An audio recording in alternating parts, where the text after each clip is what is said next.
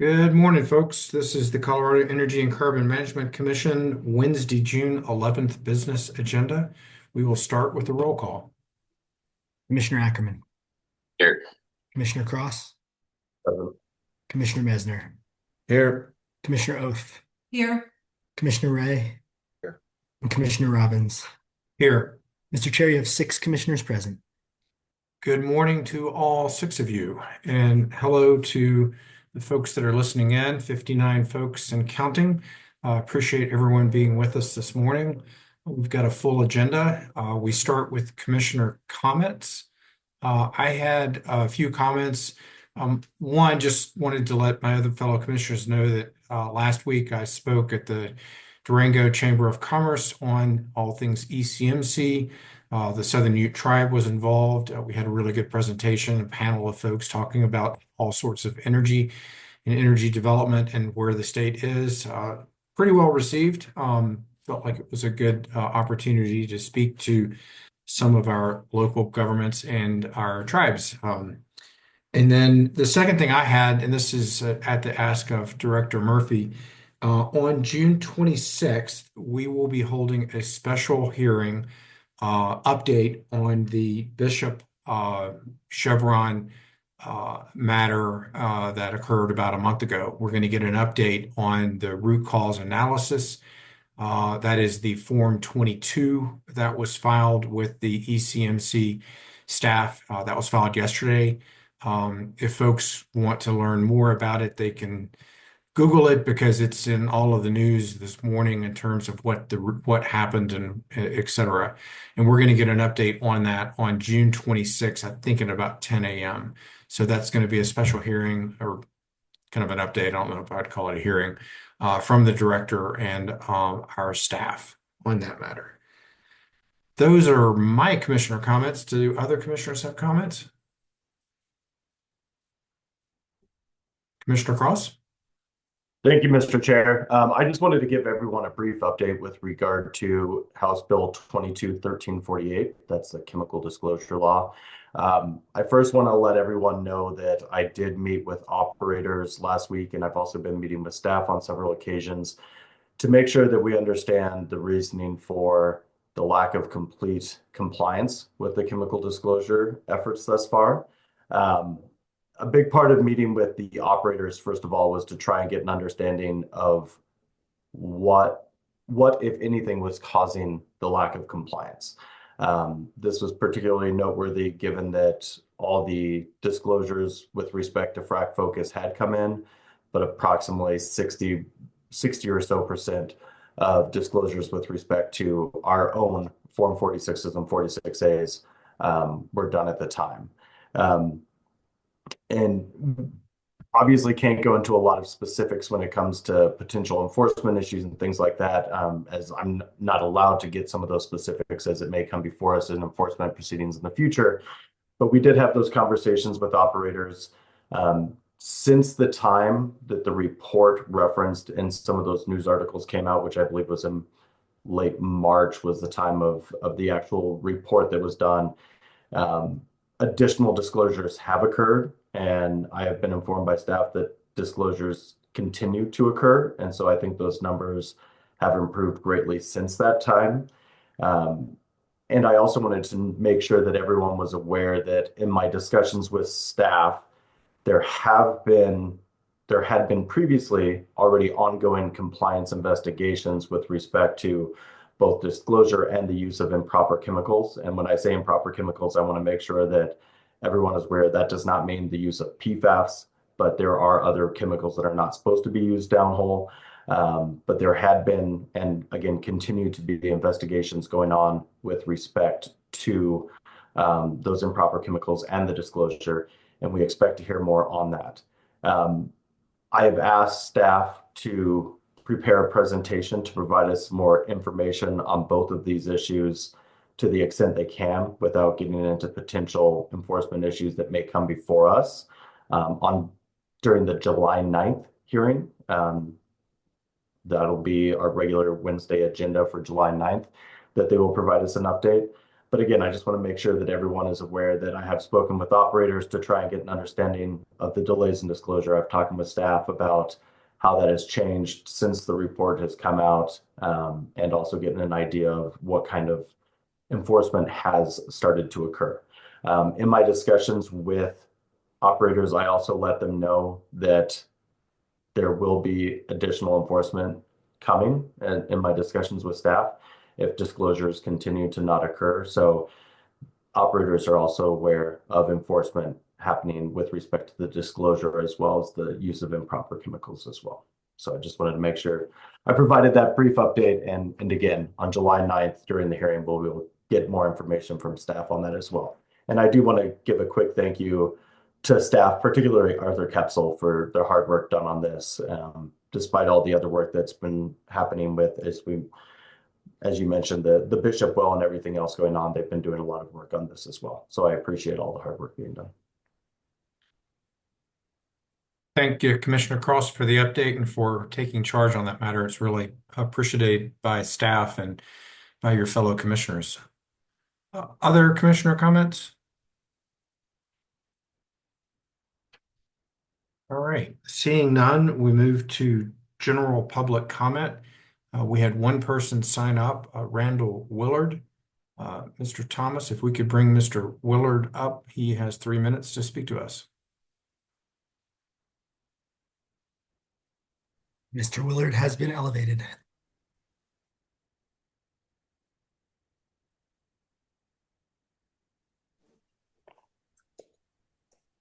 Good morning, Mr. Willard. Morning. My name is Randy Willard, and I'm a resident of Southeast Aurora, and I'm the president of Save the Aurora Reservoir, or STAR as we are colloquially known. I appreciate the opportunity to comment publicly today. STAR recently submitted a formal request for a moratorium on permitting, specifically in the Lowry Ranch Cap area.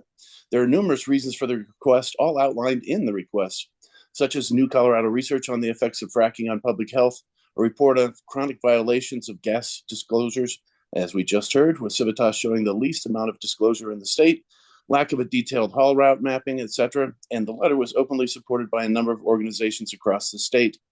The commission acknowledged receipt and sent it to your lawyers, who promptly called it a public comment rather than what it was, a formal request for the state permitting board to put a stop on permitting until recent incidents and compelling scientific studies from Colorado can be assessed and taken into account as per your mission to protect public health and safety as the priority over permitting more wells.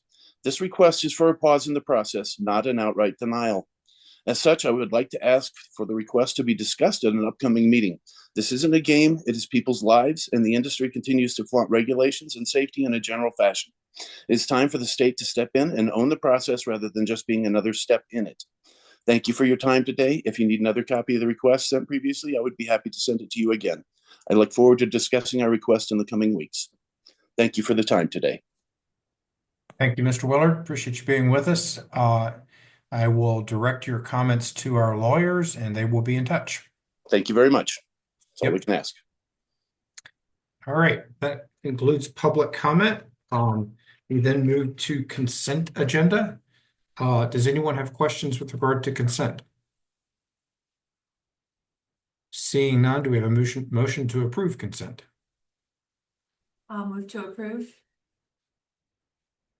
Second. Motion and a second. Further discussion on the motion? Seeing none, all those in favor signify by saying aye. Aye. Any opposed? Consent agenda carries. We now have a special announcement of release of Straw Dog statutory alignment rules. We'd note to the commission that Policy Director Lauren Mercer-Gelman mentioned to us the other day that we would be getting a filing of Straw Dog rules on 3 areas to align our rules with current statutory mandates. And I believe that Mr. Farron is with us to be able to discuss what has been outlined and what next steps look like. Mr. Farron.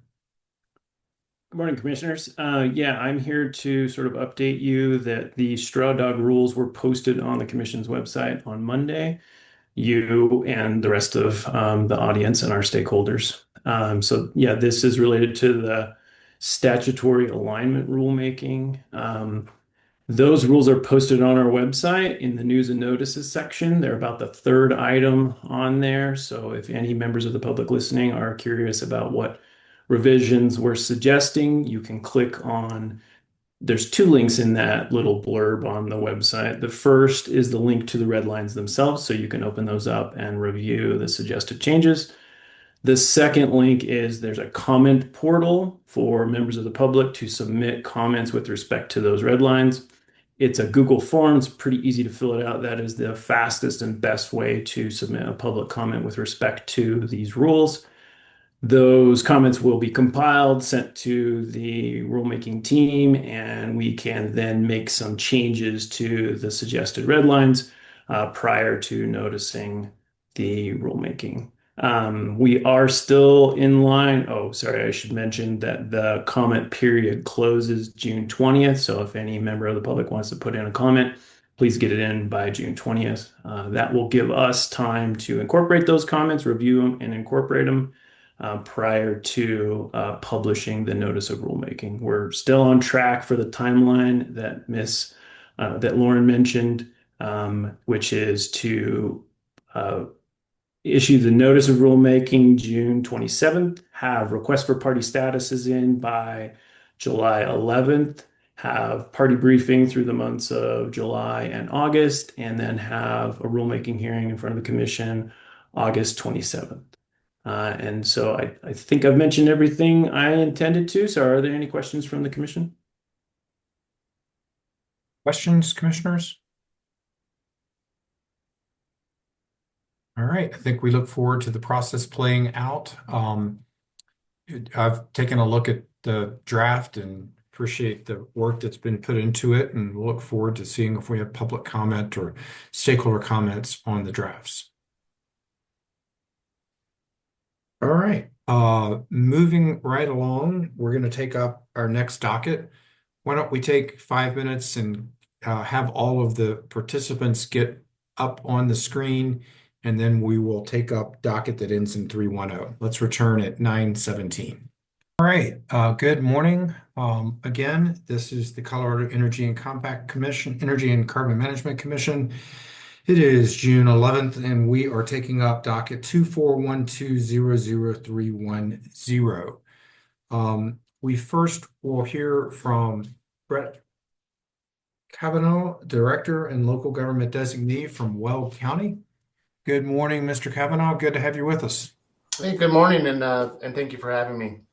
I wanted to thank you for the opportunity to speak for a few minutes regarding the Weld County WOGA process for Verdad's resources and their Warner location.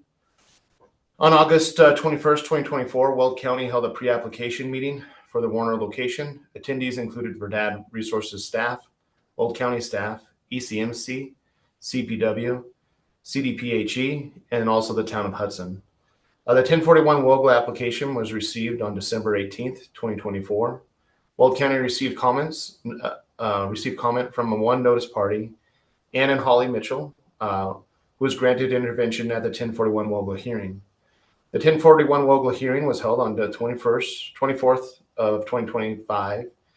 Ann and Holly Mitchell expressed concerns about environmental stressors from Ann Mitchell due to Ann's compromised health.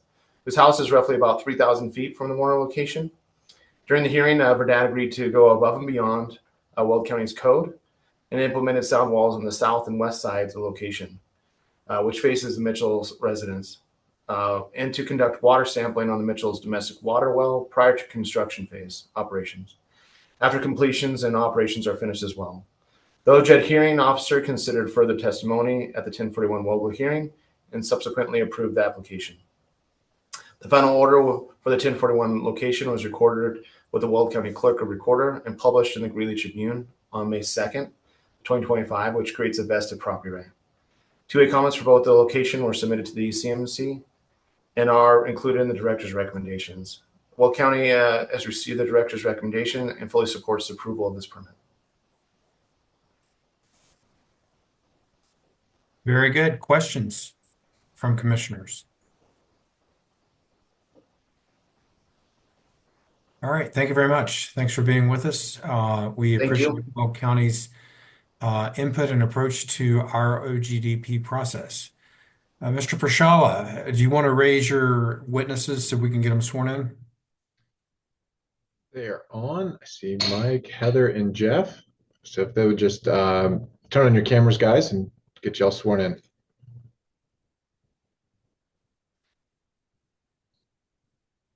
All right, thank you. I'm going to ask each of the witnesses to raise their hands, state their name, and say that they swear to tell the truth. Mr. Burkhorn, you already have your hand up. Please go ahead. Truth. I'm sorry, sir. We can't hear you. You can hear me now. Yes. Jeff Burghorn, I swear to tell the truth. Thank you. Mr. Cugnetti. Mike Cugnetti, I swear to tell the truth. Thank you. And Ms. Mitchell. Heather Mitchell, I swear to tell the truth. Thank you. Prashala, the video is yours. Great. Well, thank you. Good morning, Chair Robbins, Commissioners, Director Murphy, and staff. My name is Joe Pershala. I'm a shareholder with the law firm Wellborn, Sullivan, Meck, and Tooley, and I represent Verdad Resources. Pleased to present the Warner 01N-64W-17 Oil and Gas Development Plan. And to start, I'd like to thank staff for all of their hard work on this application, as well as Mr. Kavanaugh and Weld County's work and their support for the Warner OGDP. Today, presenting for Verdad is Heather Mitchell, Verdad's regulatory manager, and available for questions are Mike Cugnetti, the director of EHS&R for Verdad, and Mr. Jeff Burghorn, vice president of land. The application before you today requests that the commission approve an oil and gas development plan that covers approximately 1,292 acres within Township 1 North, Range 64 West in Weld County, Colorado. The proposed development is planned from one existing oil and gas location that will be modified to allow for 10 new horizontal wells for a total of 18 horizontal wells on the location. The location is immediately adjacent to the mineral development area, and it's located on fee surface in rural part of Weld County. As you heard from Mr. Kavanaugh, Weld County is the relevant local government, which has approved the modified Warner pad at 1041 WOGLA 24-0035. There are no proximate local governments. With regard to the leasehold, Verdad owns leasehold covering more than 45% of the mineral interest in the proposed drilling and spacing unit, and therefore has the right to develop. The spacing unit contains entirely fee minerals. There are no minerals owned by local, state, or federal governments. With respect to spacing, Verdad is requesting approval of a companion Rule 305 drilling and spacing unit application. That application requests the commission modify an approximate 1,280 acre drilling and spacing unit that was established by order number 407-2373, which covers sections 20 and 29, Township 1 North, Range 64 West. And the application is asking that the commission include the Fort Hays and the Carlisle formations. So it covers the Niobrara, Fort Hays, Codell, and Carlisle formations, and then reduce the well count to approval of 10 total horizontal wells within the unit. As supported by Verdad's Rule 505 testimony, the proposed unit and well count, as well as the unit boundary setbacks, satisfy Rule 305B and the Conservation Act, including the protection of correlative rights. With respect to the location, Verdad is proposing to develop that spacing unit from the Warner pad. It's an existing location. It was originally approved for 8 horizontal wells, and on it are 8 producing wells currently, and there's 1 well that has been plugged and abandoned. The pad would be expanded to an approximate 11.51 acres to accommodate those 10 new horizontal wells for development of the aforementioned spacing unit.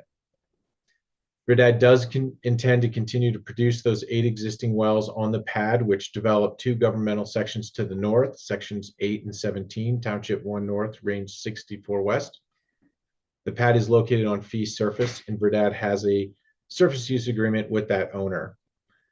Production, oil, gas, and produced water from those 10 new wells will be piped to an immediately adjacent and existing production pad. And from there, the oil and gas will be piped and the produced water will be trucked for disposal. I'd like to just take a moment to talk about site selection. The Warner pad meets one Rule 304 B2B criteria. That is, it is downgrading of a wetland area. As such, Verdad did perform an alternative location analysis. As you'll hear, that analysis covered 3 other potential locations with the goal to avoid all impacts or as many impacts as possible to public health, safety, welfare, and the environment and wildlife resources. Verdad selected the existing Warner pad as the best of the alternatives to avoid impacts because it repurposes an existing oil and gas location consistent with Rule 603D and Rule 603E. It reuses an existing access road. There are no RBUs, high occupancy building units, schools, or other human receptors within 2,000 feet.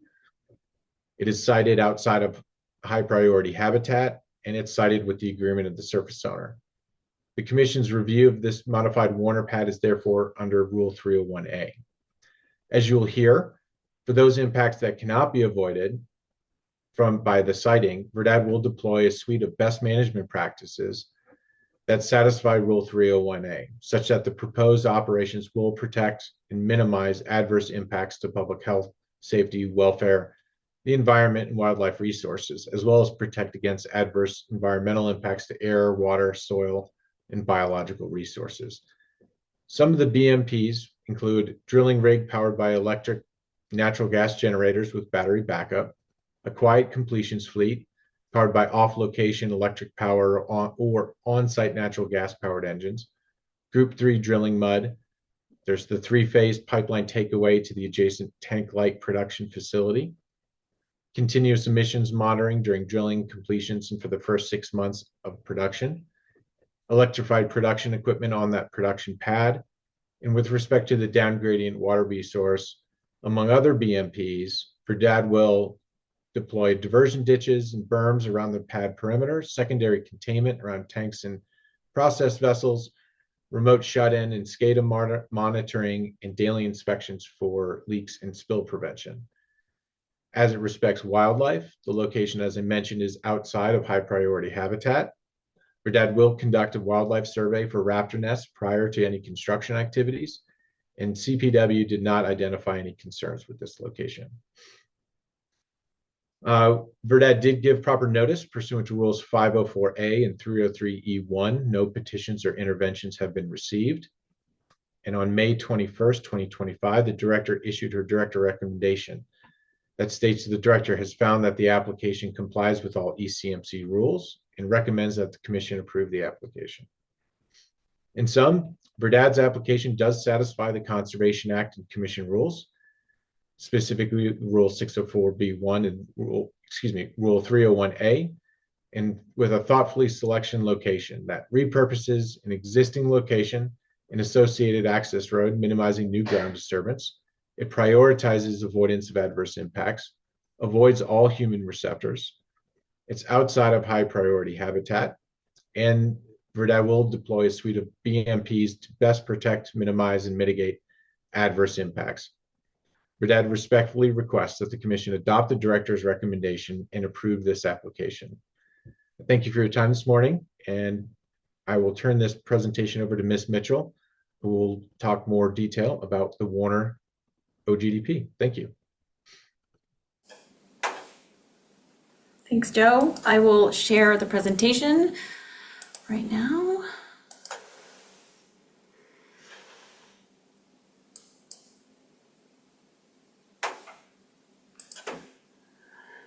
All right.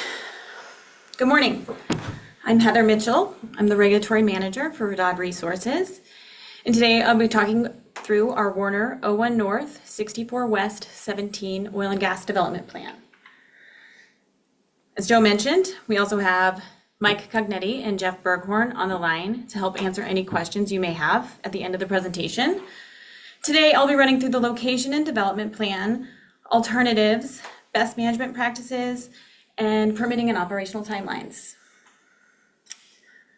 This first slide shows our proposed development unit. Our proposed unit for this location. And sorry, I gotta move these things over here. Okay, starting again. This slide shows our proposed unit VRDAD will use one amended existing 11.5 acre location to develop a 1,280 acre spacing unit comprised of all of Section 20 and 29, Township 1 North, Range 64 West. We've already used this pad to develop a 1,280 acre spacing unit to the north, Section 17 and 8. We'll drill 10 new horizontal wells and develop the Niobrara, Fort Hays, Codell, and Carlisle formations. We have already in place a pipeline takeaway for oil and gas. This slide orients you to our well location within Weld County. We have a 2.5 mile radius around the location, and the unit is outlined in red. The RBUs are black diamonds, and there are no RBUs within a half mile. We do have an our closest RBU is 3,032 feet to the southwest. High priority habitat is in yellow, and it's to the north and to the west. We'll be accessing this pad via Weld County Road 53 and Highway 52. Our nearest municipality is Hudson, and that's approximately 2 miles away. This location is outside disproportionately impacted communities, away from schools, RBUs, and high priority habitat. Our pad is up gradient of the ditch to the west, and we did conduct an ALA. We do have an SUA, and we're not asking for any 604 setback variances. This slide zooms into our proposed Warner expansion. This pad will be 11.5 acres, and we have 5.77 acres of new disturbance. We'll be using an existing access road, existing production facility with an oil and gas line already in place. This location optimally develops the unit due to its placement on the unit. It'll have shorter drilling and completion timelines. It's away from any human or wildlife resources. It is up gradient of the ditch to the west, and so we did conduct an ALA. This slide is an overview of our ALA process. And here you see the unit is outlined in red again, and our alternatives are also in red. They're the red squares. And then our proposed Warner pad is the one in yellow, right at the north of the unit. Each alternative has a 2,000 foot radius in green, and then also the residential building units are identified by an R, and they have a 2,000 foot buffer in yellow. Again, wetlands and high priority habitat to the west and bald eagle's nest to the north. You'll see that our alternatives are in the open spaces, primarily to the north of the unit, but also one to the southeast of the unit.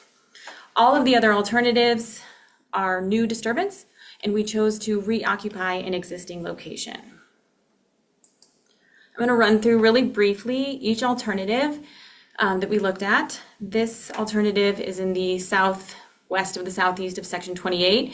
It is on the southeast of the unit.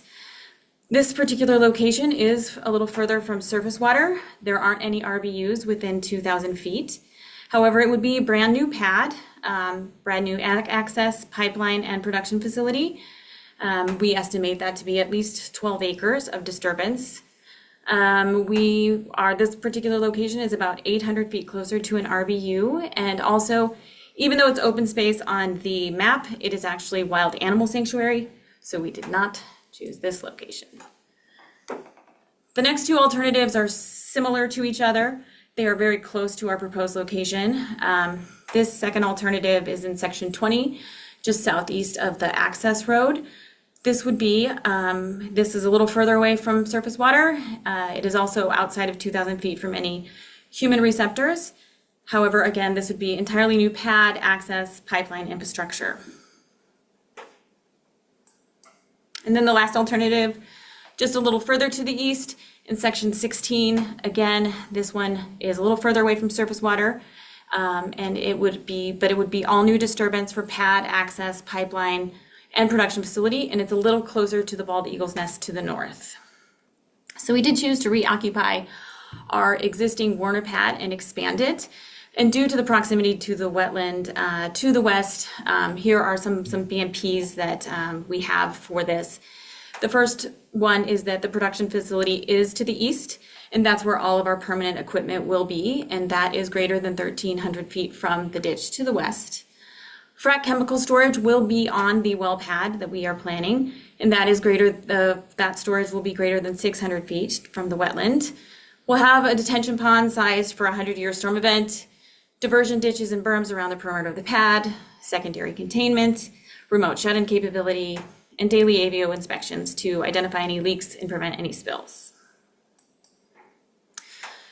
This next slide shows our Warner Audison facility that does exist and will not be expanded. This particular location is sited away from RBUs, disproportionately impacted communities, high priority habitat, and away from water. It has an oil and gas line already in place, and the production equipment is already in place. It's tank light and it's electrified. Additional BMPs for this location is that we have a drill rig powered by natural gas generators with battery backup, a frac fleet powered by natural gas engines. Again, the production equipment is electrified. We also have a racetrack design on our well pad that will prevent any sand trucks from stacking up along the access road or Weld County Road 53. Oil and gas lines already in place. We'll maintain noise and light thresholds per Weld County regulations. And again, we'll have sound walls on the south and the west to protect the residential building unit owner per their request to the southwest. And it is to the southwest. The presentation that was sent to you earlier this week said southeast. That was my mistake. It's southwest. We'll be using Group 3 drilling mud. Again, we are away from human and wildlife receptors. And in this pad, we're able to recycle some water due to the existing wells on the location. Additionally, this pad is designed for detention per Weld County regulations. We have robust inspection protocols, air monitoring, remote shut-in capabilities, as well as a LAC to transfer the oil directly into the pipeline. Running through our timeline here, we started this process with Weld County in August of 2024. We did have an existing SUA from the previous occupation. We filed our applications in December of 2024, and we passed completeness with ECMC and Weld County in April of 2025. Sorry, we passed completeness with ECMC and we were approved at hearing with Weld County in April of 2025. CDPHE did not require a consult for this location, and then we received our director recommendation in May. Upon approval of the Warner OGDP, our current plans have us starting operations in Q4 of 2025. We plan on drilling these wells in Q1 of 2026. We'll be completing and flowing back these wells and should have them online by Q3 of 2026. So in summary, this location protects and minimizes adverse impacts to public health, safety, welfare, the environment, and wildlife resources by being sited away from any human or wildlife resources and using an existing pad, existing road, and existing oil and gas infrastructure, and using our production equipment that is tank light and electrified. That is all I have for you today. Appreciate your time and review of the application, and we're happy to answer any questions that you may have. Thank you very much. Commissioners, the witnesses are available for questions.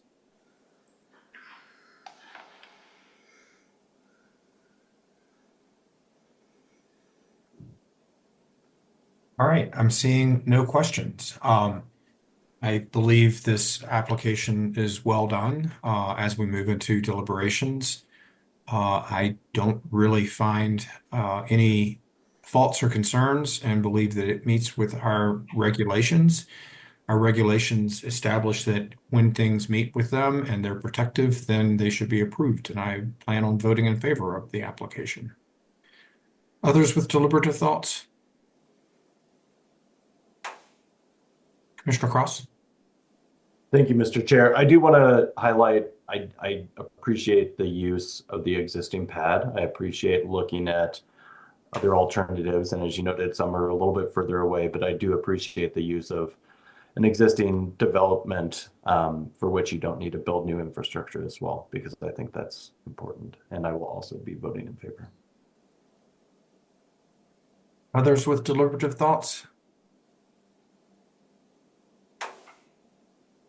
I would move approval of the OGDP.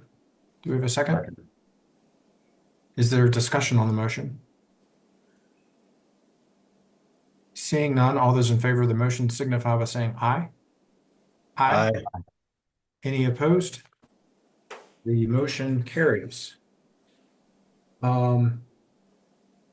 Let's take a break. I actually have to move to a different room. based upon some family situations. So if we could take, say, 15 minutes and return at 9:55, that would be very helpful to me. So we'll take up the KPK City of Tacona Town of Frederick matter at 9:55. Thank you very much. All right. Welcome. We will take up docket 240900228, a well or location closure filing. Applicants are City of Tacona and Town of Frederick. Responded as KP Kaufman Incorporated. We could have entries of appearance for the Town of Tacona. Thank you, Chair. Stephen Lewis Prescott on behalf of the City of Tacona. City, excuse me. No problem. Town of Frederick, I believe. Yeah, that's Matt Sura, representing the town of Frederick. All right. And then for KP Kaufman. Morning, Mr. Chair. Chris McGowan on behalf of KPK. And good morning, Mr. Chair. Nick Swartzendruber, also on behalf of KPK. Right. When we last heard this matter, we're hearing it on non-sequential days. Mr. Boudreau, please go ahead. I recognize you. Thank you. I just wanted to make my appearance. Benjamin Boudreau on behalf of ECMC staff. Thank you. Apologies. I forgot that staff is a party to this, so you are recognized as well. When we last took this matter up, we, I believe, had gotten through cases in chief for the town and the city, and we had gotten through cross-examination of one witness of the city and the towns, which I believe tees it up this morning for cross-examination of the remainder witnesses of the cities and towns. But that's my theory of where we're at. I would like to hear from counsel of record, first from Mr. Prescott. Do you have other thoughts as to where we're at, and or do you have any procedural matters? No. I think you've got it, Chair. Thank you. Wow. Mr. Sura? No, that sounds right. I'm hoping that we can get through staff's presentation as well as some KPK as well today. We've got a lot to cover. And we've got the rest of today set aside, and I believe we have another date set aside in the not too distant future to conclude the matter. Mr. McGowan? I believe that sounds pretty close to being right, Mr. Chair. And Mr. Swartzendruber? Same, Mr. Chair. I think that we just wanted to kind of, I guess you had mentioned not bringing up issues that are not yet problematic yet, but we do foresee a shortage of time. You need to, I think, see how today goes, but I just wanted to express that. Fair enough. Yeah, we'll cross time bridges when we get to them. So with that, I believe that KPK's attorneys have the opportunity for cross-examination. I think there are a couple of witnesses left. Mr. Prescott or Mr. Sura, who's up first? I guess I see Miss Dudicum is visualized.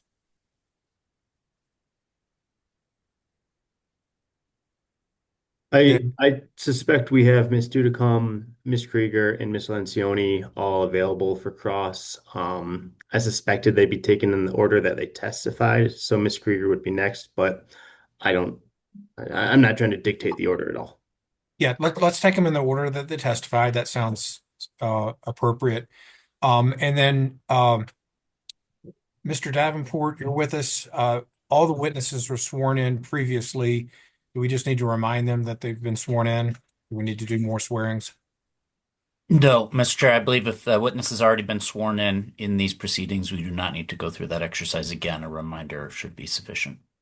All right. Ms. Krieger, if you could visualize yourself, I think you're up for cross-examination. Good morning. Good morning. KPK lawyers, who's up?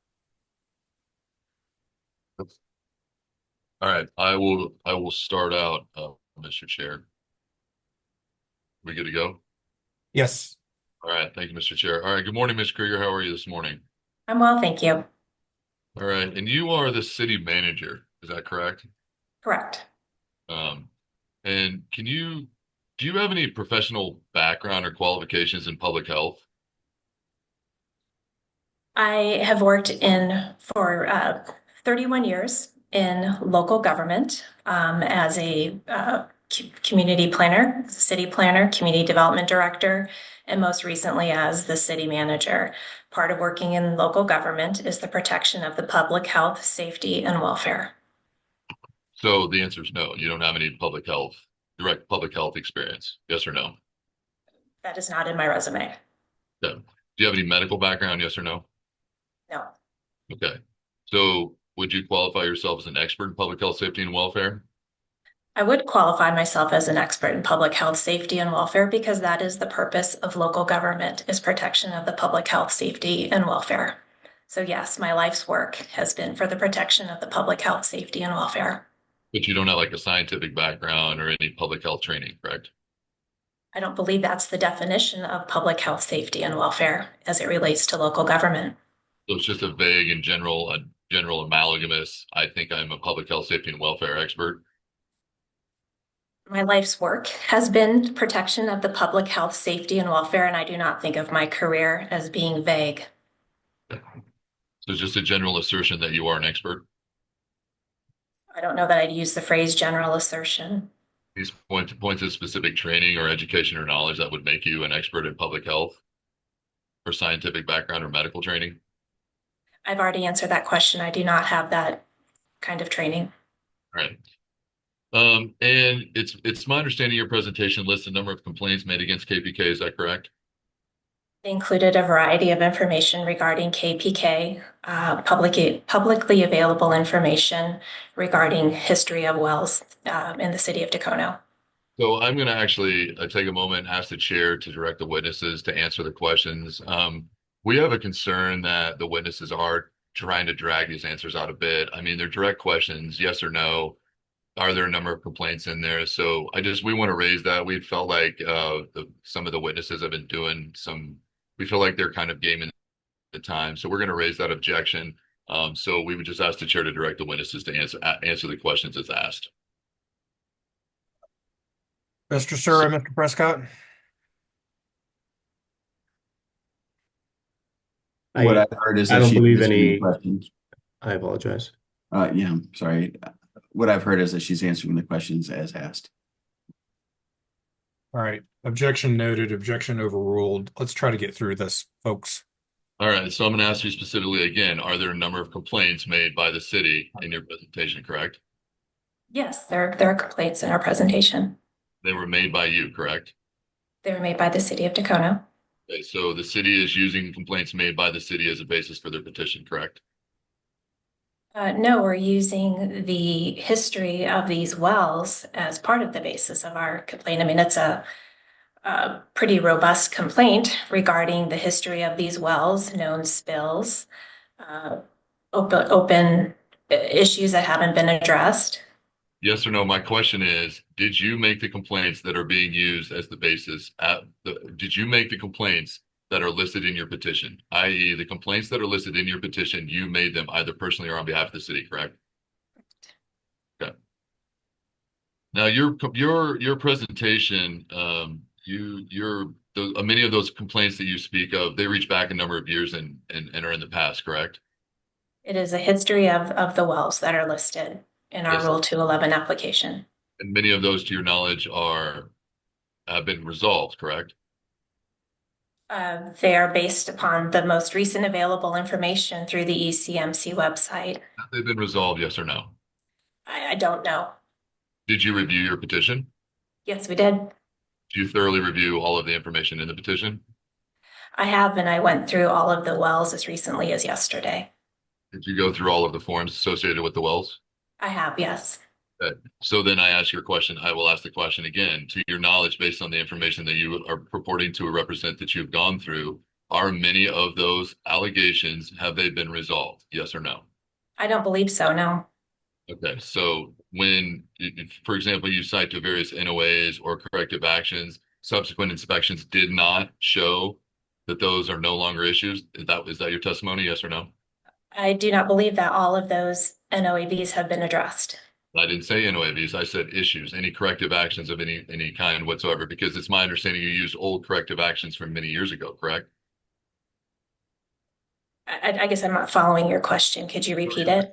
Your petition is based on allegations including some made a number of years ago, 3 and 4 years in the past. Is that correct? Yes or no? I don't think I would use the phrase allegations because we're using publicly available documents that are through the ECMC. So Or they've been I guess I don't understand the phrase allegations. so have those violations been adjudicated? Has KPK been found in violation of all the things that you've alleged? I believe so. There is document to support our presentation. Yes. So your testimony is that KPK has been adjudicated, has been found in violation of all the allegations in your petition. I don't think I would use the word all. Again, my presentation was a summary of the wells using publicly available information through the ECMC website.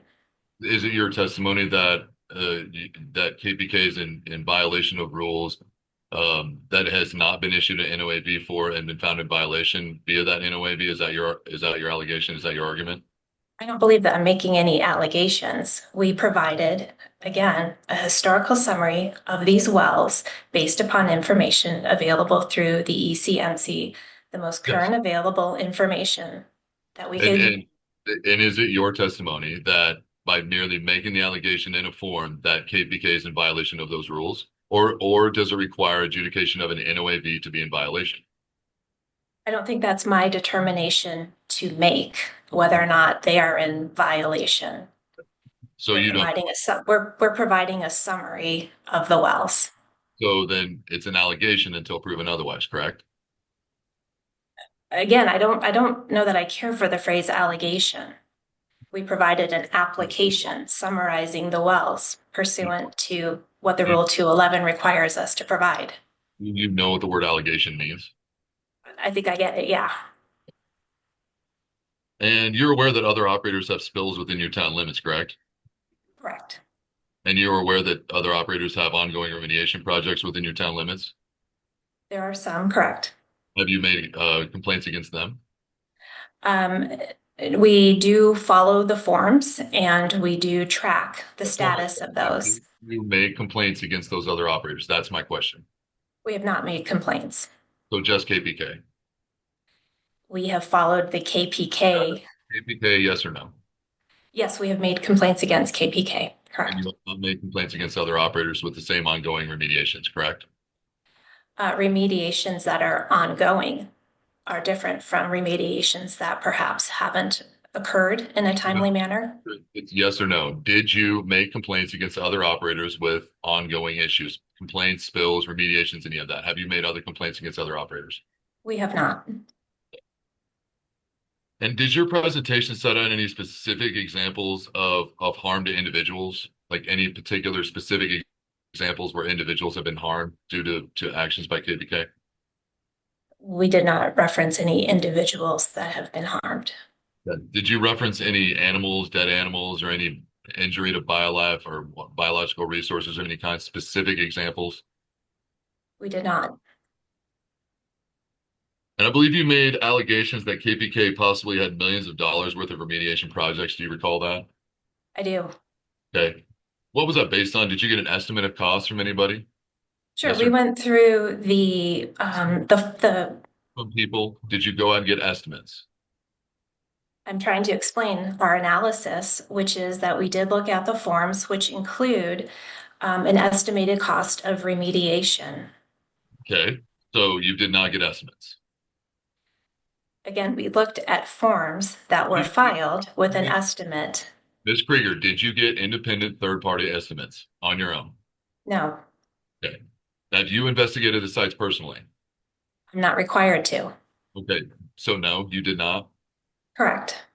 So do you have firsthand knowledge of remediation activities? Are you qualified to make estimates on what remediation activities will cost? Rule 211 does not require the That's city not of my Dacono to provide that type of information. Ms. Krieger, that's not my question. My question Sure. is, do you have any qualifications to make estimates regarding how much certain projects will cost? No, Okay. So generally that would be a speculative number based on just your own research of some kind, but it's not based on any independent analysis that you either are qualified to get or a third-party analysis that you sought from anyone else, correct? Yes or no? Those numbers are based upon the documents that have been filed with the ECMC. Yes or no, is that based on an independent third-party analysis or your qualifications that you have to make estimates on what remediation costs would be? No, we're not required to. Did you personally take pictures of the locations? No, as I indicated in my presentation, we used file photos that were with the ECMC. Okay, so those photos are sometimes 2 and 3 years old, correct? Correct. Okay, so they don't represent the current status of the projects in many instances, correct? They represent the most recent available information per the publicly available ECMC files. But don't you have the ability to go take photos on your own? We are not going to trespass on property to get photos. It's my understanding that you did the city recently send out an inspector and do just that very thing and trespass on KPK's land not more than a few months ago? No, I believe that we received permission from adjacent property owners to do that. That's KPK's property, I'm not more than. sorry? Did you or did you not receive a letter from KPK regarding access to their properties when you went on properties not more than 2-3 months ago? I don't recall receiving a letter from KPK. But you're not saying that one wasn't sent. I don't recall seeing a letter. I have no knowledge. But you would also acknowledge that the photographs, like you said, are not current and very well likely or could likely not represent the current status of the locations, yes or no? Again, they're from the ECMC files. Yes or no, a 2-year-old photograph may or may not represent the current status of a project, yes or no? You are correct, yes. So in sum, you don't have a background in public health. You don't have a background in oil and gas remediation or cleanup. You don't have medical background or training. You've not inspected the locations, and you did not take the photographs, and you're not qualified to state to the status of the remediation. So in other words, what does qualify you to tell us that these locations are a threat to public health, safety, and welfare? Well, first of all, I can read and I can go through the ECMC files and look at the history of these wells. Okay, so it's based on the history. That's what your argument is. It's based on the history, not ongoing threats, correct? No, it's a combination thereof. Again, going back to our presentation, it is an analysis of each well based upon the most recent status as filed per the ECMC, historical background, and then, of course, our analysis on the use or usefulness of the well. But you just admitted that it's at least a significant part based on a historical analysis, correct? We looked comprehensively at each well. But historical was a significant part, yes or no? It is part of the analysis. Is it your understanding that things that have already been remediated or that have already been resolved constitute a threat, ongoing threat? Is that your position? Well, I guess I don't understand. What do you mean that if it's already been fixed? Yeah. So if it's already been fixed, is it your contention that it's still relevant to whether the wells are a threat to public health, safety, and welfare? It depends upon the overall status of the well.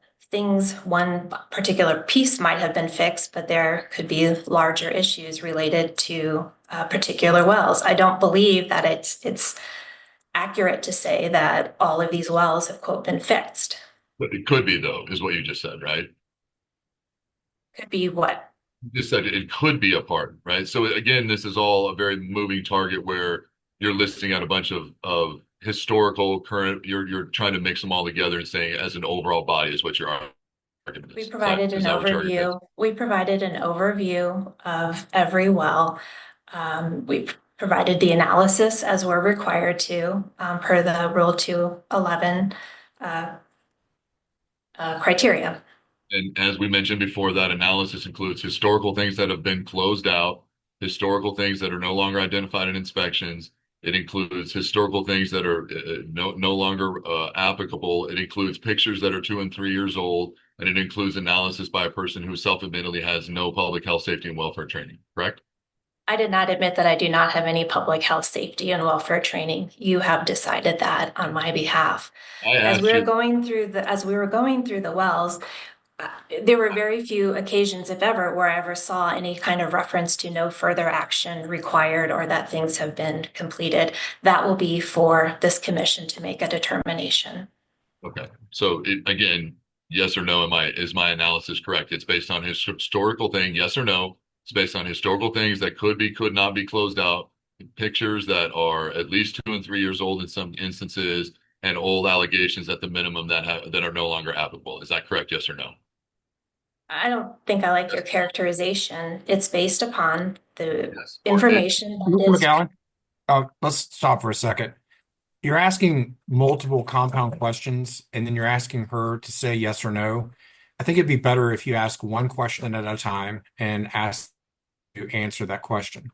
And Ms. Krieger, I appreciate your, answering each individual question. I think that might be more helpful for the whole good of the cause. And I will just acknowledge, Mr. Chair, again, I'll raise the fact that she won't answer my question. So I'm trying to get it. I've admonished both of you to do the right thing, Mr. McGowan. Fair enough, Mr. Chair. All right. So just a couple other things. You guys have indicated that you made allegations regarding the flow lines. Is that correct? Yes or no? Yes. Okay. And you have alleged that these flow lines are unidentifiable. Is that correct? In many cases, yes. In many cases, what does many cases mean? As again, we went through the forms. Many of them indicated, flow line location unknown. How many is many? Well, we are looking at 17 wells, perhaps half. So perhaps like you don't know a specific number about how many are identified or not then. I would need an opportunity to go back through and specifically identify those wells in order to answer your question. And you have no idea if the flow line integrity has been conducted on those wells or not, correct? Flow line integrity? Yeah, you have no. The allegation is that they have not been pressurized and tested for safety. Is that an allegation that you made? In some cases, yes, I believe that is included in our information that we provided. And did you ever reach out to KPK to see if that had been done? No. Okay. So you don't know for sure whether or not it has been done. Again, looking at the most recent ECMC files and the information that is publicly available, that is where we gathered our information from. You did not reach out to KPK, correct? We did not. Okay. So you don't know. Based on that, it could very well be that they all have been identified and they all have been determined to be pressurized and checked, right? It could be the case because you have not reached out to KPK. So you're basing it solely on forms, but you have not bothered to ask the actual operator itself, correct? Correct. Okay. I think that's good for me. And Mr. Chair, I have a few questions relating to the used and useful piece of her testimony. Thank you. Ms. Krieger, do you have a set of the exhibits that have been filed in this case in front of you, or do you need me to screen share? It would probably be helpful if you could screen share. Okay, I'll do that. Give me just one moment.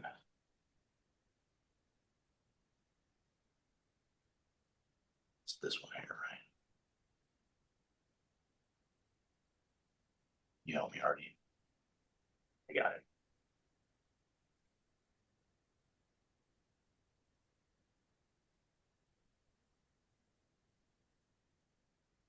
All right, can you see that there, Ms. Krieger? The October 5th, 2023 email.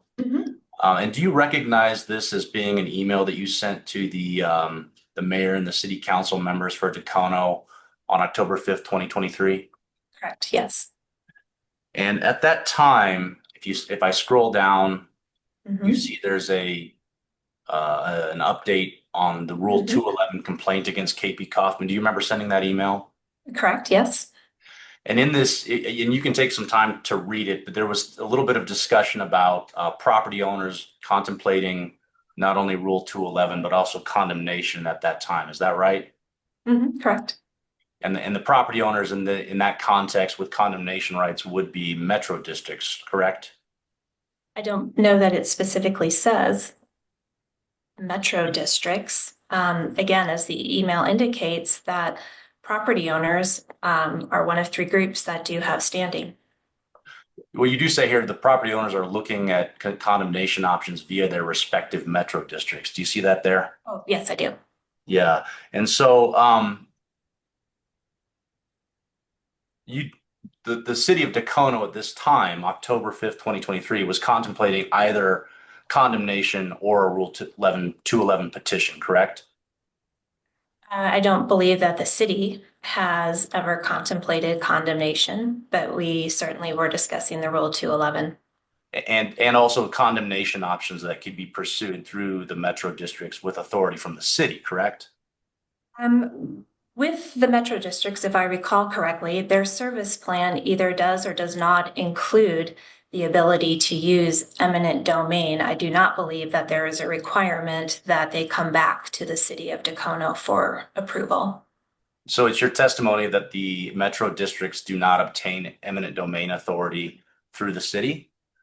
I believe initially when these service plans are approved, they either include the ability to use it or not, but I do not recall that they have to come back to the city. They're a Title 32 district, and once they're approved, they operate independently of the city. And we've never had a metro district come to us, to my recollection, requesting to use eminent domain once they're already an established district. Okay, well, I guess maybe take a step back and away from the particulars. At this time, what was being contemplated to resolve the city's issues with KPK's wells were the viability of a 211 complaint as well as condemnation. That's probably fair, isn't it? Again, the city has not discussed condemnation through the city of Dacono for any KPK Again, wells. that's not what I'm asking. I'm asking about both condemnation and Rule 211 are contemplated in this portion of your email. It is notifying the council that property Chair. owners are looking at using it. It doesn't say that the city of Dacono is. That wasn't my question, though. My question was that both options were being reviewed and considered a possibility at that time. Not by the city of Dacono. That's not my question. My question is that both options were being reviewed. By who, I guess, is the question. The property owners were considering it, but not the city of Dacono. And this is an informative email. Okay. It's not a discussion of any particular city business. It's You know, an informative email. It's an update. Ms. Krieger, again, as with Mr. McGowan, I'd ask that you just relate your answer to the question. You're on KPK's clock. This is our time. If your attorneys need to clarify through redirect, we'd ask that process play out. We'll let this email speak for itself. October 5th, 2023, that was prior to the city of Dacono conducting any economic analysis of the wells, wasn't it? It was letting the council know that this is on the table, and I don't believe That's not my question, Ms. Krieger. My question was, this is prior to any economic analysis that the city commissioned. You've seen the report of Brian Hill that was appended to the Oborn report, did you not? Yes. Yes. And that is dated May 14th, 2024, correct? Or 15th, perhaps? I don't have it in front of me to confirm the date. This email was sent prior to any economic analysis obtained by the city of Dacono relating to KPK's wells, correct? Correct. Okay. I'm going to move on to another exhibit. Bear with me. Sure.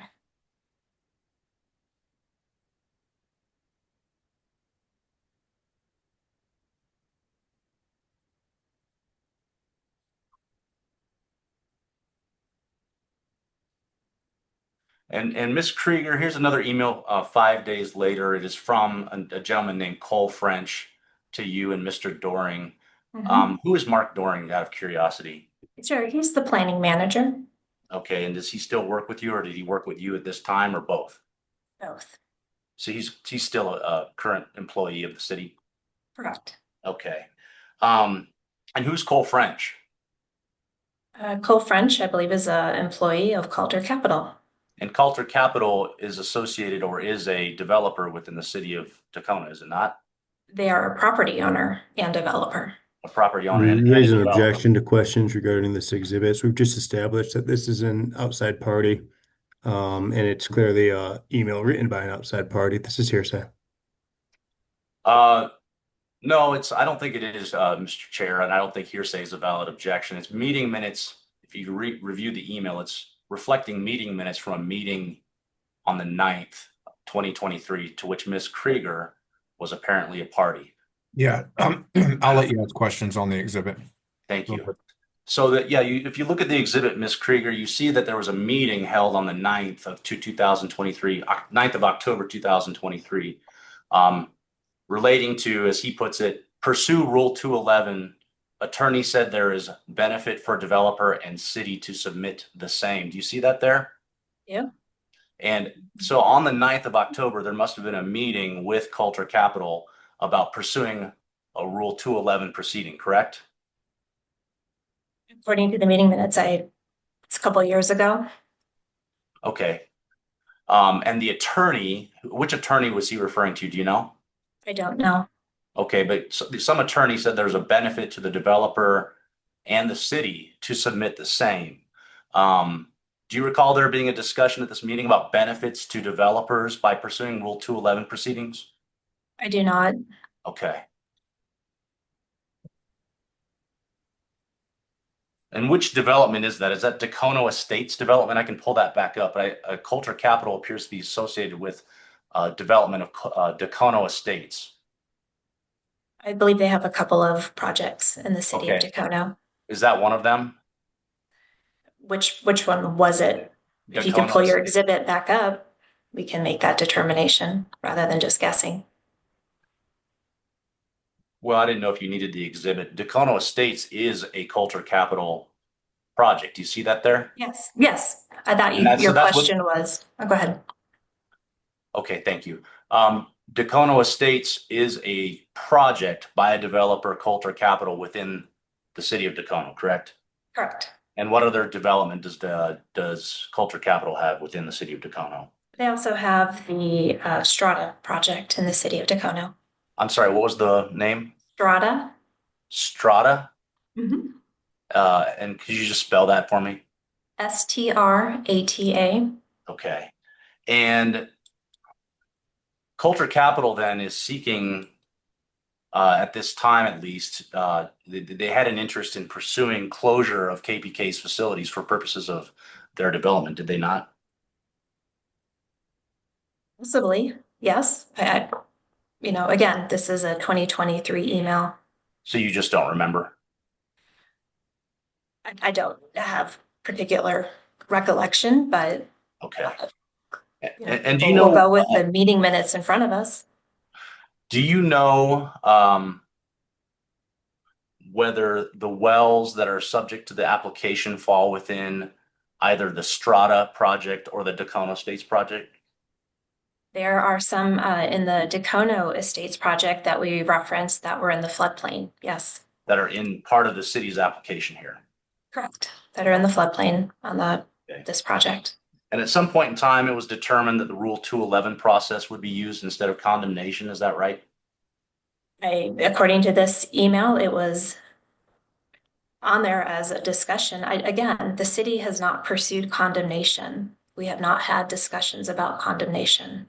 Okay. So the decision was made to pursue 211 at this time, it appears, right? I don't think there's anything on here that suggests there was a decision. Okay. Okay. I'll move on here.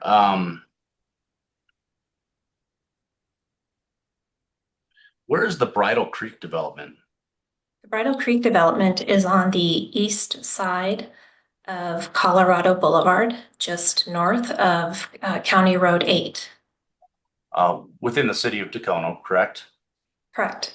And it also has KPK oil and gas wells within its service plan area?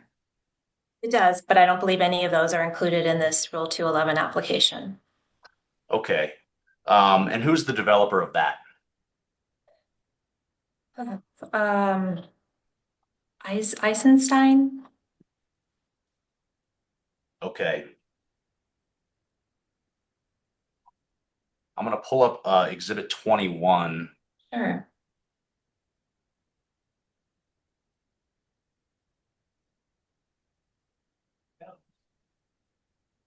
And this, can you see that okay, Ms. Krieger, or should I expand it a I little bit? can, yes. No, that's Okay. great. And you see this is emails involving Mr. Eisenstein. I believe that's the name you just mentioned, and yourself, correct?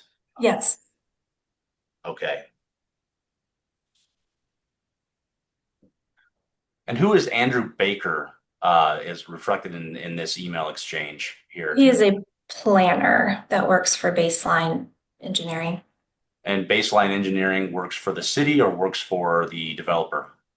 Actually, a little bit of both. They do some plan review for us on certain projects, and then they also have private clients.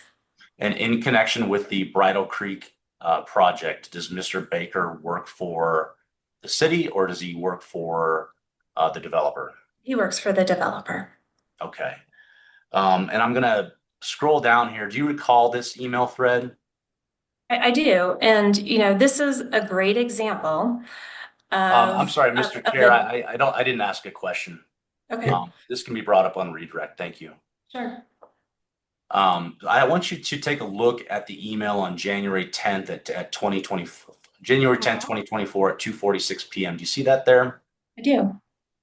Regarding oil and gas, the city plans to pursue a Rule 211 claim through the ECMC to remove low-producing facilities deemed no longer used or useful throughout the city of Tacoma. And that's what you had written to Mr. Baker and Mr. Eisenstein, the developer. Do you recall writing that? I do. And you were looking to set up a conference call or some sort of meeting with them. Is that right? Yes. Yes. And then again, deemed no longer used or useful throughout the city of Tacoma. But again, this was months before Tacoma ever received any type of economic analysis of the wells. Is that right? Yes, but we started our own independent review. Yeah, but you had not done any economic analysis by this point in time, but you had already deemed them not used or useful. I wouldn't agree with that statement because our application wasn't made until September of 2024, and therefore I think it's unfair to suggest that we had already deemed them when nothing was filed with the Don't you commission. say here on January 10th, 2024 that the facilities are deemed no longer used or useful? Again, Did you say that? The question is, did you say that? I mean, I realize what you're saying with that, but there was no application filed. We are starting our analysis. Okay, we'll let the email speak for itself, just because I Okay. think that some of the things you want to say can be brought on redirect. I think that's a great idea. And Bridal Creek then is, you said, a development that's within the city of Tacoma with KPK wells, but none of those wells are the subject of this application. I don't believe so. Correct. So is the city still planning to pursue a Rule 211 application as to those wells then? Related to this email, this is a great example where we found that a developer's interests were not aligned with the city based upon our established criteria. And I think it would be pure speculation to suggest whether or not there would be a future application. I don't know at this time. Okay, I want you to look at the email that was sent to you on January 22nd. Let me find it here. Bear with me. This is from Mr. Baker, who you said was working with the developer on this project, correct? Correct. So he says, additionally, please let us know when you have any updates on Rule 211 and the oil and gas sites that the city may be interested in abandoning. This will help us as we finalize this plan for the ODP and move on to submittal production. He's referring to the development plan that is contingent upon the city's seeking out the abandonment of wells pursuant to Rule 211. Yeah. Yes. Okay. And are there other developers that we haven't mentioned that the city has been working with, that it's coordinating this Rule 211 effort with in order to free up potential development areas from KPK's oil and gas wells beyond Tacoma Estates and Bridal Creek? Our intent with this application is not to free up land for future development. As we've indicated, our interest is public health, safety, and welfare. This is, again, a great example of a developer who certainly has interest, but the well doesn't align with our priorities, and therefore none of those wells, to my knowledge, were included in our 17 wells Mr. that were Krieger, submitted. I'm sorry, you have to answer the question, okay? The question is, has the city of Dacono been speaking with any other developers about the Rule 211 application beyond Bridal Creek and Dacono Estates? Well, we already talked about Strata because it's the same developer. Again, there's Are great there others? interest in Are this. there others? I mean, again, the word is out. There is great interest and curiosity in it. We are not coordinating our efforts with any developer with our application. The question is, with other developers, has the city of Dacono discussed the Rule 211 application and the impact it Yes, may we've have? received all kinds of inquiries about it. From whom? What do you mean from? I mean, names or projects, or what exactly are you Both. looking for? Both, please. Um,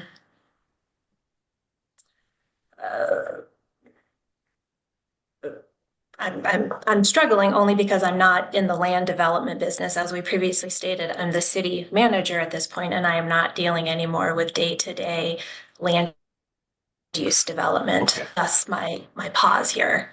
I don't have those you, conversations on a regular basis any longer. Okay.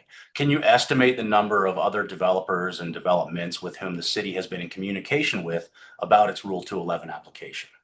Sure. We have development occurring in every corner of the city, and where there's a KPK facility, there is interest and curiosity. So how many approximately then? I don't know that number. Okay. Okay. I'm going to look at one other exhibit. It's Exhibit 20.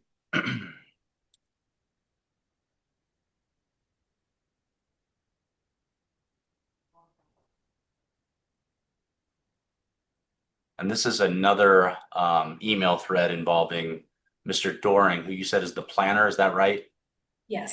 And Mr. French, who works for Coulter Capital in connection with the Strata project and the Dacono Estates project, correct? Correct. And this email thread relates to the Dacono Estates project, correct? According to the subject, yes. Okay. And it looks like he was trying to set up, Mr. French was trying to set up a call with Mr. Doring about the Dacono Estates project as it relates to the oil and gas wells within that project. Do you see that there? I do. And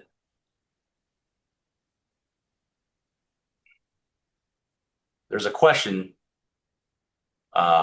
Should we do a Zoom? I'm sorry, that's not the right one. Does it relate to the filing of phase 2? I assume there's a filing 2 associated with the Dacono Estates project. Yes. Okay. And Mr. Coulter says, we wanted, if you see after the comma, but we wanted to discuss the Dacono Estates KPK wells in phase 1 and our strategy to get them removed. Why was the town discussing a strategy to get the wells removed from this project with Dacono Estates? Well, your question doesn't make sense. The email is from Cole French to Mark, and I'm not a party to this email, so I don't know. I can't answer that. I wasn't in communication, and this email wasn't directed to me. Okay, this email though was Mark Doring. This is his accurate email address for his position with the city of Dacono, correct? Correct. That's his email address? I believe so, yes. Yeah, okay. And so the correspondence related to an apparent strategy to get them removed. At least that's what the email says, correct? Well, the R strategy is from Cole French, who is Coulter Capital. It's not a city of Dacono R strategy. So I'm not 100% sure what you're interpreting from well, this you email just that said wasn't to me. Okay, so you don't know who ours is because you weren't party to the email. Correct. Okay. And let's talk a little bit more about Metro District condemnation. The cities do have the authority, once the service plan is approved, to give Metro Districts condemnation authority within their boundaries, correct? I believe what I stated was that within the service plans that are ultimately initially approved by the city, they can petition, the Metro District, to have that. But once the district is formed, it's a Title 32, and they operate independently of the city of Dacono. And they do not need to my best knowledge, need to come back to the city of Dacono for that authorization. The service plan, though, which contains the condemnation authority, is approved by the city. Correct. Okay. Do you have any idea why those developers who obtained Metro District status did not pursue condemnation authority, and why 211 is being pursued instead? That would be pure speculation on my part. I haven't had those conversations. Okay. And the Urban Renewal Authority of Dacono also has separate condemnation authority, does it not? Correct. And it was also contemplated that the Urban Renewal Authority may even be exercising condemnation authority to remove KPK's wells within the city of Dacono, was it not? That is incorrect. Okay, I'm going to have you look at another exhibit here. Give me one moment.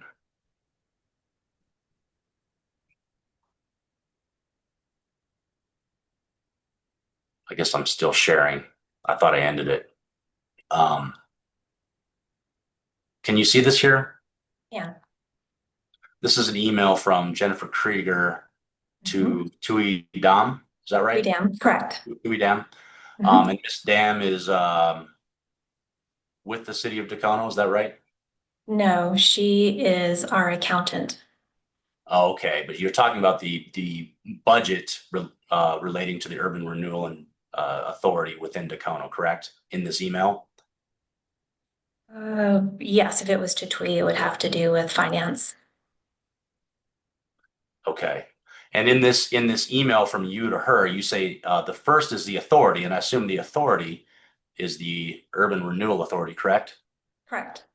And you see in this sentence here, the first is the authority taking a lead role in pursuing a Rule 211 claim against KPK Oil and Gas regarding their low producing facilities. Do you see that there? Yes.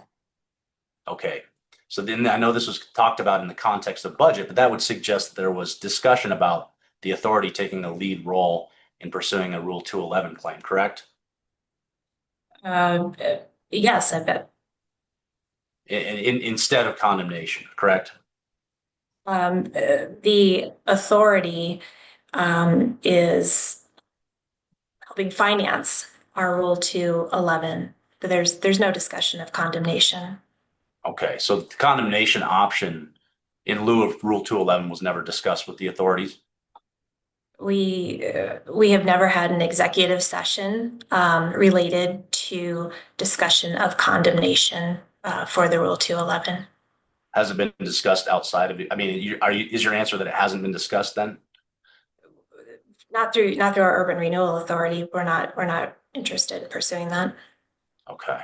Is the Urban Renewal Authority paying the attorney's fees in this case? The Urban Renewal Authority and the City of Dacono have entered into a reimbursement agreement for our associated costs. Okay.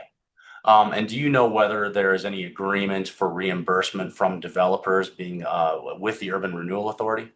Sure. It certainly the initial resolution contemplated that, but as I previously testified, we have found that their interests are not necessarily aligned with the city, so there are no reimbursements nor partnerships with any developer related to this application.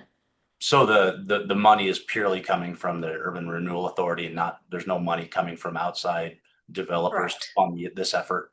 Correct. Okay. I don't have any other questions. Thank you. Yeah, if we could drop the screen share. Thank you very much. Okay, Mr. Sura or Mr. Prescott, any redirect? Briefly, Chair, thank you. Ms. Krieger, thanks again for being with us this morning. A couple questions. You were asked questions about other operators' spills in the city and the fact that the city has not filed any complaints against them. Can you expound on that? Explain why complaints were filed against KPK but not other operators? Sure, mostly due to the amount of time that it has taken or the fact that the timely cleanup hasn't occurred or lack of notification. We certainly track when spills occur and we keep an eye on them, but the other operators in the city of Dacono are, we feel, more prudent and address issues in a timely manner. And then there were discussions about photos taken. Did Tacona recently have someone go out and take some photos of KPK wells? Yes, And did they get permission from the surface owners to go on the surface owner's property to do that? yes, permission was given. And then there's some discussion about prior emails in October of 2023 and January of 2024 suggesting that Tacona hadn't done any economic analysis to that point. Do you recall those questions? I do. And do you recall the financial assurance hearing in August of 2023 that Tacona participated in? Yes, we were a part of that. And do you recall having John Oburn as an expert conduct a economic analysis of all KPK wells in Tacona for that? Yes, we did. And is it fair to say that KBK knew since that point that Tacona would be pursuing a Rule 211 following the commission's ruling? I don't know that we knew that they were, or I don't know that KPK knew we were going to, but certainly we have interest and concerns. Thus, we decided to pursue this. And then there were some discussions about Tacona's, there were some questions about Tacona's discussions with developers within Tacona. Do you recall those questions? Yes. Was it your sense that in those discussions, developers were searching for options to avoid having to pay off KPK to plug their wells? Yes. No more questions. Thank you. All right. With that, Ms. Krieger, you're excused. Thank you for being with us this morning. Oh, yeah, hold on. Commissioners have opportunities for questions. I forgot about that part. Commissioner Messner. Thank you, Mr. Chair. I do just have a couple of questions. Ms. Krieger, thanks for being here and providing testimony.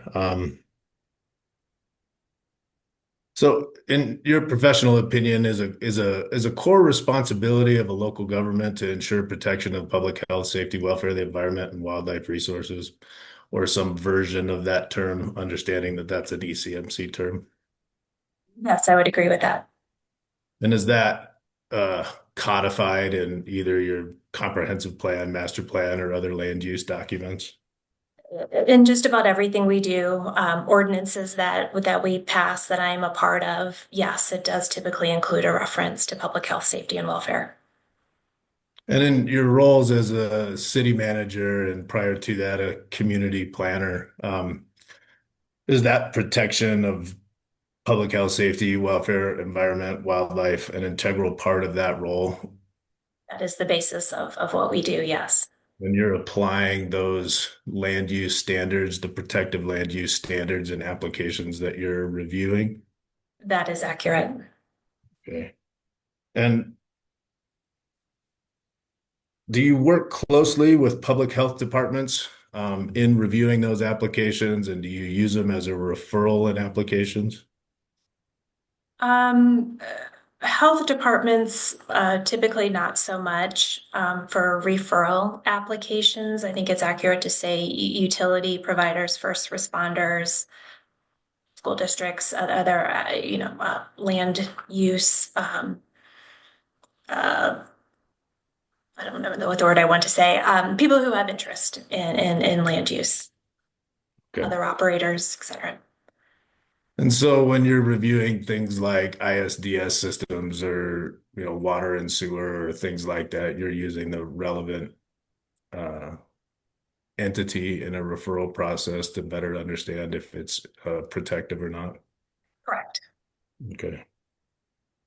And then do you, as a local government, utilize ECMC as a referral, or do you utilize ECMC information in your application review processes? Understanding the number of wells that are in your jurisdiction?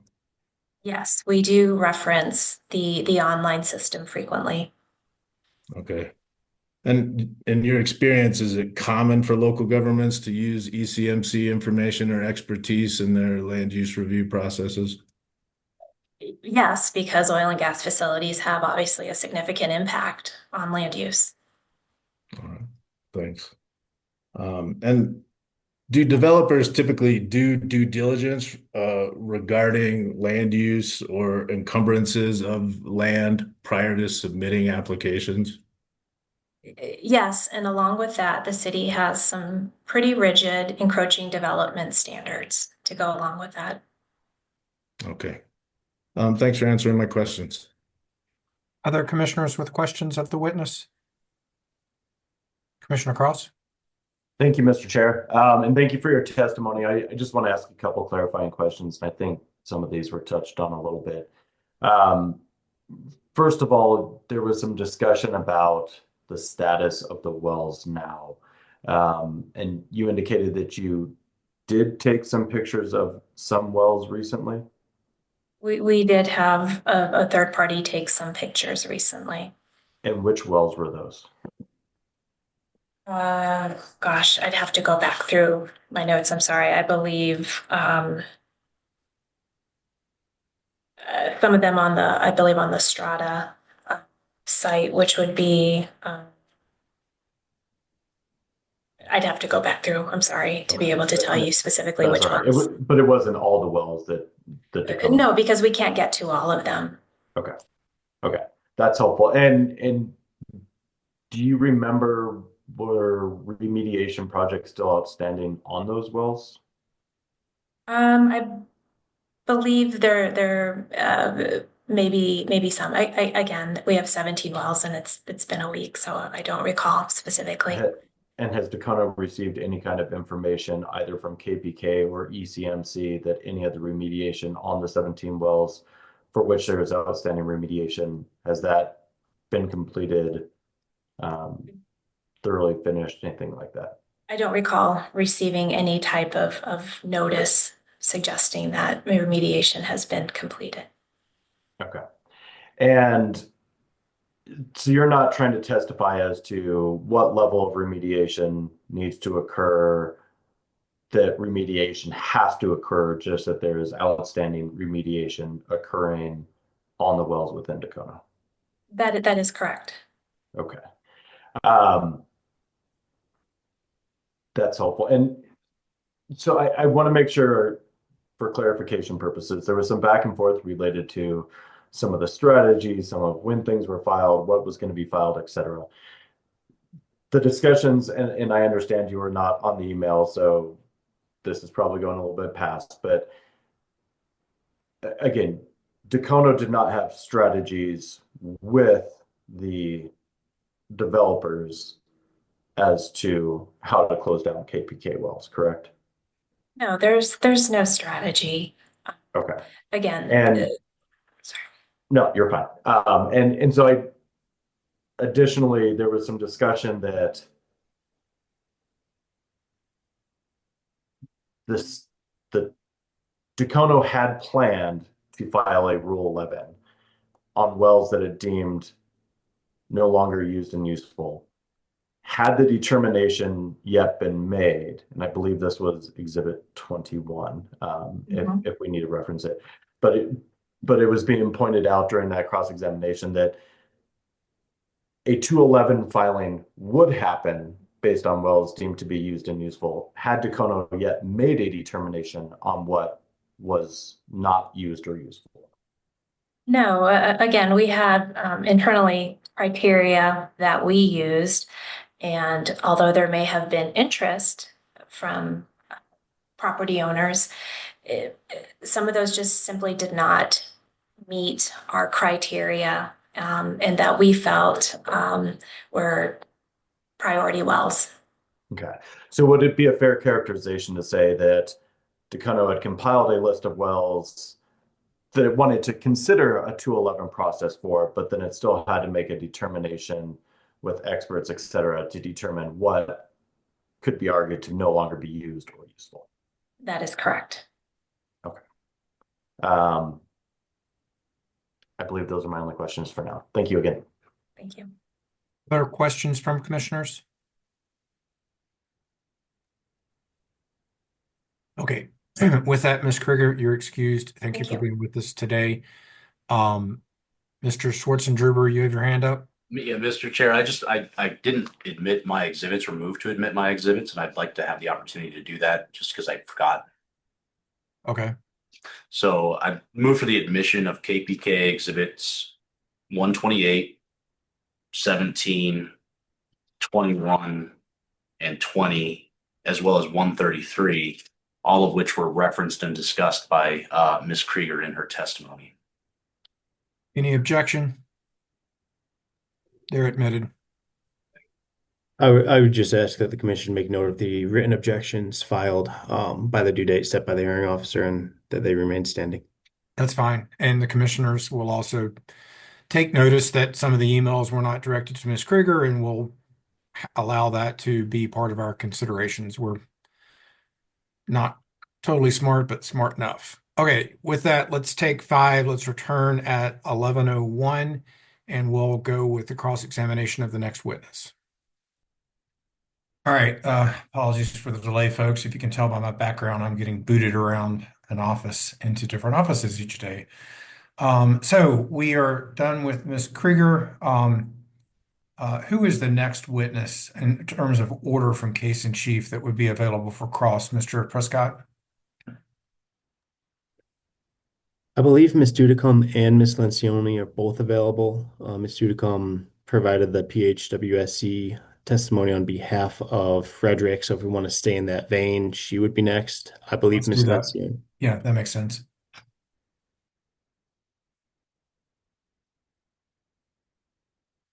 All right, Ms. Dudicom, welcome. Thank you for being with us again. Remind you that you were sworn in to testify truthfully. And with that, you're going to be cross-examined by the attorneys from KPK. Mr. McGowan, the witness is yours.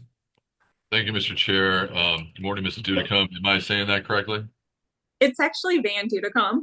Okay, thank you, Oh, sir. yeah, sorry about that. No problem. No worries. I have a weird name too, and I don't mean that in a bad way. People miss it, so I apologize. Correct me if I'm wrong on that. So what is your role at the city? I am the planning manager. Okay. And do you have any public health training? I would agree with Ms. Krieger's testimony, and that I am not formally educated in public health, although our residents do depend on us to provide safety to them. So you don't have a background in public health, like a degree in public health? I do not. You have medical training of any kind? I do not. So just again, general qualifications that make you qualified to opine, but you don't have any specific training regarding public health? Correct. Okay. And did you investigate all the factual allegations in your petition? I mean, you've read the petition, correct? I have. Okay. Did you do all the factual allegations? Like, did you investigate those yourself? I did not investigate them all myself. Okay. So did you review the locations yourself? When you say I reviewed the paperwork, the documents myself. So did you review all the ECMC filings? Correct. Okay. Did you go out and go take pictures of the location? I did not go on site. You've been to any of the locations?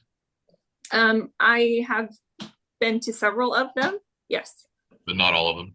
But not all of them. Okay. And do you have a background in oil and gas remediation or reclamation of any kind? I do not. Okay. Are you an engineer of any kind? No. Okay. With respect to your testimony then, did you draft your testimony? Were you the sole author of that? I did draft my testimony. Matt Sura did provide guidance in a framework, but we did it as a team effort as well as some of other town staff. With respect to when you say team effort, how much did you write versus how much did he write? In the first part of my presentation, the first maybe 10 slides I had written for a previous presentation for the financial assurance hearings. And then many of the maps were created by my planning associate. And then Matt did help with some of the technical details and site-specific work. So it's fair to say he revised and edited that for you? We did that together. So with respect to your qualifications on public health, if you inspected some, but if you don't have a background in medical training, remediation, you don't have a public health background, do you have a scientific background? I do not. Right. So I guess are you asserting that you're an expert on public health, safety, and welfare, or are you testifying? What would you say that you qualifies you to speak to public health, safety, and welfare? I am a planner, and as a planner, it's best practice typically to keep people away from industrial facilities, especially ones that are leaking oil. So that is my qualifications. So that's generally land use, correct? It is land use, yes. Those land use, not public health, and those are generally separate fields, correct? I guess you could say that, yes. Okay. During your presentation, you mentioned a methane leak during a school. Do you recall that? Yes. Were you aware that KPK submitted an inspection of that well to the CDPHE and no leak was found? Were you aware of that? No, I don't know that. Okay. And then you also allege many of the flow lines were unable to be located. Did you investigate those forms yourself, or was that told to you? The flow lines in the 901A order? No. Your petition says that you're allegedly unable to locate some of the flow lines of KPK. Do you recall that in your petition? That is typical. Actually, we are unable to locate flow lines. When you say typical, what do you mean? Like for every operator? It's usually specific to KPK. When you say usually, that means other operators are unable to locate their flow lines as well. They usually do investigation to locate flow lines where KPK typically does not. You use the words usually and typically. What I'm asking you specifically is, are there other operators that cannot locate their flow lines? Yes or no? Yes. Okay.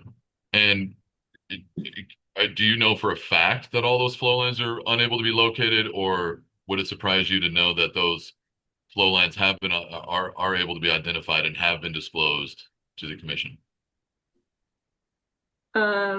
I have heard they have been located. Yes, I have not received anything that would give us help in that regard. But you, like you said, you've heard that they have been located. Yes. But you put that in the petition regardless, correct? I'm sorry, can you repeat the actual question? But you put it in that petition regardless, even though you had heard that they had been located, correct? We don't know the flow line locations here at the town. But that doesn't mean that they're not located, that they haven't been located. I don't know if they have been or not. And you're aware that many of the allegations, much like Mr. Krieger, you're aware that the city has included many older allegations or older alleged allegations regarding certain violations. Are you aware of that as well? We've included older violations in our filing? Yes. Yes. Okay. And you're aware that many of those, maybe subsequent inspections, do not show that those are still ongoing issues, correct? I'm sorry, I'm not following. So, for example, in the petition, you guys list everything you could find, but many of those have already been resolved. Is that correct? I don't know the answer to that. You said you reviewed all the forms, correct? It's a significant amount of documentation to review, so I don't know every form. So you didn't. But you testified earlier that you did review all the forms. So did you review all the forms or not? I have reviewed all the forms. It is a significant amount of information. Okay. I don't know everything on every form. Okay, so if you've reviewed all of the forms, then were you able to determine that certain allegations regarding violations of rules were no longer subsequently present in subsequent inspections? For example, I'll use examples. In some wells, you allege, things like trash or unused equipment. In subsequent inspections, those weren't found. Are you aware that that is the case? Yes or no? I am not aware.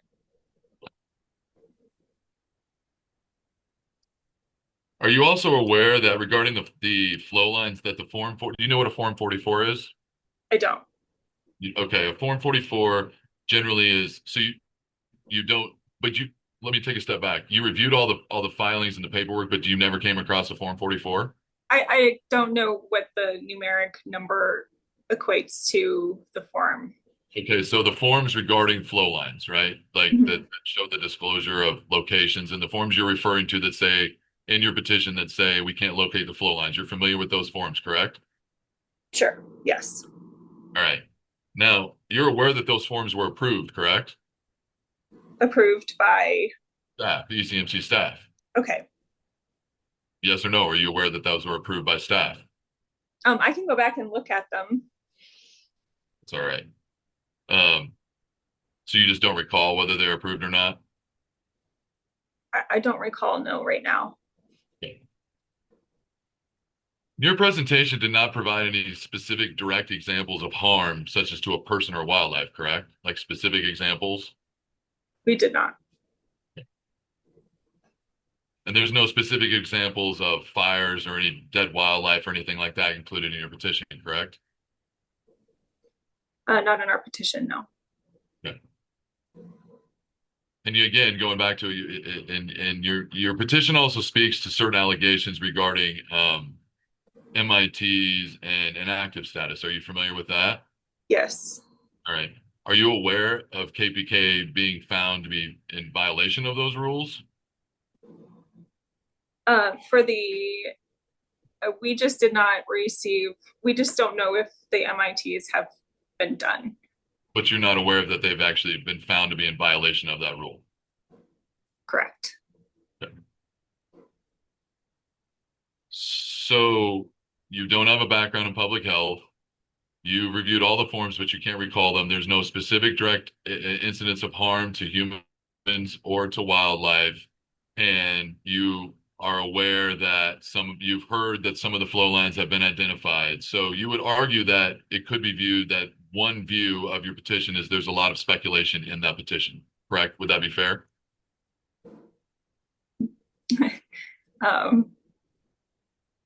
I would say that I know this community really well, and I live in this community, and I know the impacts that KPK has had on our community. That was so my question is that could be determined to be speculative based on what I just have asked you about, correct? Correct. Okay. And are you aware of the remediation projects in Frederick? Yes. And those are by other operators in KPK? There are probably a few by other operators. And have those been open for extended periods of time? Not that I'm aware. So they're not ongoing remediation projects? I don't know that we have ongoing remediation projects. All right, that's all I have for them. Ms. Van Dudecum, I hope I said that correctly. I'll ask you the same question I asked Ms. Krieger. Do you have a copy of the exhibits, or would you like for me to screen share? It would be helpful to screen share. Okay.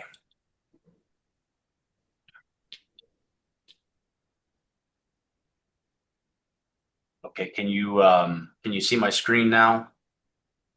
Yes. Okay. And do you recognize this as what is called the good faith conferral letter sent on behalf of the town of Frederick to Mr. Wattsman, who's KPK's general counsel? Yes. And that letter is dated August 22nd, 2024, correct? Yes. And I understand Ms. Lencioni issued her first report on behalf of the city or the town of Frederick in September of 2024. Does that sound right? I don't know the date. Okay. So you don't know, well, let me back up. The letter talks about how wells within the town of Frederick are no longer used or useful. Do you see that there? Yes. Are you aware of whether or not Frederick had conducted any economic analysis of the wells that are the subject to the application prior to sending this letter? It is my recollection that we didn't have an expert at all looking into that at that point. However, we did have all the public records available on ECMC's website showing production data. Okay. Okay. And that's all that had been looked at prior to this letter then? Yes. Okay. Is it fair to say that Frederick views, moving on, Frederick views KPK's wells as being incompatible with its land use objectives? I wouldn't say that, no. Okay, so when there was testimony about the amount of developable acreage within the town of Frederick caused by oil and gas wells, that's not to say that there's an incompatibility?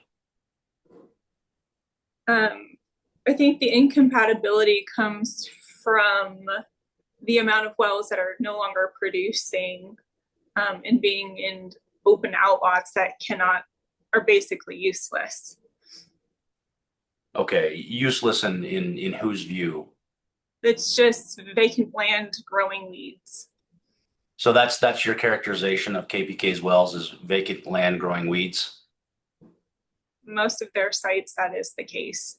And around those sites, then the town of Frederick views development as being impeded by those wells, correct? When the well is no longer producing, yes. Okay. And same questions to you as Ms. Krieger. Municipalities have the authority under approved service plans to grant metro districts condemnation authority. Is that right? I don't believe that all of our metro district service plans have that authority.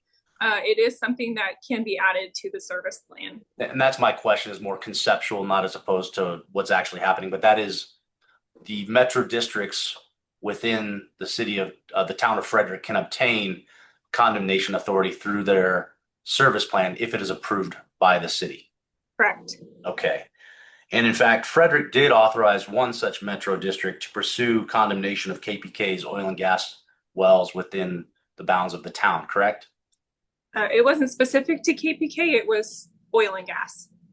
But KPK's wells were the only wells located on that particular developer's property, correct? Miners Park? I believe that's the case.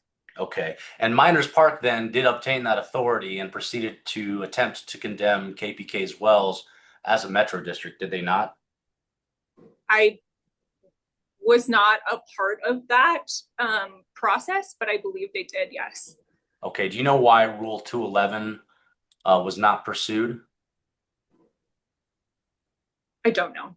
Okay. Do you know whether Rule 211 was contemplated at that time? Well, our Rule 211, we didn't ask for developers' opinions or look at properties that were close to being developed. We had a different set of standards to create our list. Okay. But in the context of the Miners Park case, the parties associated with that particular developer were Bob Quinnett and Michael Blumenthal, correct? That sounds right, yes. And Brian Osler is associated with the town of Frederick, correct? He is our town manager. He's your town manager. And Exhibit 126 is an email among Mr. Quinnett, Mr. Blumenthal, and Mr. Osler. Excuse me, objection. She's not even on this email chain. Is Mr. Osler, I'll lay some foundation. I think she can testify to whether this is Mr. Osler's email address with the town of Frederick. This is hearsay, and you're asking her about a document that she may or may not even seen. Well, that's okay. I'm laying the foundation. We can work within the limits of her knowledge. Is this Mr. Osler's email address with the town of Frederick? Yes. Okay. And he's speaking in this email chain with Mr. Blumenthal and Quinnett, correct? That would appear to be. Okay. And at the bottom of this email from Mr. Quinnett to Mr. Osler, there's a exchange here about our attorneys are going to try and do a Rule 211, but we have begun the process of eminent domain if this does not work. Do you know anything about the discussions relating to with Miners Park relating to the potential to use Rule 211 or use condemnation authority? I do not. Okay. And so you don't know why condemnation was pursued in that particular instance and why Rule 211. I'd ask you to move on. The witness has indicated she does not know that information. Well, it was actually a question about a general subject. Okay. Do you know whether in the condemnation action involving Miners Park, whether Miners Park asserted that the wells had zero value or negative value? I don't know. Okay. Do you know whether the additional wells which are subject to the application within the town of Frederick are located on Metro District land or subject to Metro District service plans? I would have to probably go through the map to determine that. I know some of the wells are within Windham Hill, and Windham Hill has a metro district, but I'm not as familiar with the rest of them.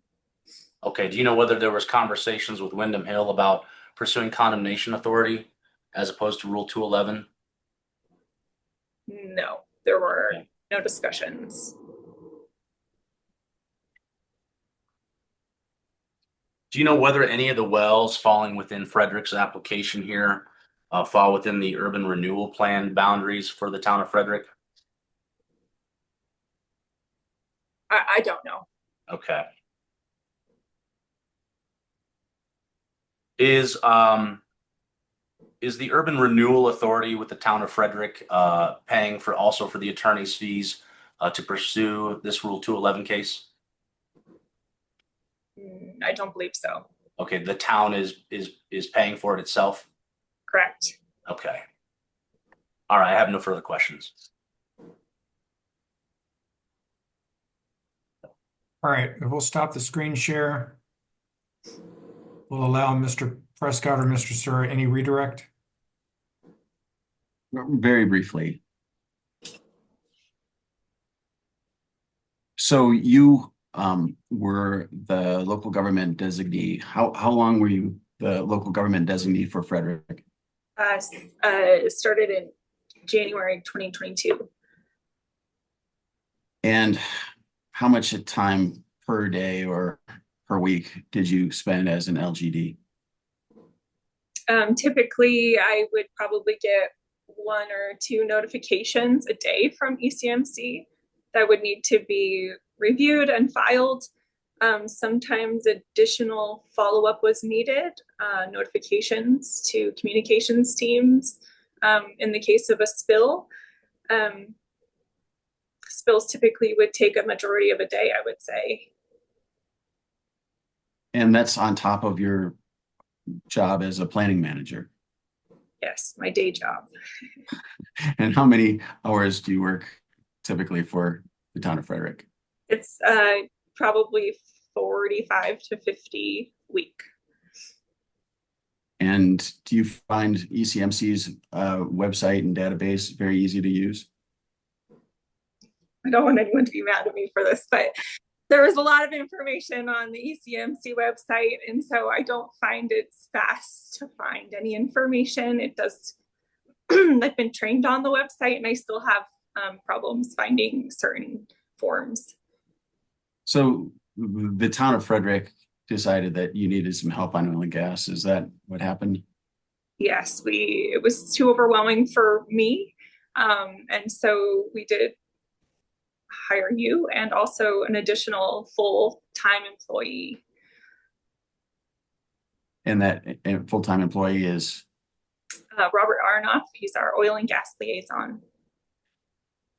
This Windham Hill was just requested or discussed, and this is something that you shared in your presentation. What are these dots? Those are the existing wells and the setbacks required to those wells. And 5 of the wells are from Windham Hill that are being proposed to be plugged and abandoned, are they not? Correct. And is there any opportunity for development in these little alcoves that are in the middle of the subdivision? For the development of additional lots, that would be highly unlikely. These are established neighborhoods, and the metro districts actually own these properties. So they would have to become a developer, which is very uncommon. They could be used as additional open space or park space. Well, I've got no further questions. Thank you.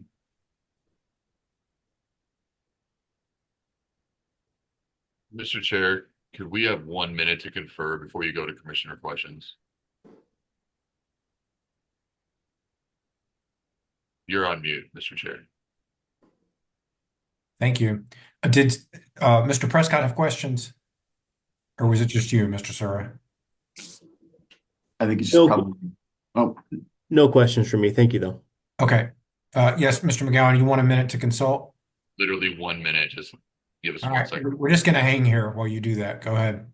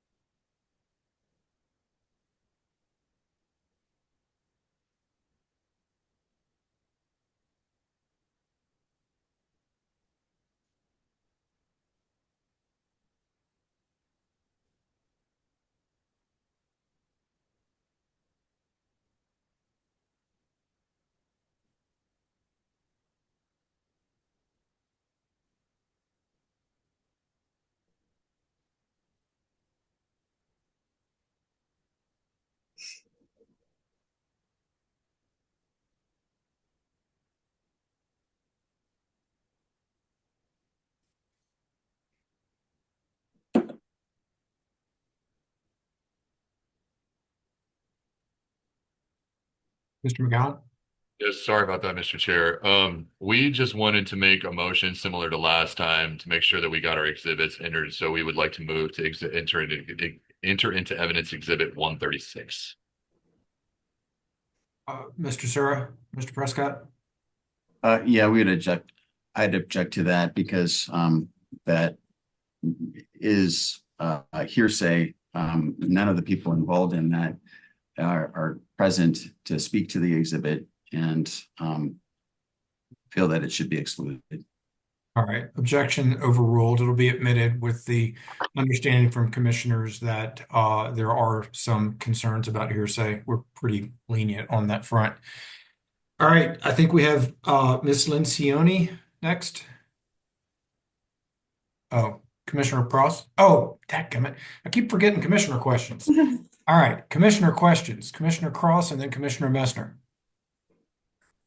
Thank you, Mr. Chair. I just want to ask one, we'll call it a clarifying question. And so as the town of Frederick has moved forward with this 211 hearing, understanding that initially it was talked about moving forward at first, can you explain a little bit of the thought process for Frederick in having this go through a 211 hearing instead of some of the ongoing remediation efforts, especially for some of the sites that have come before us in other matters? In other words, why seek the 211 instead of letting the ongoing investigations kind of take their course before seeking anything to happen? Thanks, Commissioner. I think that we've kind of reached a level of frustration and we don't know where else to go, and kind of throwing everything we have at the situation felt like the best route to take. We haven't had a lot of hope for remediation issues to be resolved. And so, the 211 was another tool we could possibly utilize. Okay. That's helpful. I think that was my only question. I just was hoping for some clarification on that. Thank you. Thank you, Commissioner Cross. Commissioner Messner? Thank you, Mr. Chair. Thank you, Ms. Van Dudenkam, for testifying here today. Just ask a few questions here. In your professional opinion, is it a core responsibility of government to protect public health, safety, welfare, the environment, and wildlife resources? It is. And is that those protections built into the town of Frederick's comprehensive plans or master plans or regulatory land use plans? All of our plans, all of our codes, all of our culture, even. Okay, thanks. And do you utilize referrals in your land use processes? We do. And in those referrals, if you have um, land use applications that may have potential impacts associated with the environment or public safety and welfare or things of that nature, do you utilize expertise from other agencies or individuals to provide perspective on those topics?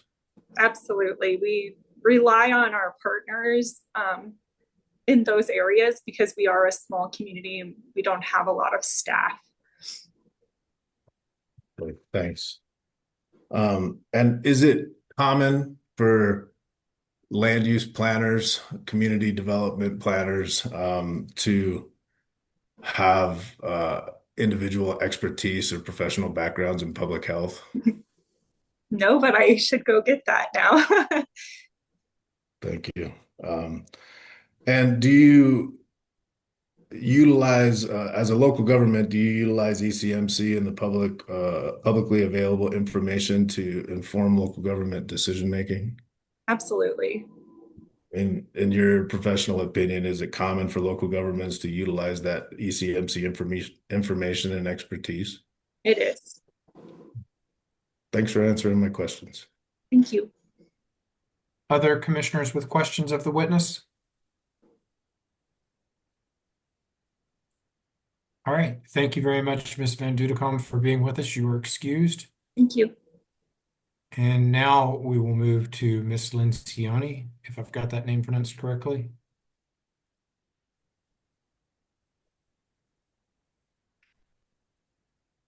Yes, that was correct. Great. Good to see you again. Remind you that you're under oath to tell the truth. You're going to be questioned by the attorneys for KPK on cross-examination.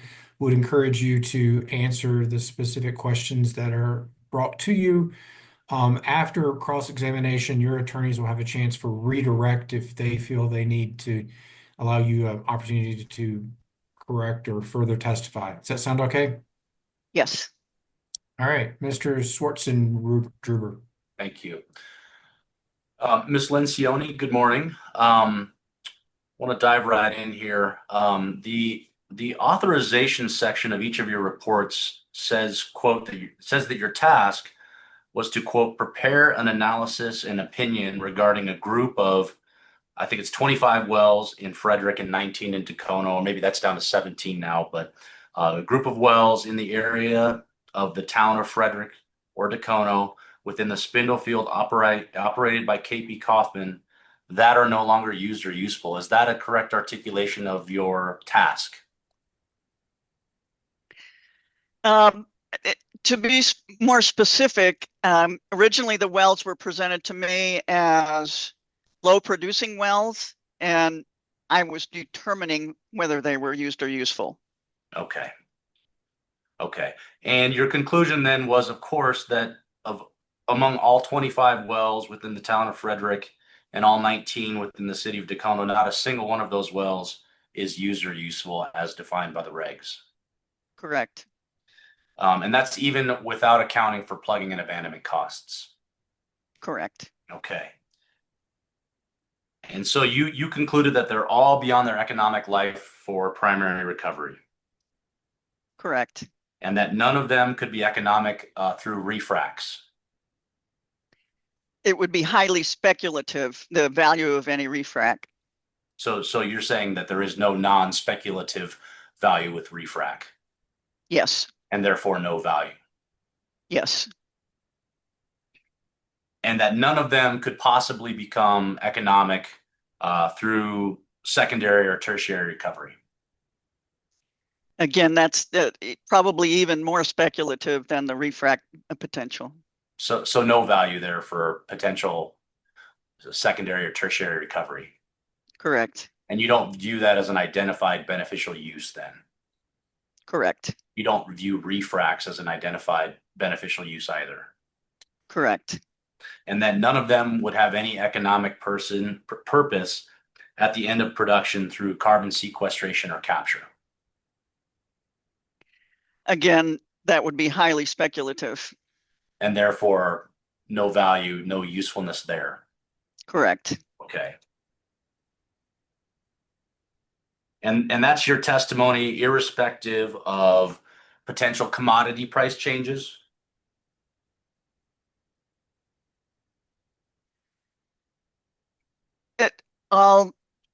That is based on the recent price forecast based on the NYMEX future strips. It, of course, product prices change, but in my opinion, it's unlikely that they could change to a point that would make any of these wells used or useful. Okay. And that there's no changes in technologies or operational efficiencies that might exist now or in the future that could ever render any of these wells useful? There's always the opportunity for changes in technology, but I don't believe that that highly speculative, even unknown changes should be applied in this instance. Okay, so future technologies or tax incentives or anything like that should be completely disregarded in your view? Yes. Okay.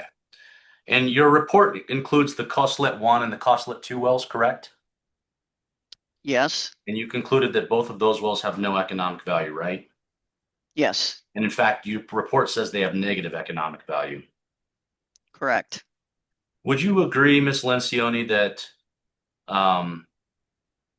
the input variables within a decline curve analysis are very important in determining the conclusions? Yes. And so the model, the economic forecasting, is very sensitive to changes in those variables, right? Well, the degree of sensitivity depends upon the specific circumstances, but yeah, there is sensitivity. Okay.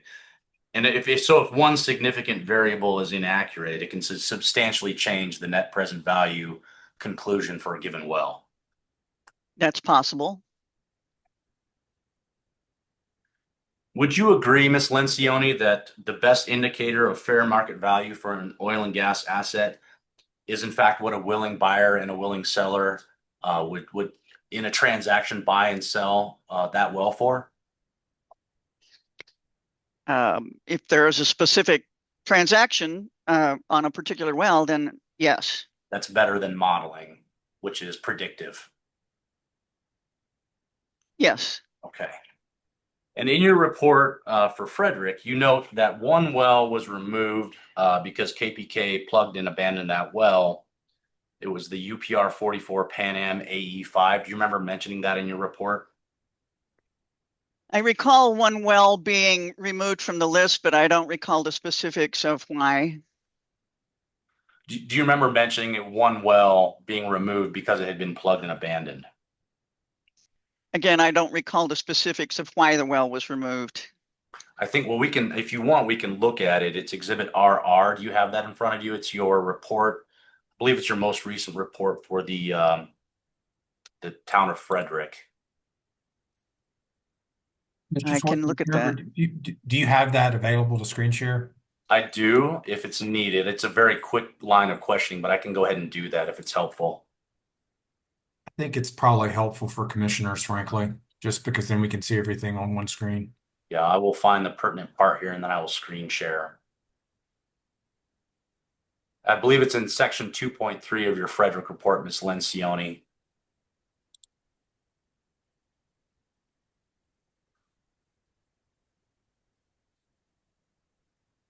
Do you see the applicable portion there relating to how you removed one well from the analysis because it had been plugged and abandoned in the intervening time period between your original report and your most recent report?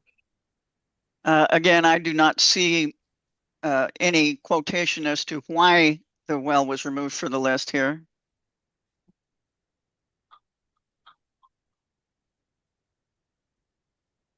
Okay. Do you know whether that well was in fact removed because it was plugged and abandoned? No, I do not know why. Okay. Bear with me for a second. I thought there was a reference in your report to that.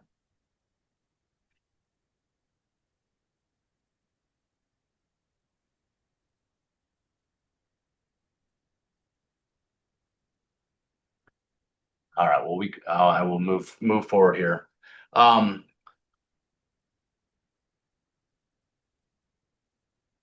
In your report, you note that all of KPK's wells are low producing wells, correct? Correct. But there's nothing inherently like problematic about that designation. That's just kind of a designation given to the manner by which they're regulated by the commission, correct? Correct. And in your analysis, Ms. Lencioni, like Mr. Oborn, you also looked at average daily production for each of the wells in the last 3 years. Correct. And in running those production numbers, you looked at the production during that 3-year period and then divided by the number of days. Is that right? Correct. And so you didn't consider in your analysis then that the context that the number of days that the well had actually been online versus potentially being shut in, right? Correct. So your assumption was continuous production during the entire period when you arrived at your daily production. It's average production over the calendar period. But when you translate it to days, the assumption then is that there's continuous production during that entire time, correct? Not exactly. It's just an average for the number of calendar days. Okay, so it doesn't account for the time period then that the days are online. That's correct. Okay. And if that were actually factored in and you use the number of days that the well was online, daily production would result in different figures, correct? Probably. Okay. And is there a list in your report, Ms. Lencioni, or your slides where you identify specifically which wells were subject to 901A orders and therefore had to be shut in? I don't think so. No. Okay. And Ms. Lencioni, you would agree that the majority of these wells, if not all of them, are about 40 to 50 years old? Absolutely. Okay. But in running your production trends, you would agree with me that you only show the last 10 years of production. Correct. So your trend lines just inherently then admit 30 to 40 years of production history. That's right. They focus on the relevant recent history. And disregard 30 to 40 years of history. Correct. And in your production tax rate assumptions, you show a 7.86% tax rate, although I think you may have somehow fixed that maybe with your slides. I don't recall changing any production tax rates between the report and the slides. Okay, so you applied then in your economics a 7.86% production tax rate, correct? If that's what my report says, I don't really recall. Okay, well, I'll represent to you that that's what your report says. Wouldn't that number be too high for stripper wells that enjoy the severance tax credit? I used an average production tax rate. I did not research the specific situation for these wells. So you call them low producing wells, but you didn't look to see whether they had specific tax treatment that might reduce the tax rate that you applied? That's correct. Okay. I want to turn to lease operating expenses. Given that these are very low producing wells, wouldn't you agree that one of the input variables to which the net present value and forecasting is sensitive to are costs? Yes. Very sensitive to costs, right? Correct. Okay. And you didn't use KPK's figures shown in its business records for lease operating expenses, did you? I haven't seen KPK's business records. I've only seen an exhibit that purports to be applicable costs for the 45 wells. So you've seen the detailed spreadsheet showing 5 years of costs for the subject wells then? I have seen KPK spreadsheet, yes. Okay. And you just disregarded that and didn't use it, correct? I didn't disregard it. I analyzed it fairly thoroughly and utilized some information from it in my most recent reports. Okay, but you didn't use the figures given by KPK, which show the actual field costs then, correct? I have no knowledge that those costs are actual, and I believe they are not complete. So no, I did not use them. Okay, you didn't use them. That's the question. Okay. And you didn't reach out to KPK to discuss what you believe to be omitted field costs, did you? No. Instead, you reconstructed what you believe to be omitted field costs. Correct. Okay. And you added in certain things that you did not believe KPK reflected in that 5-year accounting document showing costs for the wells. Correct. You added repair and maintenance costs because you just didn't believe that KPK provided those costs adequately within those categories, correct? Yes, and if those costs provided by KPK did reflect what they spent, it not reflect what they probably should have been spending. Did you reach out to KPK to discuss what you believe to be field costs that were low? No.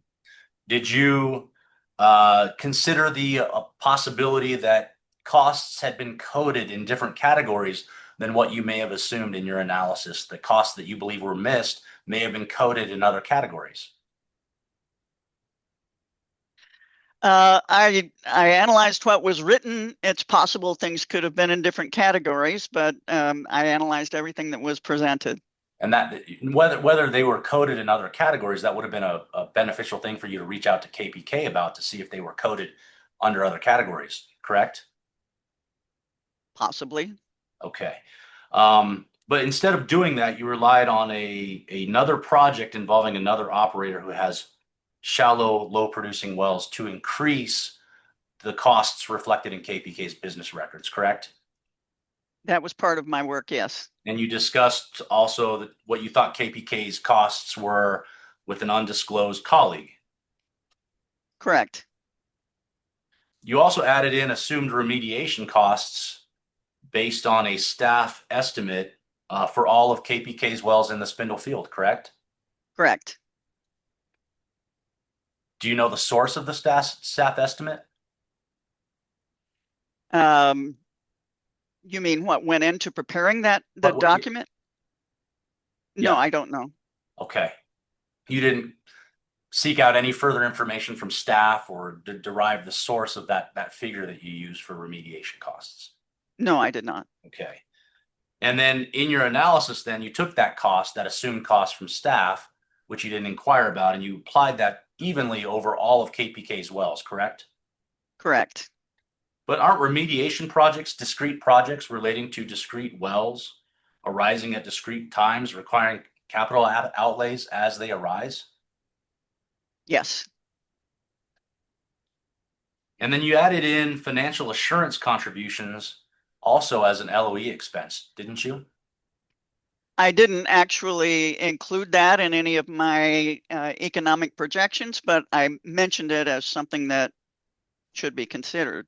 So it is in your report, but it's not in your projections. Is that what you're saying? That's correct. Okay. And those cash bonds, though, I think the assumption you're making is that they're cash bonds, correct? I didn't make any specific assumption. I just mentioned them as an obligation. Well, if they're meeting their obligation through money to satisfy that obligation, wouldn't the assumption be that you're applying cash bonds as lease operating expense? I didn't apply it as a lease operating expense. I just mentioned it as an obligation. Okay. Would you agree, though, that posting cash bonds is not incurring an expense? It's a posting of collateral? I don't see that that's relevant. I didn't make any specific assumption about that. But you said that it should be included. I said it should be considered. Okay, well, what does that mean? Should it be considered or should it be included? I mean, should it be considered but excluded? It depends on what your purpose is. Well, what was the purpose of mentioning it? To mention that it is a financial obligation that is associated with these wells. But you have no opinion on whether that cost then should be included or excluded then? Excluded from what? The economic analysis that you provided. The economic analysis that I provided was compared with the total plugging and abandonment and reclamation burden for each well. So it wasn't appropriate to apply that financial assurance into the cash flows that I was calculating. Okay, so what is the relevance of those contributions then? It's just a financial obligation that exists, and it's separate from the day-to-day operation of the well. Okay, but that money would remain KPK's property, wouldn't be? It's not an expense. You can look at it that way, yes. And then your analysis assumes, with respect to plugging and abandonment liability, $30,000 per well and $100,000 per site, correct? Yes. And that also was not taken from KPK, right? Correct. And again, you didn't reach out to KPK to ask for any records or information relating to their plugging and abandonment costs for Sussex wells. No, that cost was taken from ECMC information. Okay. It was taken from a proceeding relating to financial assurance, but not relating to economic viability of the wells, correct? I believe that's correct, yes. Don't you think it would be appropriate then to reach out to KPK on its own costs in determining the economic viability of KPK's own wells? Obviously, I didn't think it was appropriate. I didn't do it. Okay.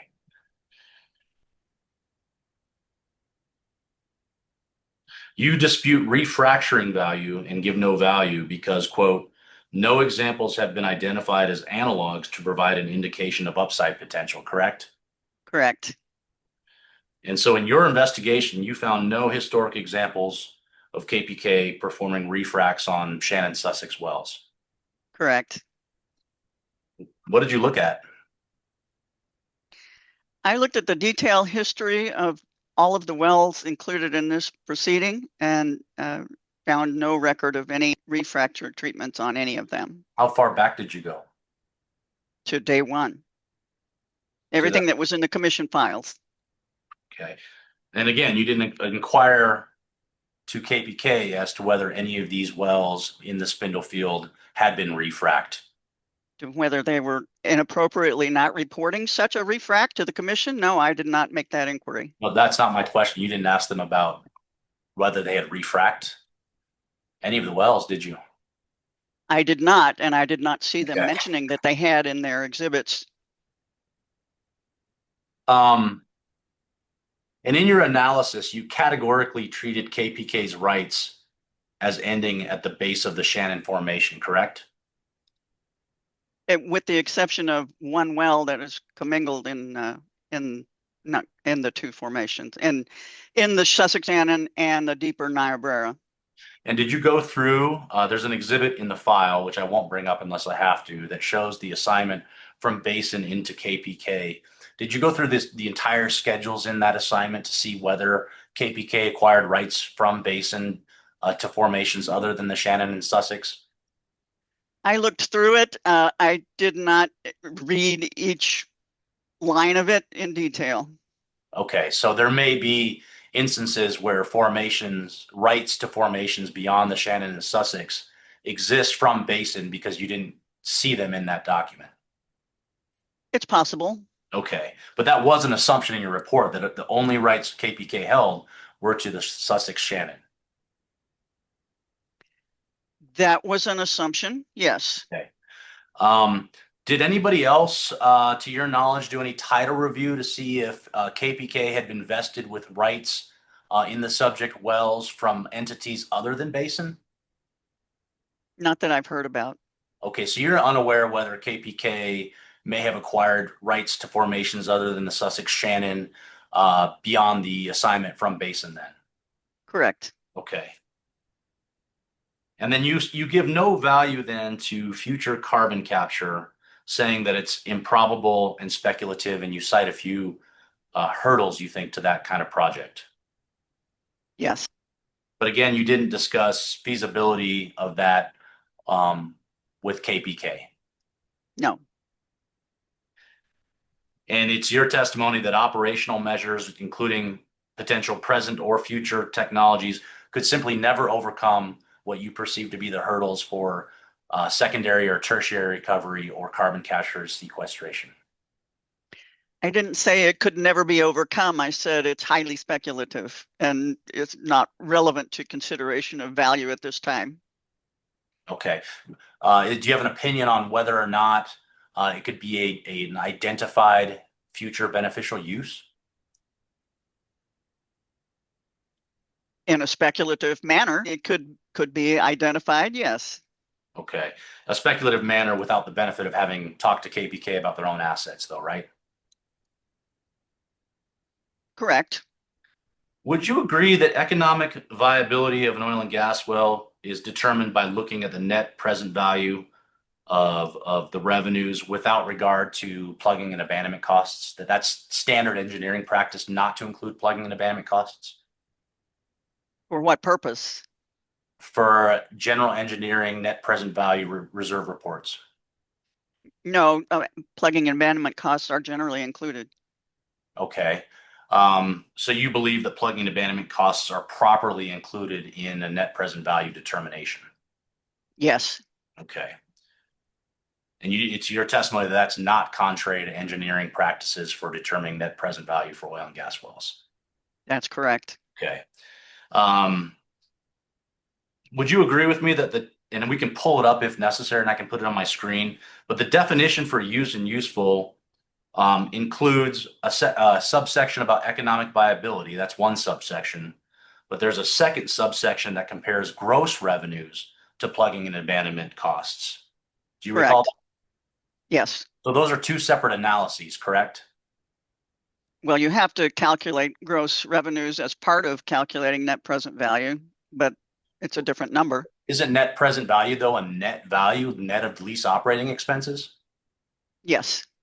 So gross value then of production compared to plugging and abandonment liability would be a separate analysis, wouldn't it? As I said, you have to calculate the gross revenue to get to the net present value. So it's part of the analysis, but it's a different number. Did you run a comparison without regard to lease operating expenses? Did you compare the present value of gross revenues from the wells compared to anticipated plugging and abandonment liability? No, I did not consider that as present value. I considered it undiscounted and compared it for each well. So you applied both operating expenses and plugging and abandonment liability in your economic analysis? The plugging and abandonment liability was not included in my economic forecast. Okay. Would you agree with me that gross value of production is something different than the value of production net of operating expenses? Yes, as I said, they're different numbers. Okay. But you didn't run a comparison of gross valuation of revenues against plugging and abandonment costs? Yes, I did. And where is that in your report? That's in the discussion of the used and usefulness of each well. But you applied operating expenses against those revenue figures. No, only deduction of royalties. Okay. I don't have any further questions.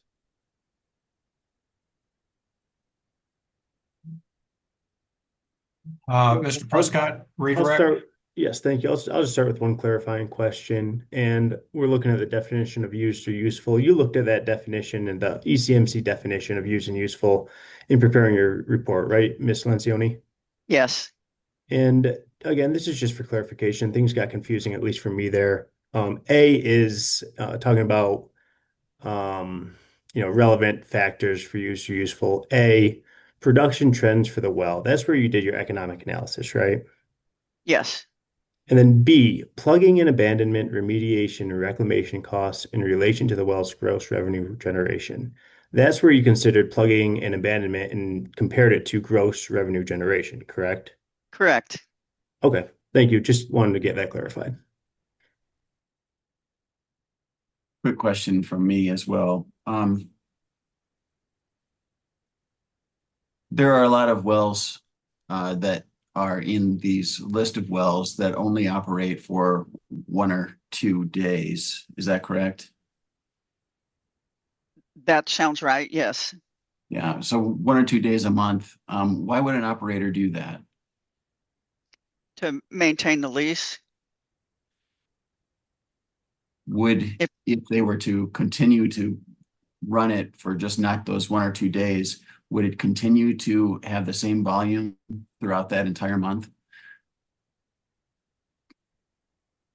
My question is, do pressures build in these wells? Oh, yes. The rate would change if you tried to produce it every day as compared to only producing it 1 or 2 days a month.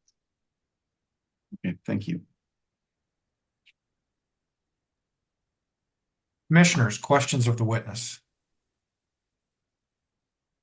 Commissioner Ackerman? Thanks. I just have one clarifying question, Ms. Lencioni. Thank you for being here. On the topic of well production, KPK noted that you disregarded 30 to 40 years of history in assessing production data to determine whether each well was no longer used or useful as defined in ECMC regulations. And you responded that you focused on their recent production history. Can you expand on why you focused on recent history in your analysis as to whether these wells are no longer used or useful? Sure. In my 40 years of experience as a petroleum engineer, typically the production over the last several years is what's going to affect the trend of what the future production is going to be. And history beyond that is relevant because conditions in the reservoir have changed since the time that that previous production was occurring. Thank you. And when conditions have changed, I'm inferring that you mean that production declined significantly. Is that correct? Correct. All right. Thank you. No further questions, Mr. Chair. Other questions of the witness? Commissioner Cross? Thank you, Mr. Chair, and thank you, Ms. Lencioni. I appreciate your testimony. One of the questions that came up during cross-examination was about beyond just refracking, but the potential of the use of these wells for carbon capture and sequestration. Have you done any work in your experience as a petroleum engineer related to carbon capture and sequestration? Yes, I have. Can you tell us a little bit about the work you've done with carbon capture and sequestration? Sure. I worked on one project where we were assisting the operator of a proposed carbon sequestration project in obtaining permits. So we were looking at in detail at the properties of the reservoir and modeling with the reservoir simulation program what the conditions would be associated with that injection of carbon dioxide into the reservoir. I worked on another project where the client was the federal government, and the task was to appraise, if you will, the value of the rental agreement for the government's pore space in association with the carbon sequestration project, and reviewed a large number of projects as part of that work. And with your experience with carbon capture and sequestration, what do you think the possibilities are of using some of these existing wells themselves for the carbon capture as opposed to the actual downhole reservoirs? I think it would be extremely unlikely for such a project to be A, proposed, B, approved and successfully carried out, because one of the key factors in assessing the reservoir is the integrity of the reservoir. And anytime you've penetrated the reservoir with a well bore that's possible avenue of leaking of carbon dioxide from the reservoir. And given the fact that these are 40 to 50-year-old wells and there are a large number of them in a small area, it would create a significant possibility of leaking of the reservoir. So even though you didn't specifically analyze as part of your report the possibility of using these wells as for carbon capture and sequestration, do you have any opinion on whether there is any value for using these wells for carbon capture and sequestration? Yes, my opinion is that there is no value because it's extremely unlikely that such a project could be carried out here. Okay. So there's potential for the reservoir potentially to be used, but additional work would have to be done for plugging those potential avenues of leaking, making sure, and likely a completely different well altogether for where the injection would happen, correct? Correct. Okay, thank you. That's my only questions. Other questions from commissioners to the witness? Commissioner Messner? Thank you, Ms. Lencioni, for being here. I just had one more question about the carbon capture and sequestration piece. And as you reviewed the different projects that have been around that had carbon capture and sequestration associated with it, are there particular formations that these operators are targeting? And is the Shannon Sussex an appropriate formation for carbon capture and sequestration in your opinion? Aside from the multiple well penetrations,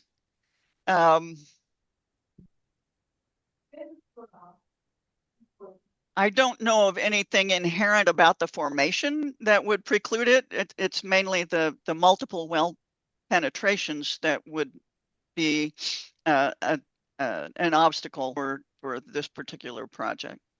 Okay. And is there particular formations that that are typically being targeted for carbon capture and sequestration that in your review, or do they vary? They vary. And ideally, you would like to have a formation with high porosity and a significant storage space. And the porosity of the Sussex Shannon is not very high, but it wouldn't necessarily preclude it. Again, the biggest obstacle is the multiple penetrations. Okay. Thank you. Thank you. Other questions? All right. With that, this witness is excused. I believe we'll take a break for lunch. It's 12:10. Let's return at 1 o'clock. And at that time, I believe we will take up the case in chief from staff.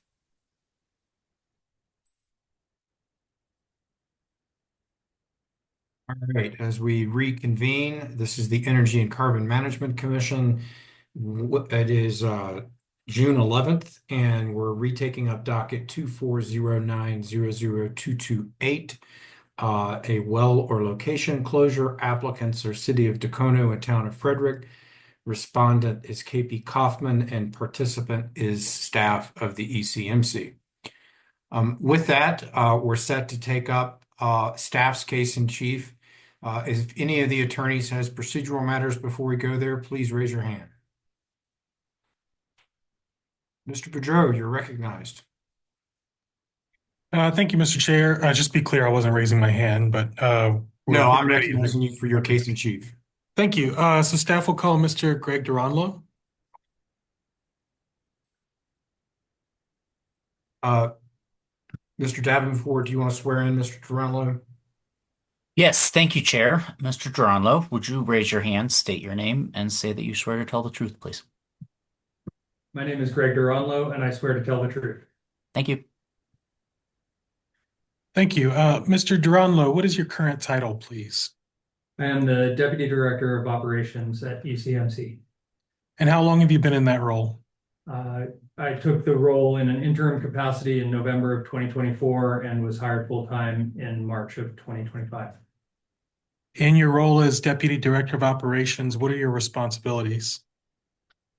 I oversee the operations section of ECMC, which includes the planning and permitting unit, the engineering unit, the environmental unit, field compliance enforcement unit, and the energy transition and cumulative impacts unit. And before you were Deputy Director of Operations, what was your previous role?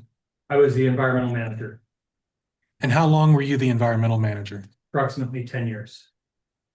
In your role as environmental manager, what were your responsibilities? So the environmental unit is responsible for the oversight of exploration, production, waste handling, management, the oversight of operators' responses to spills and releases, and the investigation and remediation of those projects. Also have a section for reclamation. And are you familiar with the ECMC documents that staff listed on its exhibit list for this case? Generally, yes. And are you familiar with the process by which ECMC oversees remediation projects? Yes. Generally, what is the process for how remediation projects are overseen by ECMC? So ECMC is what we describe as a forms-driven agency, which means we take in all of the information into our database through a system of forms. The site investigation and remediation process is initiated with a Form 27 initial, and that's submitted either following a spill or release or in advance of a facility closure. During the site investigation and remediation project or process, a supplemental Form 27 is required to be submitted to update the project every 90 days. And then ultimately, those projects move through the process until a demonstration of compliance with our cleanup standards is achieved. And then at that time, our staff can grant no further action status or closure to the project. In some cases, there's sort of another track for remediation and cleanup, and that is for smaller spills and releases that can be managed straight through the Form 27 or the spill reporting process. And those spills need to be cleaned up within 90 days, or else our rules require they be transferred to a remediation project. Is it possible that the same spill or release could require both a Form 19 and a Form 27? Yes, it can. For example, for a facility closure, Form 27, because they're required to submit that before they do the work, if the operator identifies a spill or release during the project, then they would have to report that on a Form 19. They would request closure pretty much immediately because they're working on that under a project. But in that case, you would have both a Form 19 and a Form 27. And then the flip side is what I mentioned. If you start with a Form 19, a spill or release, and then it transitions, it goes past the 90 days or it has impacted groundwater, those also will require a Form 27 to investigate. Thank you. How can you tell the current status of a remediation project? The current status of a remediation project is shown on ECMC website on the scout card for the remediation project. It will indicate whether the remediation is closed. Another way you can tell is to review the documents associated with the remediation project. And by looking at the final Form 27 or the most recent Form 27, you can determine if a no further action had been requested by the operator and approved by ECMC staff, then that project is necessarily closed. And when does that status, the closure status, when does that get updated? So when forms are submitted by the operator, and then when ECMC staff reviews that and approves it, it's upon approval that the status changes from open to closed. If a remediation project does not have an approved Form 27 requesting no further action, does that mean that the remediation project is still open? Can you ask that question again? I'm sorry. Yep. So if a remediation project does not have an approved Form 27, by which the operator requested no further action, does that mean that the remediation project is still open? Yes. And because an operator files a Form 27 requesting no further action, does that necessarily mean that the project is complete? Not upon the operator's filing. The operator can file a no further action request, but the operator is not the arbiter of whether or not, of the decision to close a project, of whether the site is cleaned up. ECMC, as the regulatory agency, is responsible for determining whether the location is whether the project, the work of the project, and the documentation that's been submitted is demonstrative of the site meeting our cleanup standards, and therefore NFA, no further action, can be granted. Does an operator have an obligation to submit a Form 27 requesting no further action to have a remediation project closed out? So not by our rules specifically, like the rules don't say you must request closure of your project, but in order to receive no further action status, an operator must submit a Form 27 that contains data that supports the closure, and then our staff will review that data, and based on the data we receive, we can close the project. Thank you. So after discussing the general process for remediation projects, I'd like to talk a little bit about Rule 901A orders. Are you familiar with Rule 901A orders? Yes, I am. What is a Rule 901A order? So Rule 901A gives the director authority in specific circumstances to require certain actions of an operator, typically in situations where there is a ongoing or imminent threat to public health, safety, welfare, the environment, and wildlife resources. And the actions that can be required are fairly broad in the 901A order. So they could include shutting in wells, they could include shutting in facilities, they could include submitting additional documentation, things like that, all necessitated by the circumstance. When you say shutting in facilities, could that also include shutting in a flow line system? Yes. Do you know whether ECMC has ever issued a Rule 901A order to this operator, KPK? Yes. Do you know how many? ECMC, the director, has issued 3 901A orders to KPK. Would you happen to know the dates generally of those 901A orders? The first one was in April of 2021. The second was in August of 2022. And the third was in February of 2024. All right. Let's talk about the first one. The Rule 901A order from April of 2021. Do you know what prompted the director to issue the April 2021 Rule 901A order? Yes. So staff had been overseeing numerous spills and releases from KPK facilities, leading up to that time, going back to, I think, like 2015, some of the projects were open.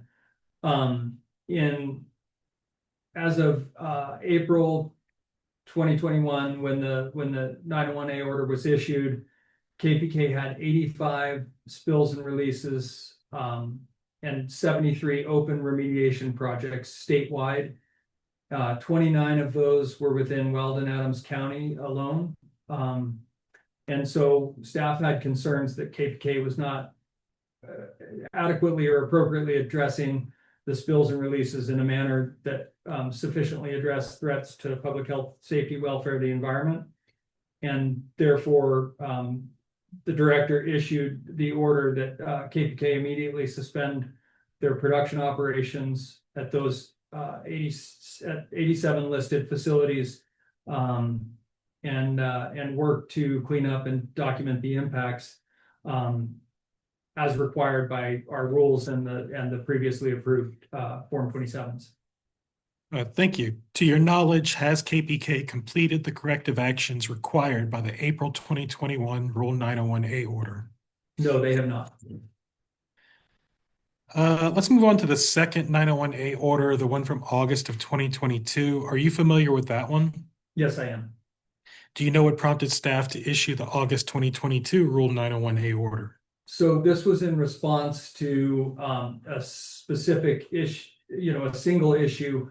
The operator had an excavation on a flow line that was in close proximity to residences, a public pathway, and a school. Staff witnessed what they felt were unsafe operating practices at that site. And so the operator, prior to completing the remediation, completing the backfill of the excavation, had restored production through the flow line that was exposed in the excavation. And staff felt that needed to be, the site needed to be secured and made safe before that production was restored. So the second order was issued to cease production from those the facilities upstream of that point. And do you know whether KPK completed all of the corrective actions required by the August 2022 Rule 901A order? Yes, they did. And then following that, the order was lifted and they were able to restore production. Thank you. Let's move on to the third Rule 901A order, the one from February of 2024. Are you familiar with the February of 24 Rule 901A order? I am, but I'm less familiar with that. That order was focused. Well, it did have some spills and releases and remediation projects addressed in it. It was focused on mechanical and flow line integrity issues.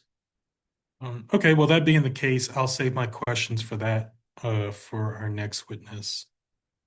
I'd like to discuss some of the specific allegations made by Dacono and Frederick regarding some of the individual subject wells in this case. So let's start with the Peltier number 2 well.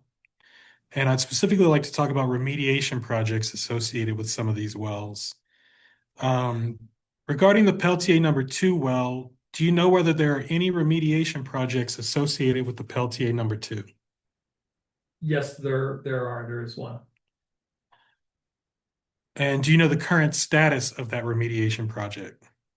That project is open and it is currently out of compliance with quarterly reporting, and the extent of impacts have not been defined.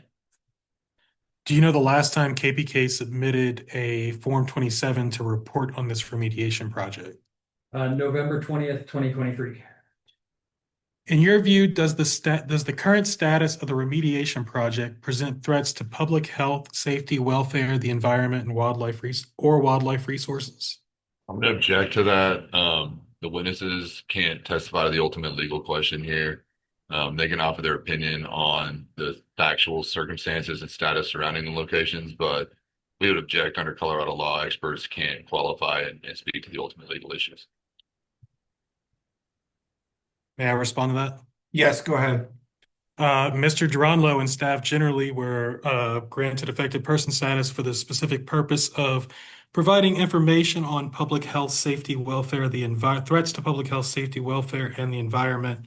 Mr. Duranlo is staff's witness regarding that particular part of this case. And I think it'd be appropriate and probably informative for the commission to hear from its staff.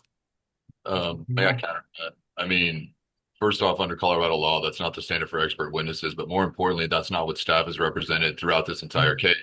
Staff has represented at multiple aspects that they were here to provide status of the locations and the status of the projects. They never once ever argued that they would be providing an ultimate opinion on whether or not these wells actually constituted a threat to public health, safety, welfare, and the environment. We were never provided that that was going to be part of their testimony. And in fact, we asked that at multiple points, and it was always represented to us that they were simply providing a status of the location. I'd like to respond to that. Go ahead, Mr. Boudreau. Staff has always represented that it's here to provide information to the Commission on Public Health, Safety, Welfare, and the Environment. What staff has said it will not do is comment on the ultimate conclusion for the Commission to make regarding whether or not a Rule 211 order should be issued for these wells and locations to be plugged, abandoned, reclaimed, and remediated. Which is a determination of whether or not it's violative of public health, safety, and welfare. So I would question how you're not. That's a distinction without a difference, arguably. All right. Go ahead. Hold tight. I'll be back in a minute.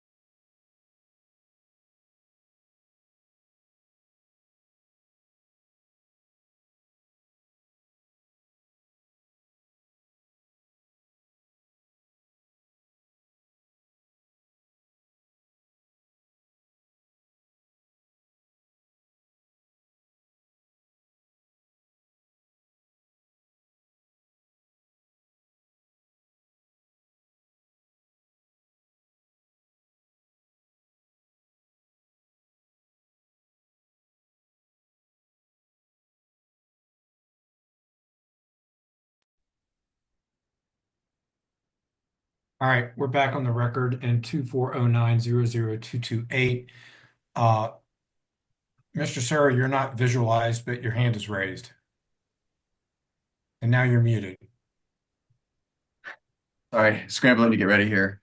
The point that was raised is not valid in this case. Where we've got is experts that are stating whether or not it is dangerous to public health, safety, welfare, and the environment, not whether it needs to be therefore plugged and abandoned because it is dangerous to public health, safety, welfare, and the environment.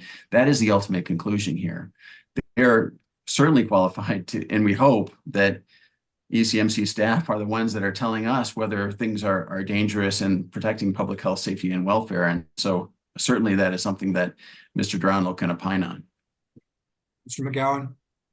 I mean, this highlights the underlying issue that we've had throughout this entire time. This is precisely why we argued about time and precisely why we argued about the status of staff. I mean, of course, Mr. Sura wants them to opine on the ultimate question because they're doing Mr. Sura's job for him. This is why Mr. Sura didn't bother to present this aspect of his case in chief, because they're relying on staff to make an ultimate conclusion regarding the public health, safety, and welfare of the wells, which is the ultimate. All right, Mr. McGowan, I hear you. So my ruling is that the witness is allowed to testify as to facts as well as impacts that result from facts, if that is within the witness's knowledge base.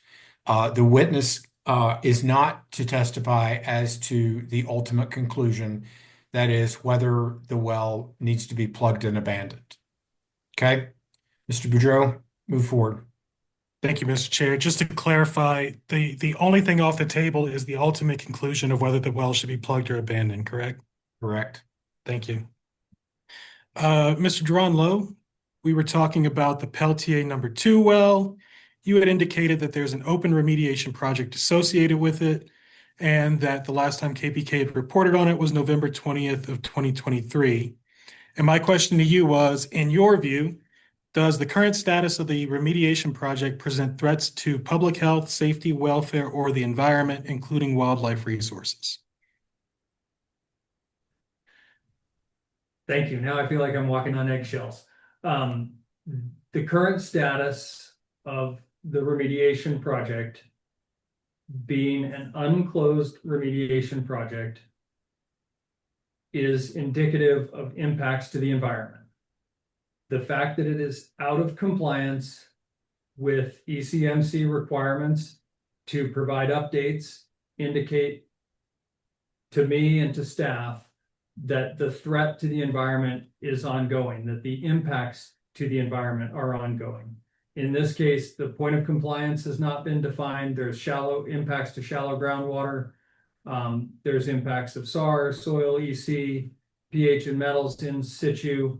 And so those things are indicative of ongoing impacts or ongoing threats of impacts. Thank you. So you had noticed that because the current status is open, that is indicative of threats. Would you consider any open remediation project to be a threat to public health, safety, welfare, and the environment? Yes, until we receive and review closure documentation that demonstrates that the site has been cleaned up in accordance with our standards, those impacts and threats are still out there. And that's why we have the remediation, site investigation and remediation project system. To your knowledge, are any of the other subject wells, and by subject wells, I mean wells identified by Frederick and Tacono in this case, are any of the other subject wells associated with the remediation project we're talking about right now? Yes, associated with the Peltier #2 flow line project, the Peltier unit B1 well is also associated with it. Thank you. I'd like to move on to the Robert A. Hutchins #1 well. Regarding the Robert A. Hutchins #1 well, are there any remediation projects associated with the Robert A. Hutchins #1 well?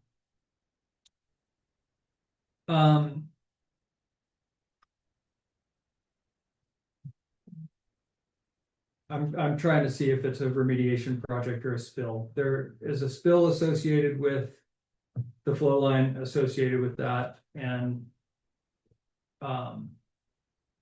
it is still active. The cleanup is investigation and cleanup is still active. Thank you. Do you know the last time KPK filed any forms to report on that spill?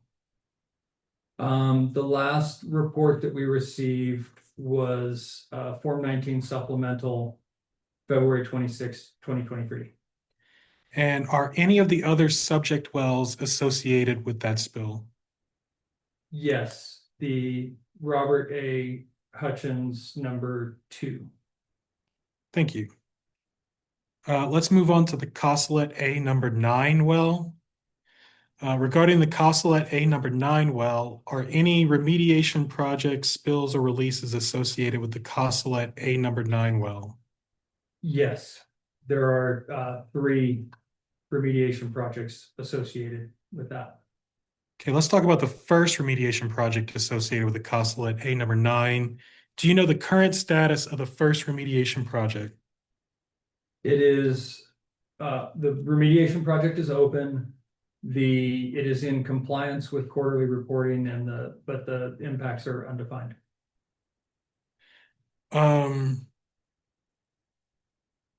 Are any of the other subject wells associated with this remediation project? Yes, the Costelet A #4. And you testified earlier that the Costelet A #9 has a second remediation project, correct? Yes. And what is the current status of the second remediation project associated with the Costelet #9? It is open. It is out of compliance with reporting. Do you know the last time KPK reported on that project? November 3rd, 2022. Are any of the other subject wells associated with this second remediation project? The same, Coslet A number 4. Thank you.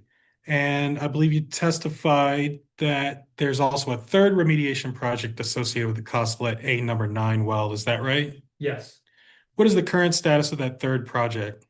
That third project has been closed. And since this is the first time we talked about a closed remediation project, I'll ask, does the current status of that third remediation project present threats to, in your view, present threats to public health, safety, welfare, or the environment, including wildlife resources? Same objection. Same response. Same ruling. Considering this is the first time we've discussed a closed remediation project, in your view, does the current status of the closed remediation project present threats to public health, safety, welfare, the environment, or wildlife resources? No. Once a project is closed, staff has determined, based on the information that's been provided by the operator, that the threats to public health, safety, welfare, the environment have been mitigated or remediated to the standards set in our Rule 915 and Table 915-1, such that those threats no longer remain. That said, ECMC, our typical practice is to close projects with a condition of approval that should new data come to light or conditions change, that we could reopen a project to further investigation if appropriate. But generally, the answer is no. We consider the threat to be remediated. Thank you. Are there any of the other subject wells associated with this third closed remediation project? I believe that's the same. Yeah, it's the A9 and the A4 were associated with all three of those. When you say A4, do you mean the Coslet A number 4? Thank you. The Coslet A number 4 and the Coslet A number 9. Thank you. Let's move on to the Lepla Estate number 1. Apologies if I'm mispronouncing that. Regarding the Lepla Estate number 1 well, Decono alleges that in August of 2019, a spill associated with the well's flow line network was discovered. Do you know if that's accurate? I believe that's accurate. Was a remediation project open for the flow line network spill? I don't believe a remediation project was required to be open there. Okay. So does that mean there was no project opened? It was closed. The spill was cleaned up and closed under the Form 19 process that I mentioned earlier. I see. And when was that project closed? I believe it was closed, I believe, in August of 2022. Thank you. Moving on to the James S. Haley Trustee B number 2 well. Regarding the James S. Haley Trustee B number 2 well, do you know whether there are any remediation projects associated with the James S. Haley Trustee B number 2 well? Yes, there are. How many remediation projects? Just one. And do you know the current status of that project? It is open. It is out of compliance with quarterly reporting, and the extent of impacts are undefined. And when was the last time KPK reported on that remediation project? January 11th, 2023. Let's move on to the firecracker unit number 1 well. Do you know if there are any remediation projects associated with the firecracker unit number 1 well? Yes, there are. How many remediation projects? 2. What is the current status of the first remediation project associated with the firecracker unit number 1? The remediation project is open. It is out of compliance with reporting, and there has been no data received to date in that project. When was the last time KPK reported on that remediation project? The last approved Form 27 was March 25th, 2022, and the last, they did submit a form after that, December 1st, 2022, and that form was denied by staff. And you testified that there are two remediation projects associated with the firecracker unit number 1, correct? Yes, I did. Do you know the current status of the second project? It is open. It is out of compliance with quarterly reporting, and the extent of impacts are undefined. Do you know the last time KPK reported on that remediation project? Yes, the Form 27 initial is the only form that we've received and approved. That was May 14th, 2024. Thank you. Moving on to the foreman unit number 4. Do you know whether the foreman unit number 4 well has any remediation projects associated with it? Yes. How many? 1. Do you know the current status of that project? It is closed. And when was that project closed? August 2022. Moving on to the Ooper 43 Pan Am I number 3. Do you know whether the Ooper 43 Pan Am I number 3 well has any remediation projects associated with it? Yes, it does. How many? 3. Do you know the current status of the first project associated with the Ooper 43 Pan Am I number 3 well? The first project that I have is open, out of compliance with reporting, and the extent of impacts are undefined. When was the last time KPK reported on that remediation project? June 19th, 2024. Are any of the other subject wells also associated with that remediation project? Yes. Which ones? I will say the Ooper 43 Pan Am I number 15 and the Ooper 43 Pan Am I number 16. Okay, let's talk about the second remediation project associated with the Ooper Pan Am I number 3 well. Do you know the current status of the second project? Yes, it is open. It is out of compliance with quarterly reporting. The extent of impacts are undefined. And when was the last time KPK reported on that remediation project? October 30th, 2024. That was the Form 27 initial. Are any of the other subject wells associated with that remediation project? Yes, same ones previously mentioned, the Ooper 43 Pan Am I-15 and the Ooper 43 Pan Am I-16. And regarding the third remediation project you mentioned, what is the current status of the third remediation project associated with the Ooper 43 Pan Am I number 3 well? It is open. It is out of compliance with quarterly reporting. Extent of impacts are undefined. It was historical impacts. When was the last time KPK reported on that remediation project? The last Form 27 that was approved on that was May 11th, 2022. There was also a more recent form denied. That was September 29th, 2023. Are any of the other subject wells also associated with that remediation project? Yes. So the same two that I mentioned before, the Ooper 43 Pan Am I-15, the Ooper 43 Pan Am I-16, and also in this case, the Ooper 43 Pan Am I number 5. Thank you. Let's move on to the Ooper 43 Pan Am I number 23. Any remediation projects associated with the Upper Pan Am 43 Upper 43 Pan Am I number 23? Yes. How many? Just the one. What is the current status? The current status of that project is open. It is out of compliance with quarterly reporting, and the extent of the impacts are undefined. And when was the last time KPK reported on that remediation project? October 2nd, 2024.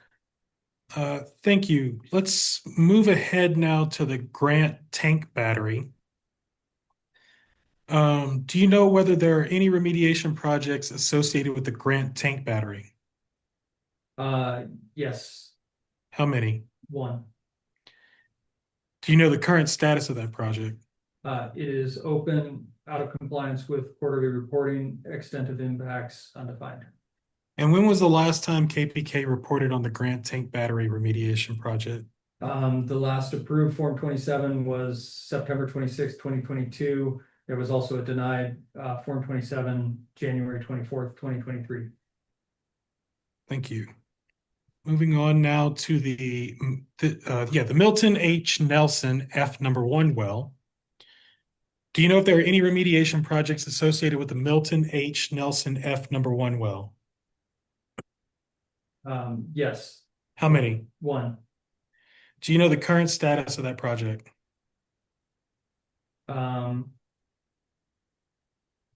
Sorry. Yes, it is closed. Okay, and when was that project closed? September 3rd, 2024. Thank you, Mr. Duranlo. I think we've addressed all the open remediation projects associated with the wells mentioned by Frederick, all of the open remediation projects mentioned by Frederick and Dacono in their Rule 211 application. Does that sound accurate? I believe that's correct. So I think we'll leave it there. The other attorneys and the commissioners are going to have some questions for you, but thank you for your time. Thank you. right. That's all. Thank you. Go ahead, Mr. Chair. Sorry. I'm just confirming that concludes Mr. Duranlo's direct testimony. That's right. All right. Mr. McGowan, do you want to do cross first, or would you rather I bring in the other lawyers first and then you go last? I prefer to go last if I have a choice. Thank you, Mr. Well, Chair. I'll give you your choice, Mr. Sir or Mr. Prescott. Do you have any cross-examination? Just one question. Go ahead. Thanks for your testimony, Mr. Duranlo. Really appreciate your expertise on this. In your experience, do local governments typically have staff that have the kind of expertise on public health and safety specific to oil and gas that you have in ECMC? If you know the answer to that question, Mr. Duranlo.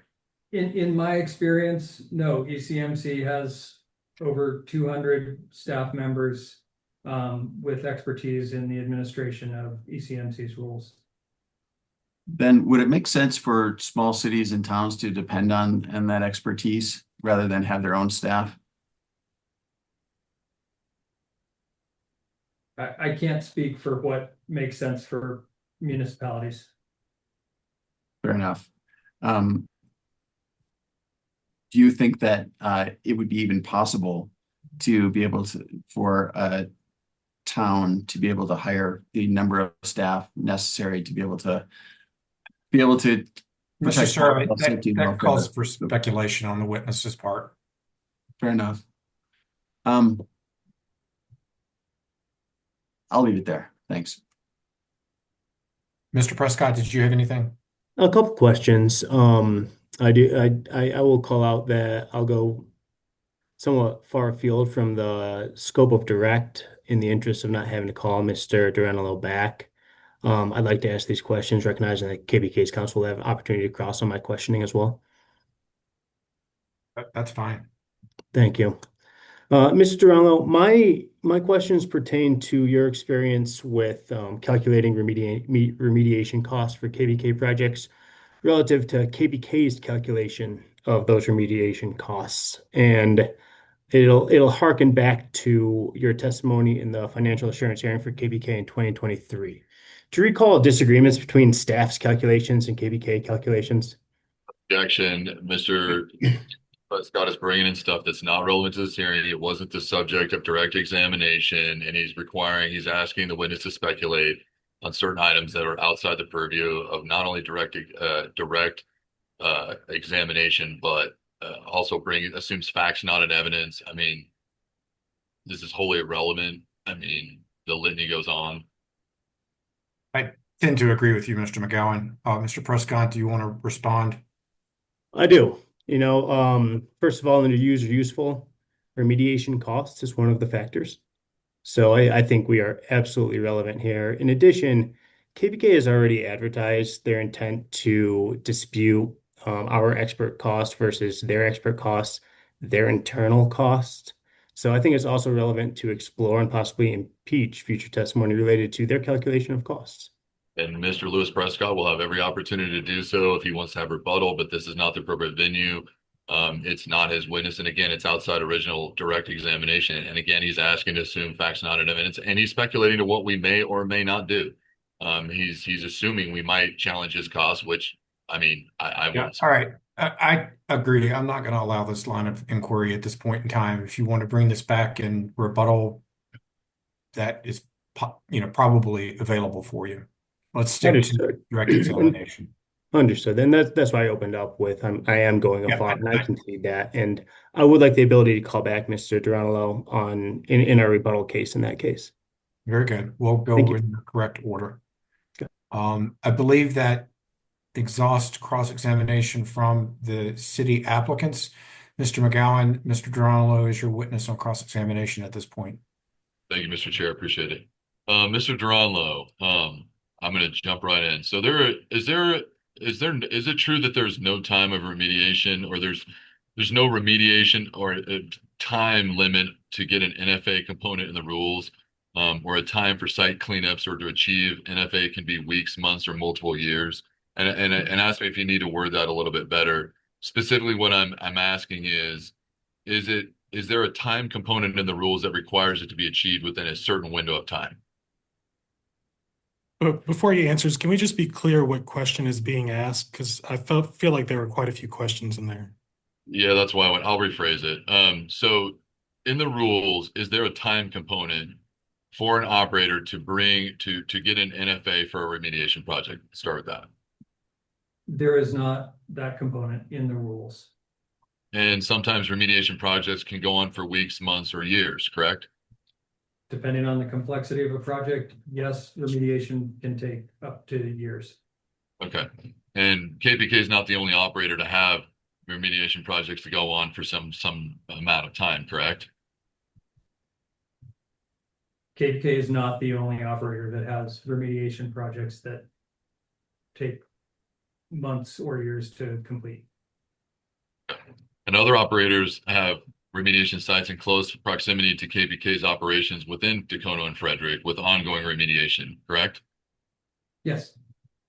And some of those have no activity over the last 2 years. I have not reviewed those files in preparation for this hearing. But there are other operators that have ongoing remediation projects where no activity has been conducted for at least a significant amount of time. Again, I really can't comment on that based on what I've prepared for this hearing. Has it happened in your experience? In my experience, yes, other operators have had remediation projects that have gone on for a long time, and there are sometimes pauses in activity. The reference to immediate cleanup in the rules, is that intended to address emergency spill response actions, or is it addressing the time to site closure? Objection, compound question. It's asking an either or question. So is it the words immediate cleanup in reference to addressing emergency spill response action, or is it to address time to site closure? Can you read the entire portion of that rule, please? I don't have it up. I can get back to you on that, but I don't have the rules up in front of me. But the reference to immediate cleanup is, I believe it's 912A. Is that correct? I think so.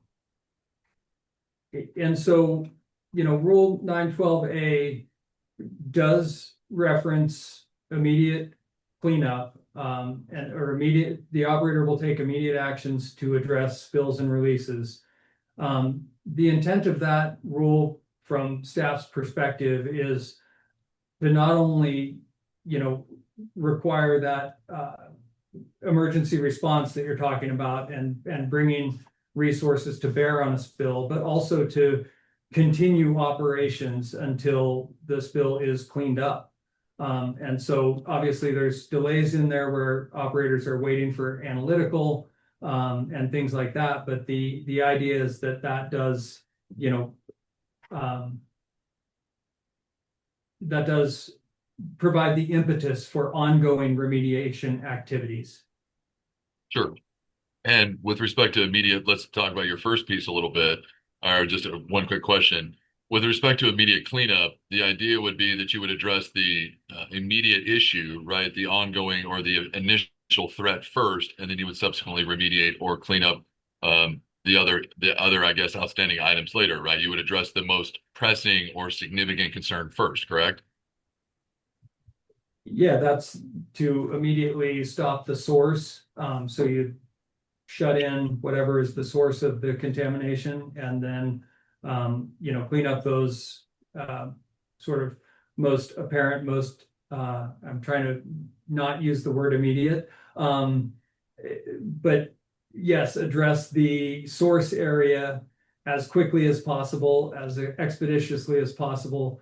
And then sometimes the definition of vertical and horizontal extent can take more time. The definition of impacts to groundwater can take more time. But again, those activities should all proceed in a timely manner.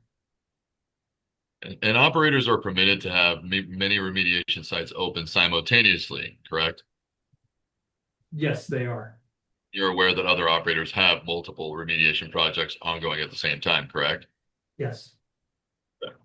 And are they required to be actively working to close continuously, or is there a way for certain times where there's certain situations whereby you would be commencing work, but you wouldn't be actively doing work? And what I mean by that is, for example, like 4 quarters of groundwater testing. You're actively doing something, but you're not actively doing something. Does that make sense? That makes sense. Would you agree with that statement? I mean, Sorry, but before we move on, that was quite a confusing question. Can we get something clearer? Sure. When you're doing something by watching the groundwater monitoring, but you're not actively doing something, right? You're not actively out there taking actions. What you're doing is you're monitoring the groundwater, right? So you're actively doing something without actively doing something. So monitored natural attenuation is a remediation strategy that does require periodic monitoring of groundwater conditions. And so yes, there's often nothing that happens between periodic quarterly monitoring events. That I would contrast that with sites where you've got an open excavation and you don't have the extent of contamination delineated. In those cases, we would expect ongoing investigation and remediation. So it's site specific. Yes. The progress of operators and the pace of the remediation projects are generally left at the discretion of the ECMC protection specialist. And is that a fair and accurate statement? Like the progress and the pace, right? It's up to the discretion generally of staff, correct? No, I don't think it's up to the discretion of staff. I think as I described earlier, the rules still say, address and clean up immediately. And so I think that does say that our expectation is that there will be ongoing investigation and remediation at any given project. Okay, that's fair. I guess, and that actually highlights the next point, right? So, but environmental protection specialists play a role in that, correct? Insofar as we review operators' proposed site investigation remediation work plans, yes. Good. And every individual specialist has a different opinion or approach, different kind of application of the rules, and it would vary from site to site, operator to operator, person to person, right? Again, going back to the site specific nature and specific nature of each individual person, right? Sorry, I have to object.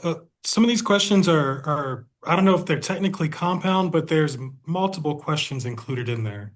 It's not difficult. It's very simple. I'm asking, is it a unique approach based on each individual protection specialist, varying each individual location to location? It's basically site specific, and it takes into account the individual parties and the individual location. Are those all fact specific going into each individual analysis? Yes or no? I don't think that's a yes or no question. Yeah, Mr. Brunello, if you understand the question, you can attempt to answer it. I appreciate that. I believe that our staff are very well trained. They have expertise. They are reviewing the site specific information and they are making a determination as to what is appropriate for that site. That said, I would say there is consistency across staff as we apply our rules across projects, across operators, and across the state. And I've seen that borne out over and over again. But you would also agree that there is a subjective nature based on the individual reviewing those plans too, correct? There is some subjective component, correct? There is some subjectivity. At the end of the day, we are holding operators to a numeric standard that is defined in our rules. Leaving contamination in groundwater for example, for years to naturally attenuate, are you familiar with that? I am familiar with monitored natural attenuation, yes. Okay. Is it approved by the ECMC regularly? It is Is it? often a method of remediation, yes. And is it commonly approved by other agencies such as the EPA, CDPHE, CDLE, and across Colorado, other agencies, based in your experience? Thank you for the clarification at the end of that. Based on my experience, which as an environmental consultant, which is now over 15 years old, Division of Oil and Public Safety did approve work plans for monitored natural attenuation. That's the only agency that you mentioned that I can respond to. And to be clarified, that's the agency you have most experience with. You're not saying the others don't do it. That's just your knowledge of, based on your knowledge base. Based on my experience, yes, sir. Thanks. Appreciate that, Claire. That's on me. And you would also, based on your knowledge, is it commonplace at most active release sites with hydrocarbon impacts in groundwater in Colorado under ECMC jurisdiction?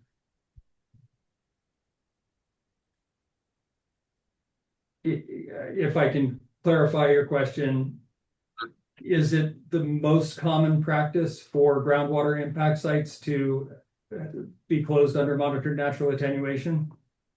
I wouldn't say most common, but is it common? It is common, though I would also note that it is not, it sometimes follows active remediation. So you could have a groundwater impacted site that has active remediation first, and then residual impacts are addressed through monitored natural attenuation. Does it happen continuously at many oil sites under natural conditions, even with no action by an operator? What do you mean by continuously? Like, is it an ongoing process? So is it a regular process that happens at spill sites, even if there's no action by an operator?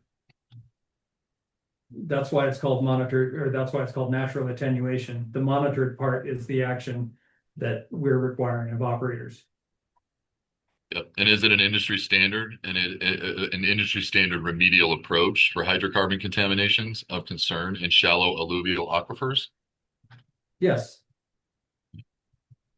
And would you agree that based on all the foregoing, it doesn't pose a significant threat to public health, safety, and welfare when those shallow aquifers are not being accessed by anyone? No, I would not agree with that. Impacts to groundwater are impacts to the environment. Therefore, it's exactly what you're saying. It's an impact to public health, safety, welfare, the environment, and wildlife resources.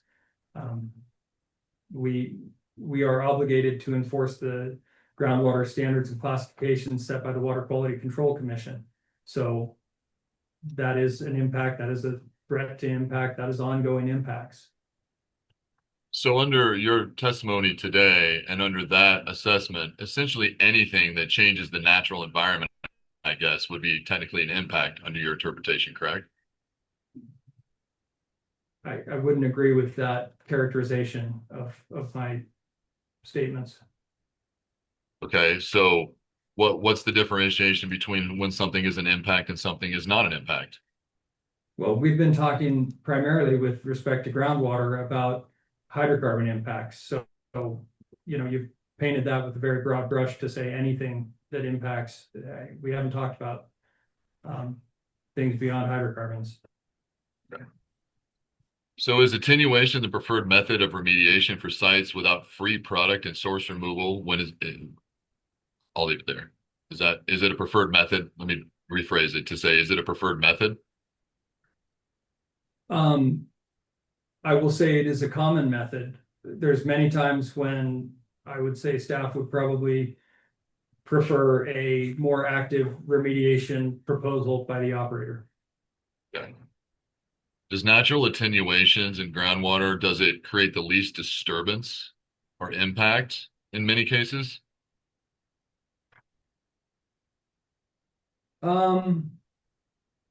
No, I think you can use active remediation methods for groundwater with very little, it's monitoring wells connected maybe to a sparge system or a SVD system, so still minimal impact.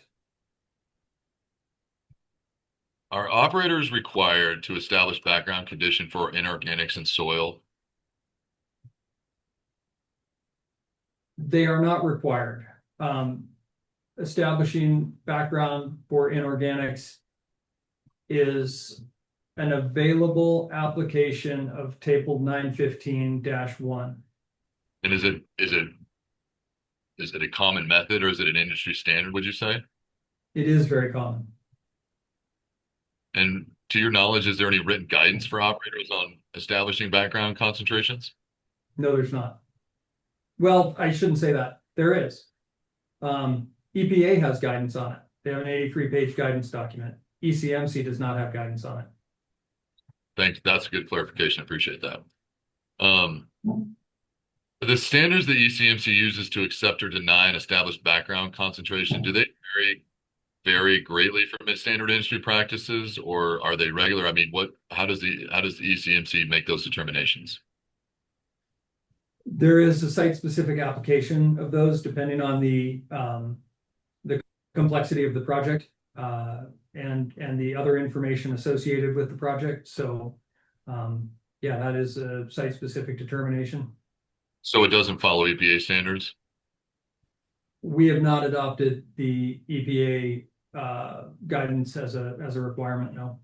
And you don't incorporate USGS studies already performed that establish background concentrations in some areas of some compounds, correct? I think that's leaning towards like the regional background concentration. And ECMC has not adopted regional background concentrations. We've kept that as a site-specific determination. So that can again go back to the subjectivity in some circumstances, correct? Yeah.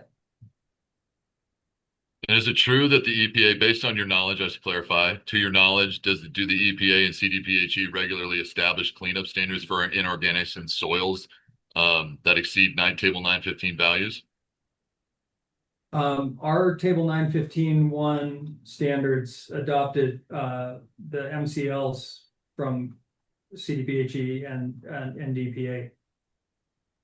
So do they align with those or are EPA, I mean, I guess the question is are the backgrounds established by the EPA and CDPHE, do they exceed the table 915 that ECMC has adopted? Or are you saying the ECMC adopted the EPA and CDPHE standards? ECMC adopted the maximum contaminant limits established by the other agencies. So I'm not, I guess in that answer, I'm not speaking to background at all. So you're speaking to the background levels that are established by them, but with respect to the background levels themselves, you're not opining on that. You're not speaking to whether or not those background levels established by those agencies exceed table 915? That's correct. I am not opining on that at all. Do you have any knowledge of whether they do or not? No, sir. Is the ECMC's approach for approving background conditions of inorganics in soil different than those requirements by the EPA based on your experience and knowledge? Yes, as I said, EPA has an 83-page guidance document for making that determination. And the ECMC is a site-specific approach, correct? Correct. And that would be true of background conditions of inorganics in soil as well, correct? I'm sorry, ask that again. Yeah, sorry. So the ECMC's approach and methods for approving background conditions of inorganics in soil is different than those allowed and approved by, like, for example, the CDPHE. I guess I thought that's what the previous question was. So sorry, I should have clarified. So yeah, I guess you answered that. We'll move on from that. Have operators and environmental consultant companies, I assume you deal with them quite a bit in your role? Yes, well, related to this, more in my prior role as environmental manager, yes. Sure. No, thanks for that clarification. And again, a blanket statement here. If you need any clarification or you want to clarify, feel free. I agree that I can ramble a bit, so feel free to at any point to clarify. But in that role, is it your experience that operators and those environmental consultants have asked for specific guidance regarding the background, for example, background samples in the past? Has that been a request that's been put forth by operators and their consultants? It has been. And so far, you guys have declined to do so. That's correct. Is there any reason why? Primarily because, staff felt that the applicability really of the background levels should be looked at a site-specific basis. It really allows sort of the best of both worlds in terms of making sure that we're protecting public health, safety, welfare, the environment, wildlife resources, and having, flexibility to make site-specific determinations. If we established a rigid protocol for making background determinations, then it would have to apply in all cases, even when it's over the top. To reference the 83-page EPA guidance document, that's not an appropriate mechanism for many very simple sites. Well, doesn't the ECMC have a variance process? We do have a variance process. That could be applicable, correct? Generally, variances are applicable to rules, not necessarily guidance. So, I guess I'm not sure how that would apply. That's a good point. But based on what your argument, and you've noted that it's site specific, so that means, going back to my question I asked a little while ago, that means there is some subjectivity based on a side-by-side approach, correct? Yes. That could include variation between individuals involved, staff involved, locations involved, operators involved, geologic conditions involved. All of those could be a factor in the site-specific analysis, correct? Yes. And has the EC, and you're familiar with KPKs, you've walked through, you're very familiar with their remediation projects, correct? With many of them, yes. Is it true that the ECMC has rejected many, if not all, of KPK's background concentrations they've submitted?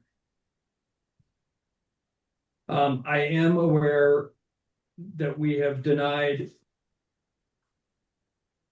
I guess many might be the appropriate adjective of KPK's background determinations. Would about 50 or more sound right to you?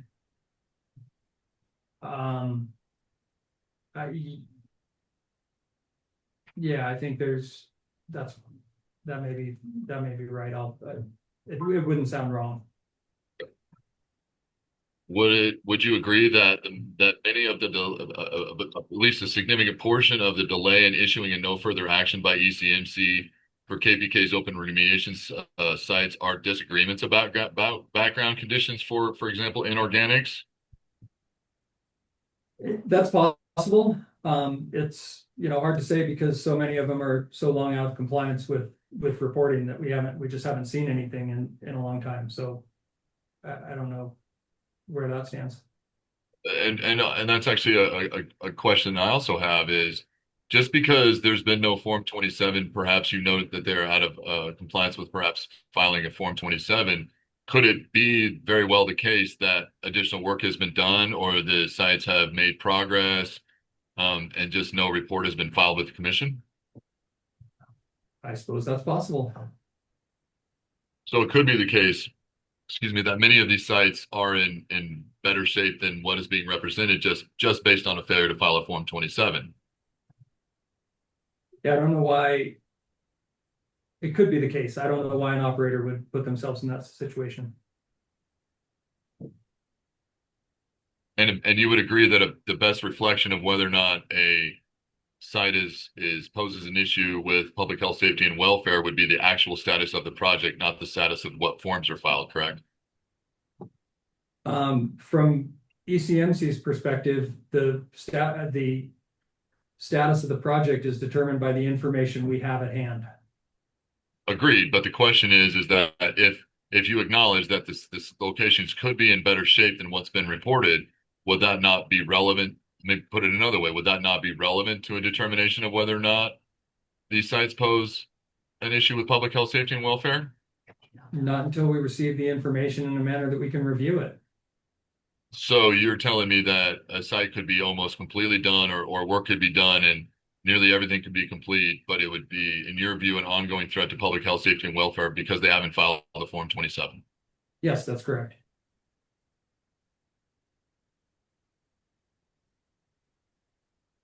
Would alluvial sediments result in the layering of a variety of sediments within many different mineral contents? I'm sorry. Sorry, objection. I believe that's outside the scope of Mr. Duranlo's testimony on direct, and I'm not clear of the relevance to this matter. We're talking about inorganic concentrations and we're talking about variability at all the locations. So we're just trying to get to the bottom of things like that. So my question speaks to the variability at different locations, and that includes inorganic concentrations. So Mike, let me rephrase it a different way for you. Mr. McGowan, let me just note for the record that you have spent a lot of time with this witness, which totally your time and you can do it. But a lot of it has not been relevant to the subject wells at issue. Instead, it's been hypothetical. And I'm just pointing out that you can spend your time however you want, but to the extent that a lot of time does not appear to be as relevant to the wells at question, it's going to be hard pressed to grant more time to you guys. So go back to the case however you want, but I'm giving you a warning. No, that's fair, Mr. Chair, and I will actually provide some context here. What we are doing is establishing situations whereby we will have subsequent environmental testimony. We have an environmental expert that's going to speak to this, and the relevance here is speaking to the status of the remediation projects. The status of the remediation projects is determined by a lot of these factors, and that's why we're getting on the record that these are applicable conditions, are applicable to the way that KPK's remediation projects have been determined. And subsequently, when our environmental expert testifies, what we're going to do is wrap this in and establish that we believe the status of the remediation projects is indeed due to many of these things being, for example, a site subjective analysis or disagreement about background relevant information. Is that fair? No, I appreciate the providing the perspective on how this is going to tie back. I'll let you go ahead with your questions. Yep. And I'm almost through anyway. So just a couple more questions. Are you familiar with the Orphan Well program? Yes, I am. Okay. And is it true that when a state takes on wells on the orphan program, they become effectively the operator for those wells?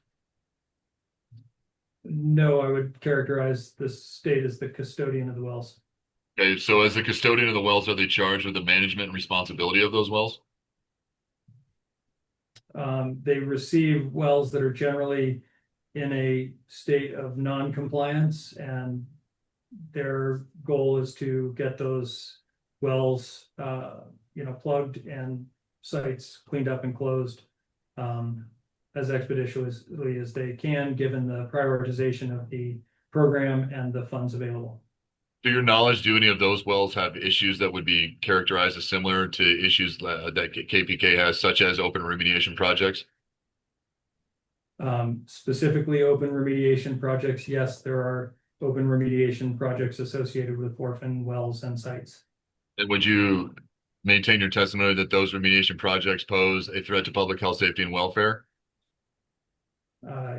Yes, that's the reason many of those are orphan sites. And does the state prioritize those for plugging and abandonment? Yes, we have a prioritization scoring system that those wells are run through. Okay, so would you agree that there are still ongoing active remediations at orphan wells that the state is the custodian of? That's correct. And has the state taken steps to bring those into compliance?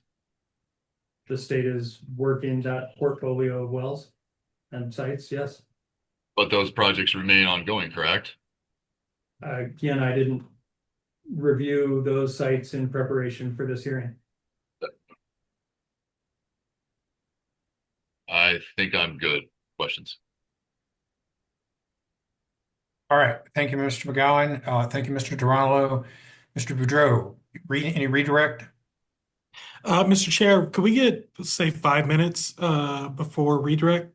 So I Sure. can hear with my client. Let's return at 2:17. All right, Mr. Boudreau, did you have redirect questions that before you go there? Wait, I don't see that Mr. McGowan has got back on screen. There he is. Okay. All right. Any redirect, Mr. Boudreau? Yes, Mr. Chair, and thank you for the moments to confer with my clients. Just a couple questions for you, Mr. Duranlo.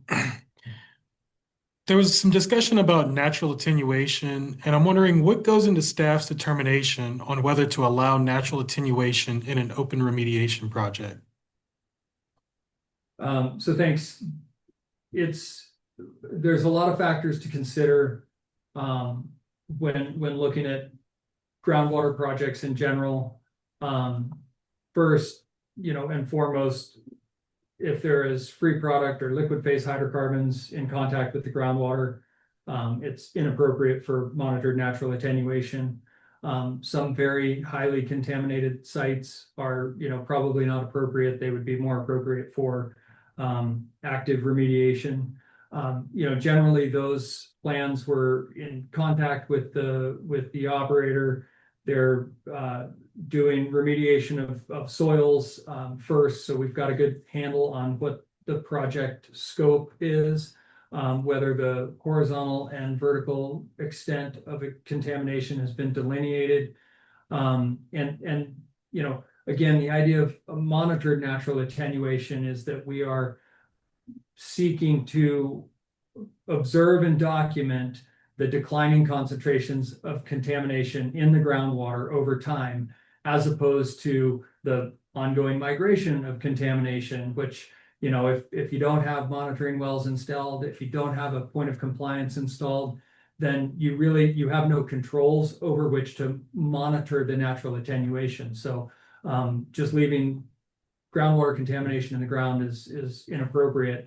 It does need to be, a plan, with a monitoring well network that, can map out the gradient of the groundwater, the flow of the groundwater, and the concentrations of the groundwater as they return to a compliant situation. Thank you, Mr. Duranlo. Hey, I'm sorry, Mr. Boudreau, I have one other thing also Yes. that I want to make clear that monitored natural attenuation is really only applicable to hydrocarbon contamination where there is, those chemical and biological processes in the groundwater that can allow for that to happen. Metals contamination, sulfate contamination, for example, like those. That's a different consideration. Thank you. Let's talk a little bit about Form 27s. There was some discussion about Form 27s being a way for staff to be updated on the status of a remediation project. Is there any other way for staff to update itself on the status of a remediation project? Yes, and our staff frequently engage in field inspection activity. We have several units who have field inspection components, including the environmental unit. And so we can conduct inspections of remediation projects or of sites where there are remediation projects and review whether or not there is ongoing progress on that remediation. And do those field inspections result in any documentation? Yes, typically field inspections do result in field inspection reports. Those are the official record of our field inspection work. Thank you, Mr. Duranlo. I have no more questions for you. Thank you.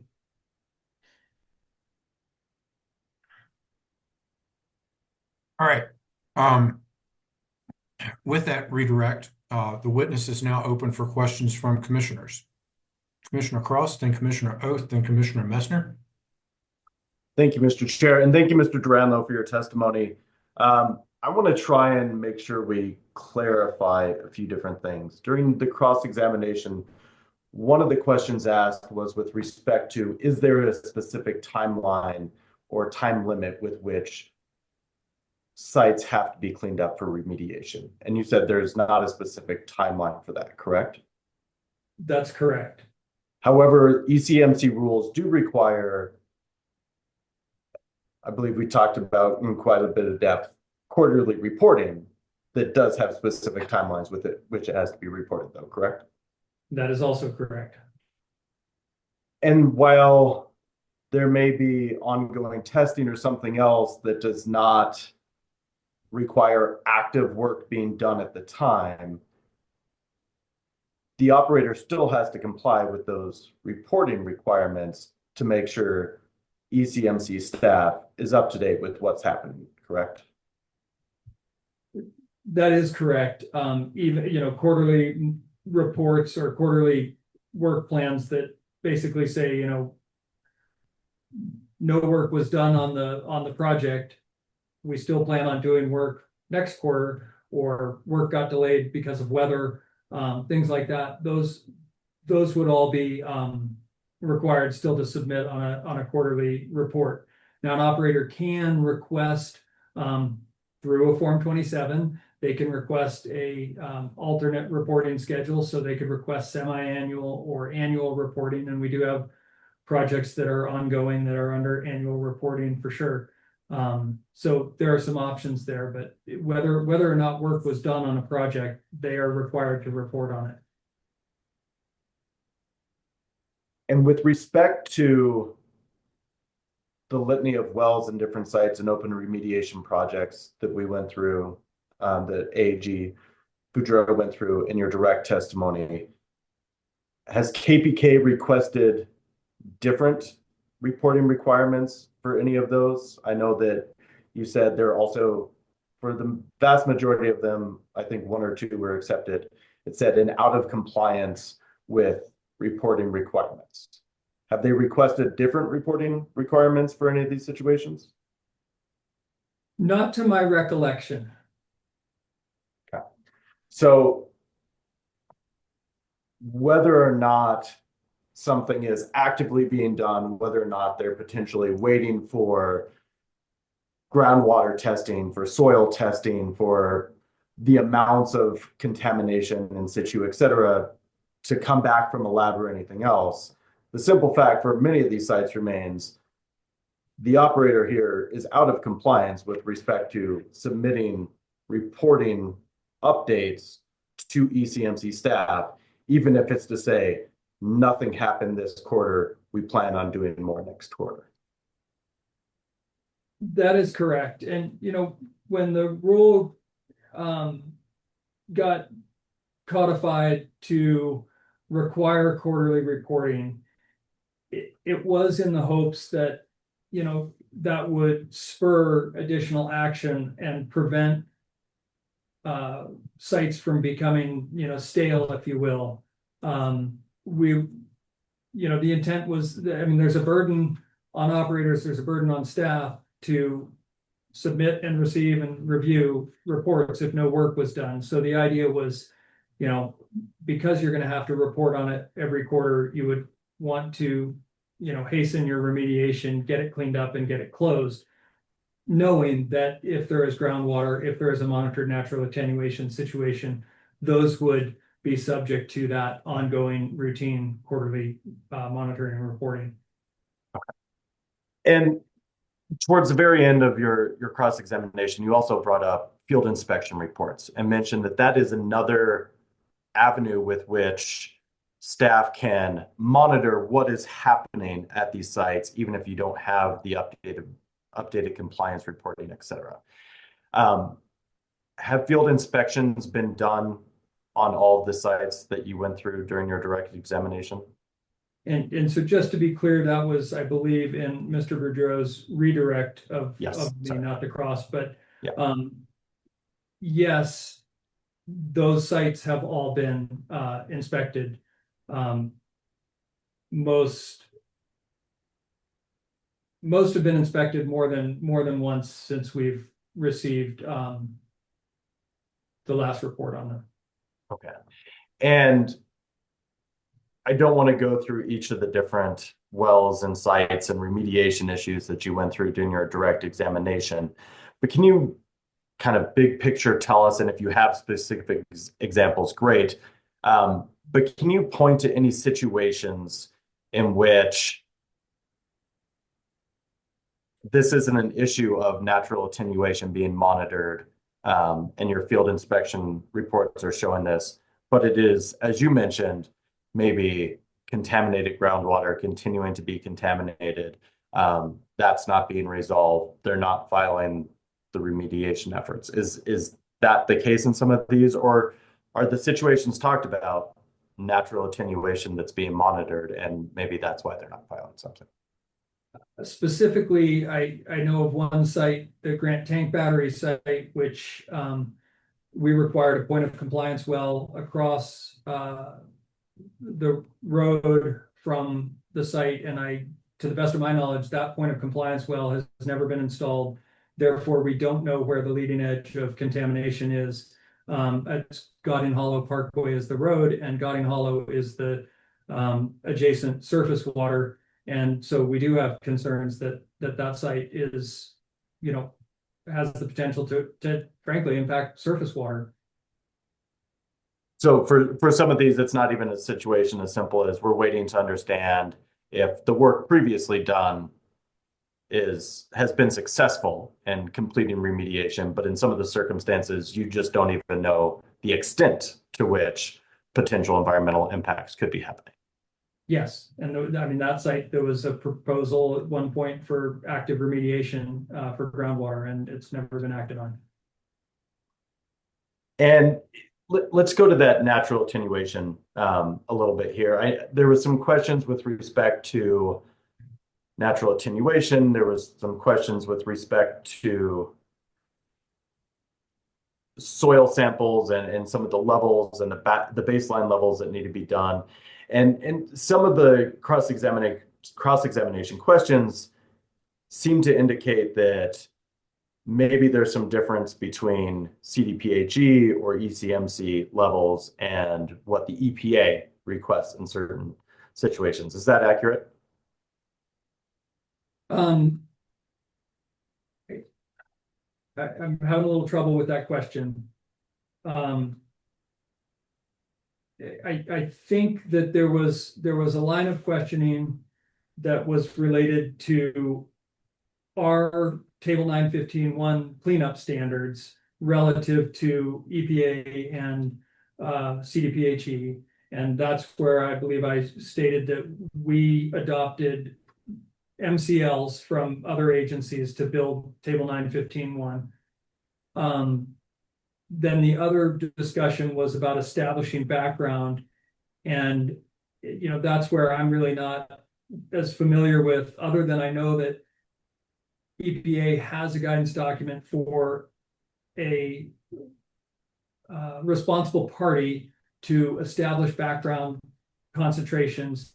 I'm not aware that there are published background concentrations by either of those agencies. And I'm not sure if I got to your question there or not. No, I think that's a good starting point from where I want to jump off to. And so the simple fact of the matter is ECMC does have regulations that talk about how baseline monitoring needs to get done. And it does have regulations with respect to the appropriate levels. You talked about the MCLs that based off of what we received from other agencies, correct? Yes. And so even if there were differences in something that CDPHE required, even if there was something different that EPA does or may require in other circumstances, the simple fact of the matter is operators in Colorado have to adhere to ECMC regulations, correct? Yes, for spills and releases of exploration and production waste, they have to adhere to our cleanup standards. Okay, that's helpful. And then I want to touch base, and I think this is going to be more based off of your experience now as the assistant director, as opposed to your previous experience as environmental manager. But there was also some questions about the orphan well program in Colorado and the fact that there are some open remediation actions with respect to the orphan well program as well. Do you remember that? Yes. Do you have an idea of how many open remediation issues there are with respect to the orphan well program? I don't know that. I know that we publish an annual report, but I think it's kind of well focused, so I'm not sure. And one of the things you mentioned during your testimony is that we have a specific group within the agency, the orphan well group, that goes through, works with plugging and abandoning wells, works with the remediation of wells, works on identifying, and I believe you said goes through to try and rank in terms of which wells need to be plugged and abandoned first, which wells need to be remediated first, et cetera, correct? Yes, that's correct. And do you know the types of considerations that the orphan well group goes through in making those determinations? I am familiar with the scoring criteria. I will probably, I can't recite them, but I do know that it is based on both a risk determination as well as sort of a impact, I guess, scale consideration. But yeah, so they use, typical risk-based parameters, proximity to receptors, types of receptors. For the wells, for the plugging of the wells, it's I believe mechanical integrity demonstrations, and things like that. So it's a number of factors. And again, it is available on our website, but it's not something that I necessarily use on a daily basis. No, that's fine. And does the orphan well group have to similarly to operators throughout Colorado file the respective forms as it goes through the remediation projects? We do require, the same reporting, the same site investigation planning for facility closure, for spill cleanup, associated with the plugging of orphan wells. Yes. And are you aware of any situations in which the orphan well group is behind on the reporting requirements, similar to what you mentioned in your direct examination with some of the cases being in 2022, 2023, that reporting has not occurred on some of these orphan wells? As I said during cross, I did not prepare for that in preparation for this hearing, so I can't answer the question with any certainty. That's quite all right. I understand that. And then I wanted to, and maybe this is something that can kind of be cleared up a little bit, but as I was trying to make the notes on some of these, I believe you said there was 3 of the wells or well sites that were raised by the applicants here, Frederick and Dacono, with which remediation has closed. And I believe, and I'm just trying to go through here because I think I missed one of them. The third remediation with the Coslet A number 9 and A number 4, you said was closed. You said that there was not a remediation project with respect to the Lepla estate, but you said the remediation from 2019 had been completed, correct? Yes, that was closed under our prior rules prior to our mission change rulemaking. And then you said the so Milton Nelson F number 1 was closed, and I think you said that there was another one that was closed, if I remember right. I believe that would have been the Foreman Unit 4.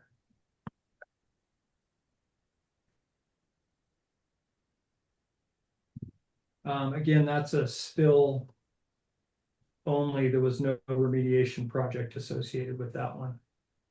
Okay. That's helpful. And then I think one last point for clarification purposes, and at the beginning of your direct examination, there was some discussion about the 901As, and I just want to try and make sure that I understand the numbers with those, because I thought I heard 85 spills and releases, and then I thought I heard maybe 78 sites remain open, but then later on I thought I heard 87 facilities. Can you try and clarify that? I just want to make sure that I have numbers correct with that. Yeah, and it's tough because the way even in going through the wells that are at issue here and associating a spill with a remediation project with multiple wells, and it does get very challenging. And the 901A orders were no different. So I believe in that we were talking about the first 901A order from April 2021. And so at the time that it was issued, there were 85, KPK had 85 spills and releases open, 85 spills and releases and 73 open remediation projects statewide. At the same time, there were 29 spills and releases within Adams County, Weldon, Adams County. And then the order itself, the 901A order, identified 87 facilities associated with essentially the 29 spills and releases in Weldon, Adams County. And those were the ones that were required to be shut in while they worked through those remediation projects. Perfect. And then with respect to the 85 spills and releases overall and 73 open remediation cases, were those open remediation cases in some circumstances covering multiples of those spills, or were there some spills and releases that were not yet part of open remediation cases? Both, I would say. So there were some spills and releases that were not covered by remediation projects, and there were some remediation projects that covered multiple facilities. Okay. That's helpful. So I wasn't too far off in the numbers as I was taking notes. But that explanation and clarification was definitely helpful. No, that was, it challenging to follow. Okay. I think those are my only questions for now. Thank you. Commissioner Oath. Thank you. And I want to start by saying I really appreciate staff's participation in this hearing, particularly on this topic of providing the commission with information about threats to public health, safety, welfare, and the environment. So I appreciate your testimony and your participation. My questions, and I really only have a few, but they're more related to questions that came to mind in reviewing the written submittals, the pre-hearing statements. And so they're kind of more general than some of the questioning and conversation that has been happening today. So bear with me and adjust maybe your brain, your mindset a little bit here.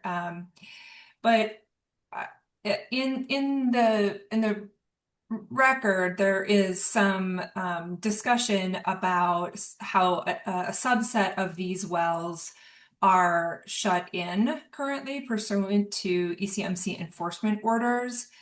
And so there was some discussion about what level of risk do wells that are currently shut in pose. And so I was wondering if you could provide a perspective on that.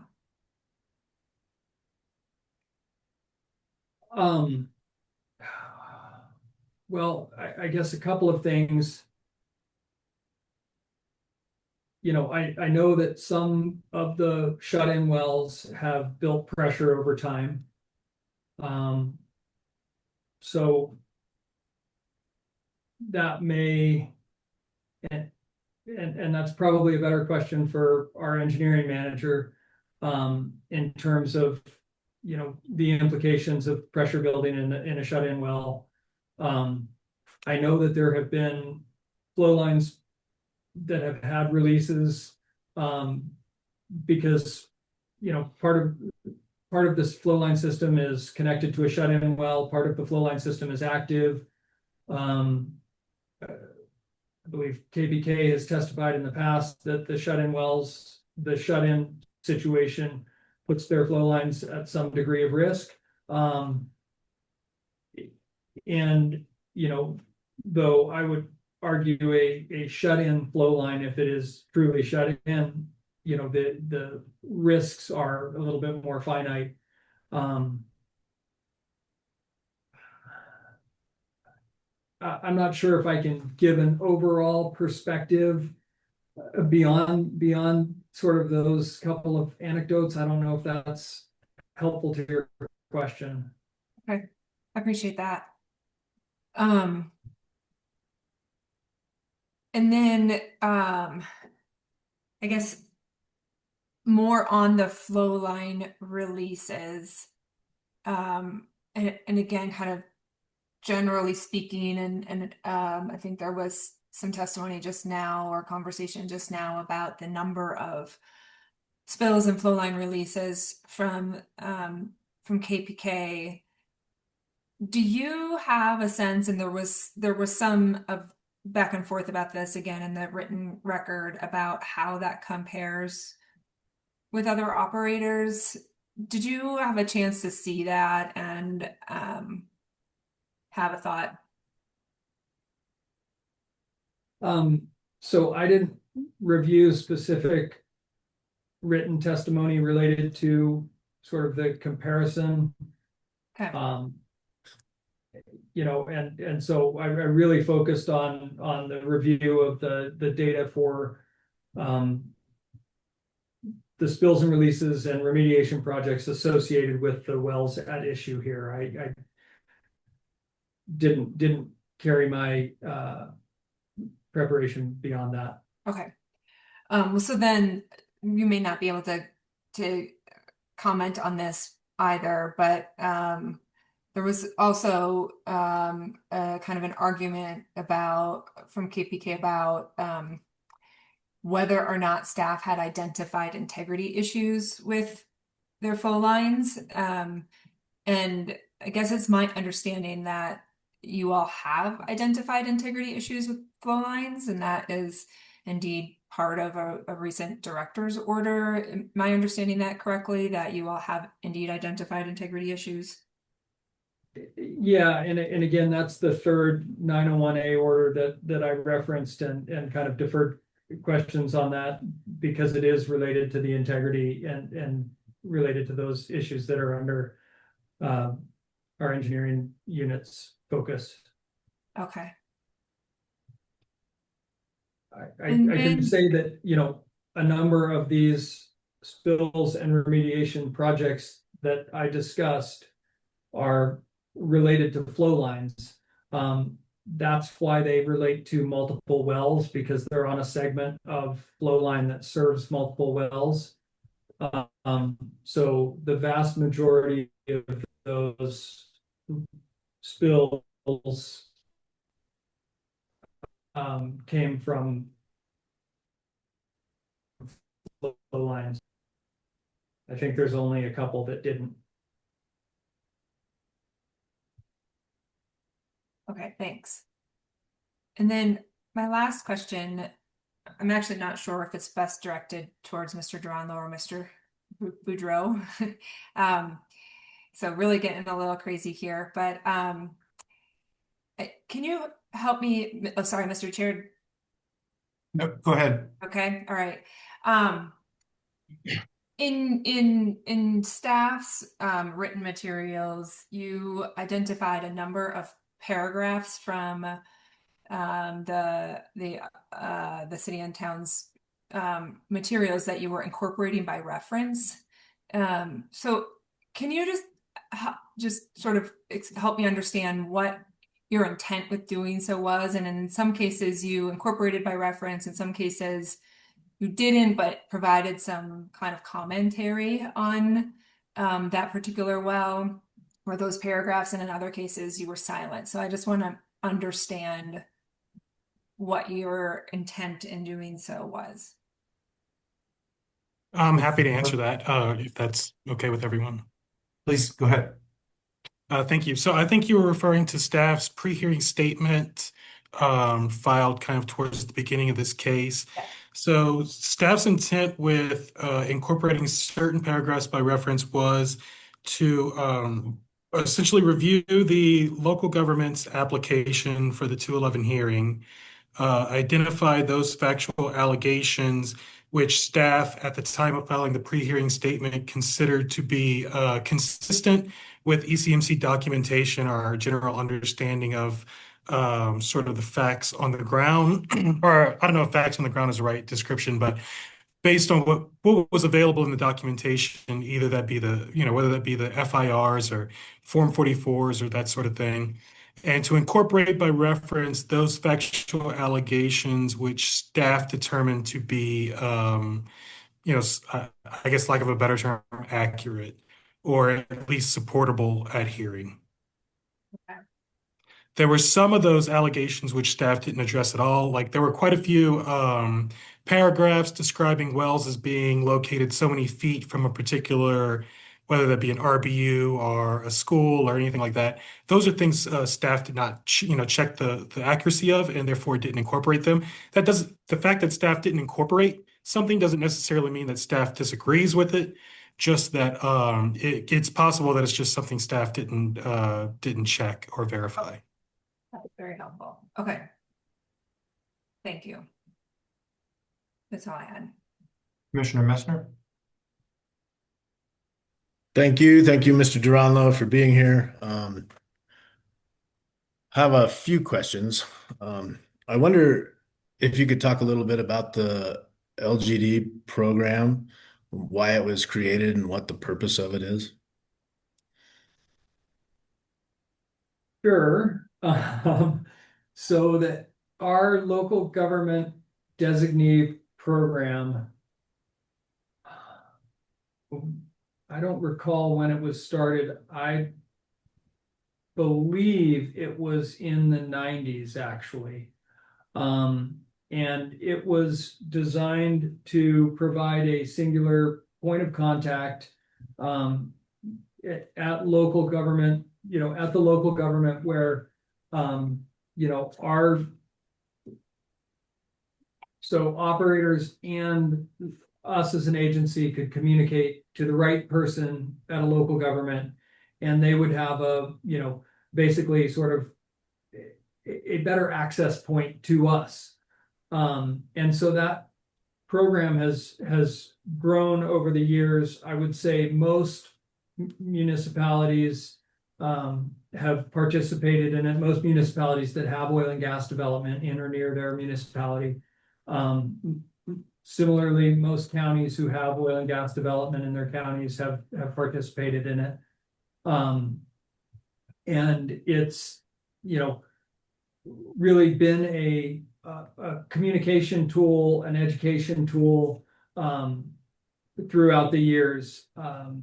And I believe, it's kind of first in the nation type of program to allow for that better exchange of information, more transparency between local governments and our agency, and been pretty successful with that.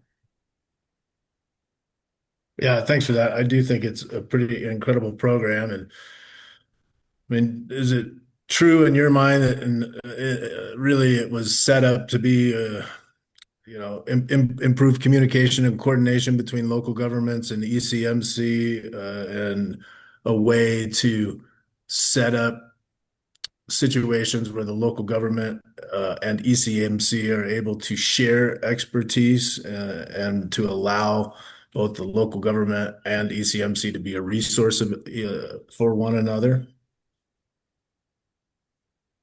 I would say that is a fair characterization because, when it was first set up, for example, ECMC didn't have, land use planning in its works. And so we could ask local governments, to opine about land use issues. And then the flip side is, most local governments, as was alluded to in a question to me earlier, maybe don't have that level of expertise, and so they could reach out to us and, whether they had a question about downhole issues, or, surface issues or spill issues, they could reach out to us and we would put the right subject matter expert in touch with them to help them solve their issues or address their questions. Yeah. And then, I mean, one of the other things that the local government or LGD program is designed to do, or at least does, I think, pretty successfully, is cooperatively work towards that coordination and communication as it deals to threats associated with spills, releases, remediation, and that is our communication point, on these different items associated with potential threats. Is that fair? Yeah, I think we have been a great resource for one another. I would say the primary, probably the deepest level of engagement we have with local governments is during the planning and permitting process. And that process is designed to evaluate risks to receptors, and look at threats, from potential spills and releases. That said, I think, we often receive a great deal of deference from local governments when we are, actually providing oversight on spills and releases, because those are, statutorily, our jurisdiction to be the primary regulatory agent on. And so, oftentimes there is requests from local governments for, periodic information or updates, especially, higher profile situations, they'll want to be engaged in that. And so we use that local governmental designee as a, as a point of contact that we then expect kind of to disseminate the information back through the local government channels to their county commissioners or city managers, et cetera. Sure. Yeah, and on that point, the way that ECMC would know whether there's any particular progress that's happening on a remediation site or a spill and release site is forms and reports, correct? And being in compliance. That is the way that ECMC and an operator communicates with one another and documents the progress or lack of progress that's happening in any particular site. And is also the information that ECMC needs in order to be able to communicate that with the local government designee, correct? That's very correct. As I said earlier, we're a forms-driven agency, so that's our primary way of communicating.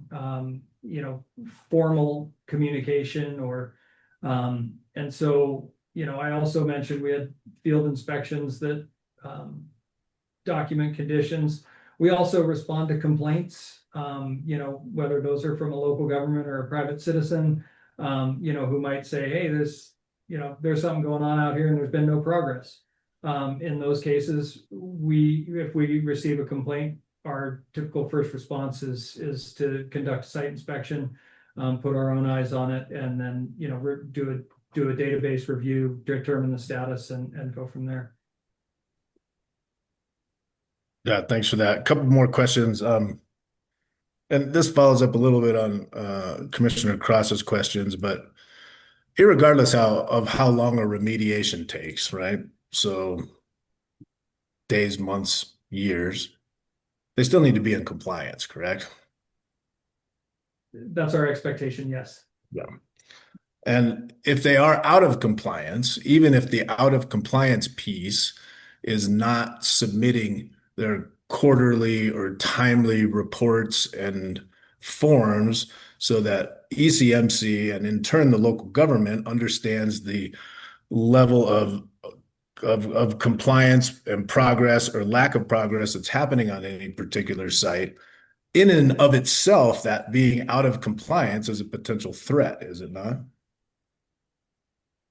Yeah, that is staff's position that you know that failure to comply with the timely reporting, it's a critical component because we do rely on that reporting to help us understand what the conditions are in the field. And absent that timely reporting, we just don't know. And I mean, there are thousands of remediation projects open, and we do, our environmental protection specialists who are responsible for conducting oversight on those, they need to see the information timely so that they can make appropriate decisions on what the sites need. Great, thanks for that. And then just last question to make sure my numbers are right as well. And I followed a little bit of Commissioner Cross's, but I just want to make sure I'm on the right page here. So in your testimony, you talked about 16 sites or wells. Of those 16 sites or wells, 11 were out of compliance, 1 was in compliance, and 4 were closed. Is that accurate?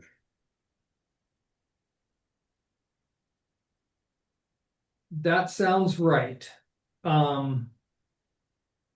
If you'd like me to guarantee 100%, give me a moment and I will count up. If it doesn't seem like I'm way off, that's it seems like you're right there in the ballpark. Specifically to your number that are closed, and the number that were in compliance with quarterly reporting, I believe you are spot on. okay. And then last question. The issuance of 901A orders is not something that ECMC takes very lightly, right? It's a pretty significant situation when ECMC decides it needs to issue a 901A order. Is that fair? That is fair. It is a significant order. Typically, the requirements are pretty stringent, and we're issuing that because we have significant concerns. Significant concerns associated with threats to public health, safety, welfare, the environment, and wildlife resources, correct? It could be threats to, or could be ongoing impacts. Okay. The advantage of a 901A order is it doesn't require, no offense to commissioners, it doesn't require the director to go to a commissioner, to the commissioner to the commission to get the order. The director can issue that order, and then the expectation is if the operator, the operator can then appeal it to the commission. But the idea is that the operator would also be taking action on that order even during the pendency of their sort of appeal to the commission. And I may have. And part of the reason that it doesn't go to the commission is because of the need for expediency associated with implementing that 901A order, right? Because it's that important. Yes, sir. Okay, those are the only questions I have. Thank you for being here, Mr. Durano. Thank you. Thank you, Mr. Durano. Commissioner Ackerman has questions. Thank you. I do have just one left on my list after the questions from my fellow commissioners, one line of questioning. And thank you for being here, Mr. Duranlo. In KPK's questioning, it was asserted that remediation delays are often the result of staff not accepting the operator's submissions. And I'm just looking for a little bit more color on this. Can you add any more info on why background condition submissions, for example, by KPK have been denied? And if you don't know specifically, can you talk about what might constitute grounds for staff to deny those types of submissions? Yeah, so I can think of several reasons why those have been at issue. Frequently we require background to be of well, one, undisturbed, areas off of the oil and gas location.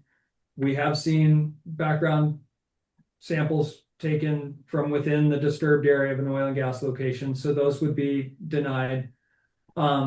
We expect background to be representative of the conditions where the soil sample was collected, both, and so that might mean taking it at a similar depth. So if you had a confirmation sample collected at 8 feet deep, we would want the background sample to be collected at a similar depth. And so, this is standard practice. Operators, when they collect background samples, they know, I'm going to be sampling shallow and deep, and so they collect their background samples consistently with that. For shallow samples, it's often, soil type. The soil type at the location can vary. And so we want to make sure we're also looking at similar lithologic or soil type situations for those. The table 915.1 footnote, says representative background concentrations. So we do want to make sure that those background samples are representative of non-oil and gas impacted soils. Thank you. I appreciate that explanation. And then as far as how much this impedes remediation operations, can you also give me an idea of kind of the frequency of denials? Is it, routine that staff denies these types of submissions from all operators the first time at each event? Is it rare?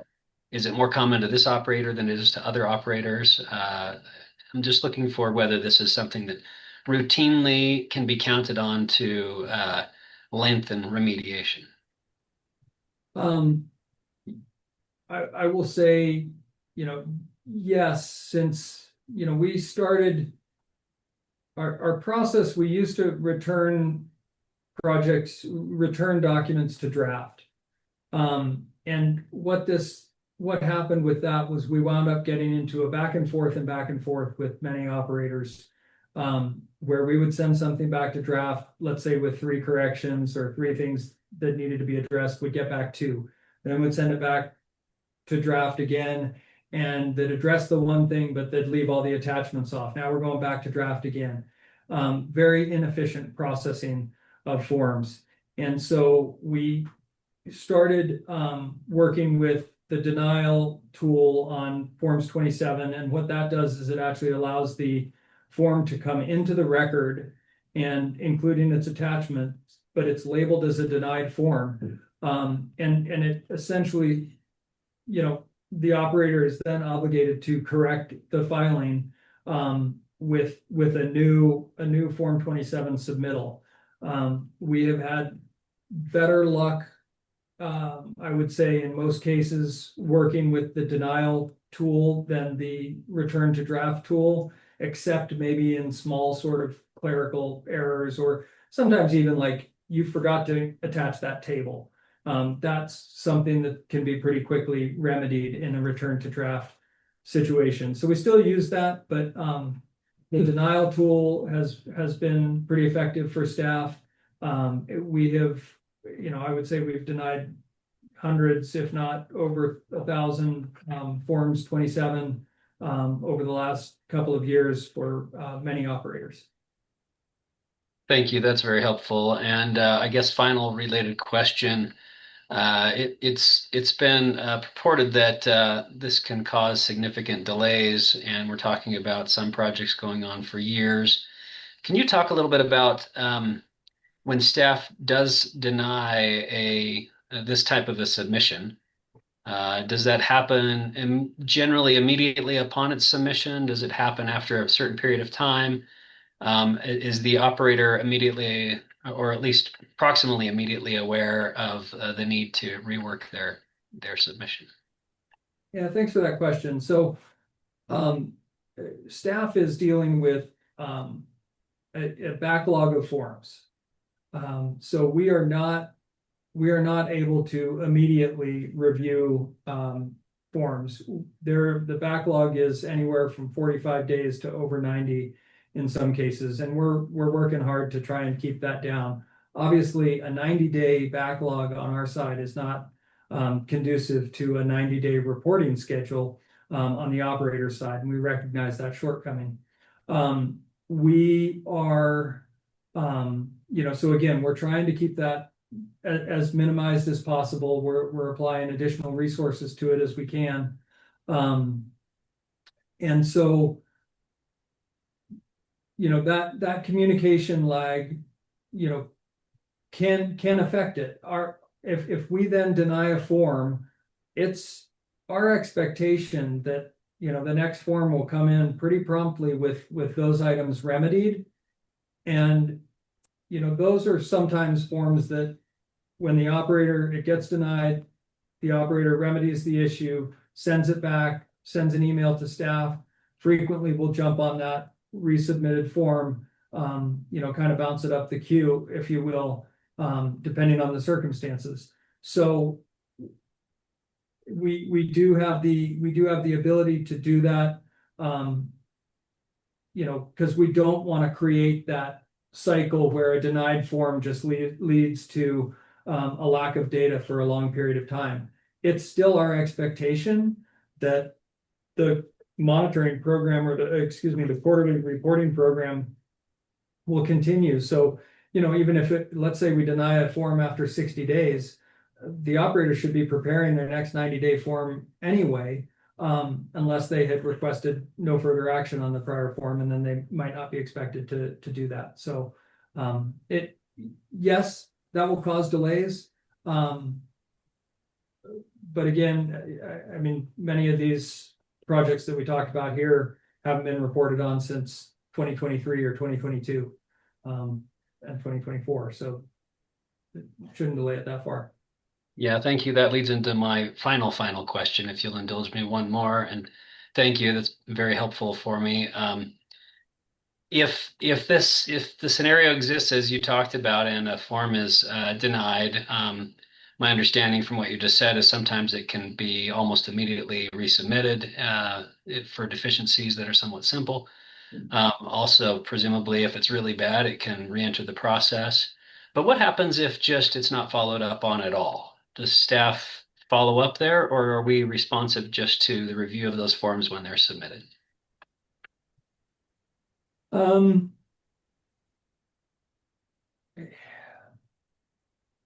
It is pretty challenging for staff to bird dog those sites.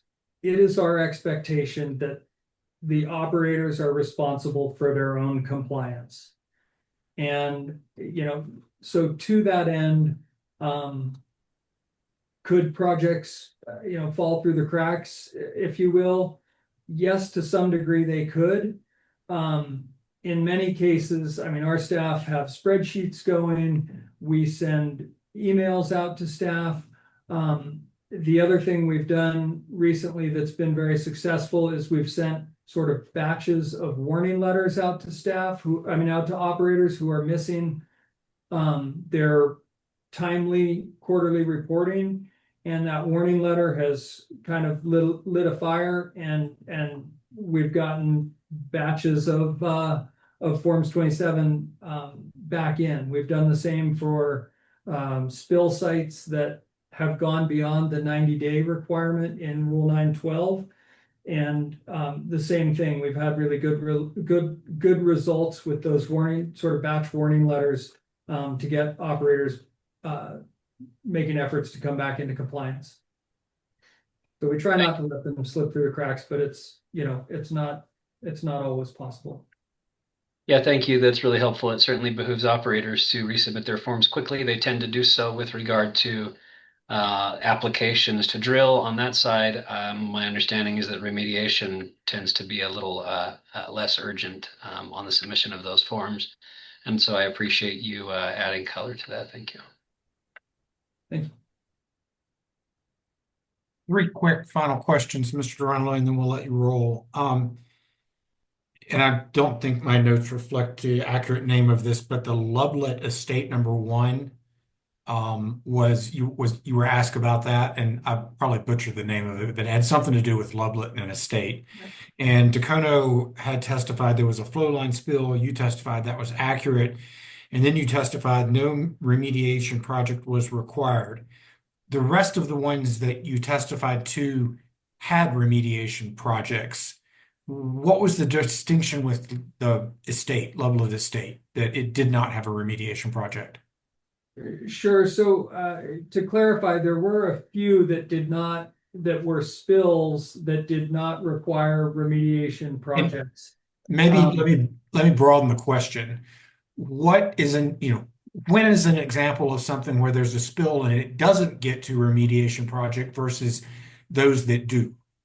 Sure. And so the idea is that a spill should be investigated, cleaned up within 90 days. And if it is going to take longer than that, this is where our rules are set up. If it's going to take longer than that, then a Form 27 is required. So those that were closed without a remediation project were investigated and cleaned up, and documentation was provided to close them within the first 90 days. And they did not impact groundwater. So that there's two significant triggers there. One is, the impacts to groundwater, that's always going to require a Form 27. And if it's a spill that takes longer than 90 days, it's going to go to a Form 27. Very helpful. Thank you. A second clarifying question. For some of the remediation projects, for instance, the Peltier number 2, you testified that there were associated wells with that. The Peltier unit B1 was associated with Peltier number 2. What does associated mean? So the application from the city and town was sort of laid out well by well. And because the environmental unit is focused on remediation projects and spills, it didn't track exactly. And so what we were trying to lay out was, and provide testimony on is the individual spills and remediation projects. And then essentially, if they were related, for example, a flow line that has 2 wells on it going into a trunk line, if there's a spill on that flow line, it affects 2 upstream wells. Okay. And so that's what Mr. Boudreau asked me on each one of those, like, what are the other wells associated with that? So that's listing just the wells that are included in this application. There may be wells outside the city and town that are also affected by those same spills, but those we aren't talking about here. So I was just limiting to the other wells listed in the application. Thank you. That's a helpful clarification. And finally, you testified that you were asked if any open remediation project is a threat to public health, safety, welfare, the environment, wildlife resources, and you said yes until we receive and review closure documentation. Do you recall that testimony? Yes. Okay. And I don't know how to ask this question, but from listening to your testimony, the spill cleanup, sometimes without a Form 27, sometimes with the remediation project, it appears that ECMC's rules and regulations contemplate that despite the fact that a project that is in open remediation is a threat to public health, safety, welfare, we live with that. Because it takes time to identify the spill, clean it up, et cetera. Am I saying this correctly?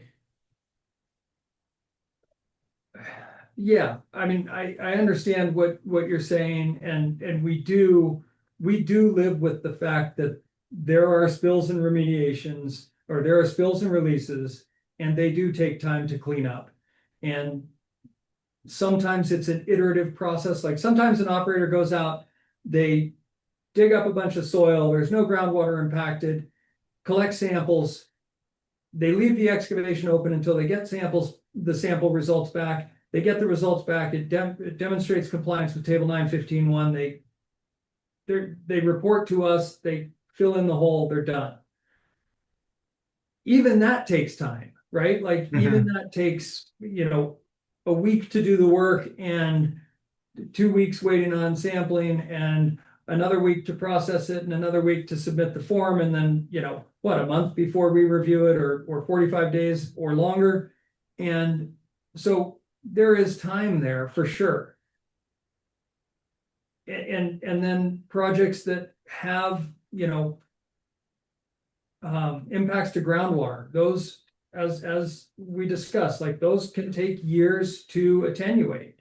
They can take years to clean up, even if you're doing active remediation. And so, yes, we live with that. That's one of the reasons why, another reason why we wanted to have that quarterly reporting on projects was to make sure that, it's appropriate to continue to monitor, or if there is work that can be done, it's being done. And so, we do have to live with that, but boy, the faster we can get these things closed, the better for everyone. And the quarterly reporting was a method to address that, to ensure you're getting data to establish work or not work or whatever, but establish a quarterly understanding of where the project stands. A cadence of communication and a cadence of activity. We recognize that there are sites where, winter conditions preclude, active remediation, on the mountainous areas of the West Slope, right? So oftentimes, an operator in those circumstances might request a biannual reporting so that they could report spring and fall and not have to submit that report in the winter. Okay. Those were my questions. Really appreciate your testimony and being with us this afternoon. Commissioners, I think it's appropriate for the final break of the day. And when we get back, Mr. Boudreau, can you give us a sense? Do you have another witness or not? Yes, Mr. Chair, Ms. Diana Byrne will testify, and then that will be staff's last witness. Okay, then let's have Ms. Byrne appear back with us, and let's take close to 10 minutes. Let's return at 3:30. All right, we're going to start back up. It is 3:30 on June 11th, and this is docket 241200310. At this point in time, I believe I need my Attorney General Davenport to show up to swear in Ms. Byrne. Thank you, Chair. Ms. Byrne, I'm going to ask you to raise your hand, state your name, and state that you swear to tell the truth. Go ahead, please. Diana Byrne, I swear to tell the truth. Thank you. All right, Mr. Boudreau, you have Ms. Byrne as your witness on direct examination for your case in chief. Thank you, Mr. Chair. Thank you for being here, Ms. Byrne. What is your current title, please? I'm the engineering manager at ECMC. And how long have you been in that role? Just over 3 years. Thank you. In your role as engineering manager, what are your responsibilities? So effectively, the engineering group has the responsibility for the downhole construction of wells. And then additionally, we have underground injection control class 2, and then also the flow line integrity and facilities fall within the integrity group also. Thank you. Are you familiar with the ECMC documents that staff listed on its exhibit list in this case? Yes. Did you hear Mr. Duranlo's testimony earlier regarding the February 16th, 2024 Rule 901A order? Yes. Are you familiar with the February 2024 Rule 901A order? Familiar with it. Can you please explain to the commission why staff issued the February 2024 Rule 901A order? There were quite a few ongoing flow line issues that were not being addressed timely, so they continued to occur. Multiple spills that were associated with flow lines, so that was the reason behind staff issuing the 901A order because of the ongoing issues associated with spills. Do you know what corrective actions do you know what corrective actions the director required in the February 2024 Rule 901A order? There were quite a few, but probably the most relevant was that KPK was ordered to deactivate and depressurize the flow lines that were associated with these wells and provide the necessary documentation regarding the root causes of those spills, repair the issues that were identified in the analysis, and then also, after repaired, conduct ECMC witnessed pressure tests of the repaired flow lines before putting the flow lines back into service. Do you know the current status of those corrective actions? They must almost all remain outstanding, that they have not been completed and documented. Why do you say that they must almost all be outstanding? We haven't received any requests for witnessing the pressure testing of repaired flow lines that they could be returned to service. Is there any other information you've not received that you need under the Rule 901A order? I believe there was some follow-up requirements for documenting some other items that have yet to be submitted.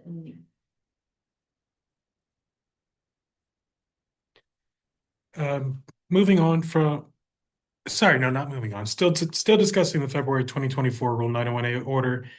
Are you familiar with the allegations that Dacono and Frederick have made regarding the February 2024 901A order? Yes, What's your understanding of the allegations Frederick and Dacono have made? that they've identified a number of wells associated with these flow line systems that were part of the 901A order. That the flow line integrity has not been verified, and additionally, they have identified some outstanding requirements for mechanical integrity for many of the wells. Would you agree that KPK has not verified flow line integrity for the flow line systems identified in the order? Yes. Right then, or they have not. They have not documented the repair for the flow lines that are indicated in the system. Of those KPK flow line systems that Dacono and Frederick identified in their Rule 211 application, for which has KPK not verified flow line integrity? I don't believe we have any documentation of flow line integrity for the ones that are indicated in the 901A order. Mr. Chair, I'm sorry to interrupt, but I'm having a very hard time hearing the witness, and I just want to make sure we have a clear record. Sorry. Thank you. Ms. Byrne, maybe if you can get a little closer to your microphone. Thank you. Thank you. Let's see, where were we? Would you consider it a threat to public health, safety, welfare, and the environment that KPK has not verified flow line integrity for the flow line systems that the local governments have identified? I was tucked in. Sorry, I believe Mr. McGowan made an objection. Same objection as we had to Greg's testimony about the underlying question of whether or not it's a threat to public health, safety, welfare, and the environment. And we'll go with the same response, which is, Ms. Byrne, just stick to stating facts and then impacts that might result from facts, and stay away from testifying as to the final conclusion relative to whether a well needs to be plugged or abandoned or is used or useful. Go ahead, Mr. Boudreau. Thank you. So getting back to my question, Ms. Byrne, would you consider it a threat to public health, safety, welfare, and the environment that KPK has not verified flow line integrity for the flow line systems that the local governments identified in their application? So tough to answer in that, don't know exactly, but as they sit depressurized and deactivated, there's not an active threat that you would assume to be present.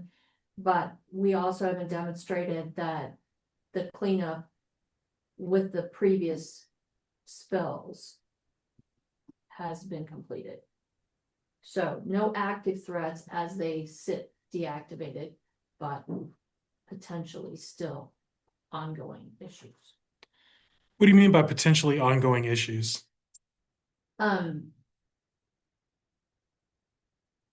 Not complete remediations or testing to assure that the flow line integrity is there. Thank you. I want to move on from flow line integrity right now and talk about mechanical integrity for the subject wells. Are you aware of the allegations Dacono and Frederick have made regarding past due mechanical integrity tests at a number of the subject wells? Yeah. Do you know whether KPK is past due for mechanical integrity test at any of the subject wells? They are past due for mechanical integrity tests at many of the wells. Yes. Of the wells Frederick and Dacono have identified in their application, for which is KPK past due on MITs? All of them except potentially one that may have been misidentified as needing an MIT. It was returned to production within its 24 months. Do you know the name of that well? It's the Uper 43 Pan Am 13. It's still out of compliance with 434C, but it is not overdue for an MIT. Can you explain that distinction? Yeah. So our rules are weirdly timed in that the requirement for a mechanical integrity test occurs on a shut-in well. By month 24, you're to have performed a test to determine mechanical integrity of that well. 434C, which is relatively new, came in April of 2022, provides additional expectations for an inactive well. So an inactive well effectively is one that hasn't produced for 12 months. Once it's been inactive for 12 months, then you have an obligation within the next 6 months to either return it to production, have it appear on a Form 5B, which acknowledges that it's an inactive well, but you know that it's inactive and you, as the operator, would like to keep it and recognize that it may be liable for additional financial assurance. Place it on a 6A, which is the out of service list, which says, I am taking this well out of service for utilization in an oil and gas capacity and committing to plugging it by date certain. And then there's the fourth one. There's only 3. Is that all? Yes. Okay, thank you. So I'm going to ask you a similar question regarding MITs that we had for flow line integrity for flow lines. Would you consider a well being past due for an MIT to be a threat to public health, safety, welfare, or the environment, including wildlife resources? Same objection. Same response. There you go. Wait, please. Go ahead, you can answer. All right. So again, it's the potential, right? It's the lack of knowledge as to whether or not it presents one because you have a lack of data. And so, yes, there's a potential. It's not demonstrated, but there is a potential. And with the lack of information or the documentation, it's hard to draw that conclusion that it is not a threat, but it is potentially a threat. Do MITs indicate whether there is a downhole issue with a particular well? Yes. A mechanical integrity test pressurizes the production casing of the well, and if it does not contain that applied pressure, then there's an indication that other things could escape that production casing also as it sat there. So it's, again, not necessarily going to take directly to an impact, but there's a potential to impact if it cannot contain, basically, you're looking at that to contain the oil and gas products that are in that well. When you said it doesn't lead you directly to an impact, does that mean it doesn't tell you exactly what the problem is downhole? It does not. It would require further analysis to to determine why that test failed. So there would require further diagnostics and looking at other means to identify issues. And if staff does not have access to an accurate and on-time MIT, can staff participate in that, as you described, diagnostic process? We cannot, and cannot extrapolate from other data. Thank you for that explanation. Recognizing that staff's primary purpose here is to provide the commission with information on public health, safety, welfare of the environment, and also mechanical and flow line integrity, I think we're going to leave it there for now, but some of the other attorneys are going to have some questions for you, and then the commissioners are going to have some questions for you. Mr. Chair, that's all I have for Ms. Byrne on direct, but I'll reserve whatever time I have left for redirect. All right. So Ms. Byrne, we're going to have the attorneys for the towns and cities maybe ask you some questions on cross, and then the attorneys for KPK, and then as Mr. Boudreau indicated, we might have some questions from commissioners. So Mr. Sura and Mr. Prescott, one or both of you are recognized for cross on Ms. Byrne. Thank you. I just have a couple questions, Ms. Byrne. Thank you for your testimony. I would be curious as to how an operator like KPK would conduct an MIT test on a shut-in well. But that's effectively the expectation, right? That it's shut in that it's conducted on a shut-in well. So they would have to provide some sort of downhole isolation in order to test the casing. So it may require the tubing that's currently in the well, if there's tubing in the well, being pulled and placing a downhole plug. If the well was already configured that it was producing with a production packer in place, then the well can be tested with that setup. So being shut in does not preclude a mechanical integrity test. Thank you for that answer. KB Kaufman has contended that they have asked to produce their well to be able to avoid the MIT test, but that's not really a MIT test, is it? No, that's not a demonstration of That mechanical integrity. KPK is requested or stated. Mr. Sura is not characterizing accurately what KPK has stated. Let me rephrase. Just producing a well for a day would be one way to avoid the MIT test, wouldn't it? If it was done timely in front of the 24-month expiration. Okay, thank you. That's all my questions. Mr. Prescott, did you have any questions? Just clarification. Thank you, Ms. Byrne, for being here. I think I understood this. I just want to make sure I did for my notes. So the flow lines identified in the 901A order requiring integrity, the integrity hasn't been completed for any of those flow lines. Is that correct? No, that And for the wells at issue in this matter, the subject wells, if you will, that require an MIT under the rules, there's no record of MITs being completed. Is that correct? that is correct. And as I understand, your conclusion on that is because of the lack of data on integrity, the staff cannot determine if there is an identified demonstrated adverse impact, right? Correct. And that just leaves you, I think your words were potential for adverse impacts. Is that right? Yes. Okay, that's all. Thank you. Mr. McGowan. Thank you, Mr. Chair. So on that, we'll continue off actually Mr. Stephen Lewis Prescott's question. There's also potential that there are no issues, correct? Correct. So it's really just it's almost speculation to say one way or the other without doing the test, correct? I wouldn't take it to speculation, no. Well, if you're speculating one way or the other, you're speculating that there could be harm or they're speculating that there couldn't be harm, correct?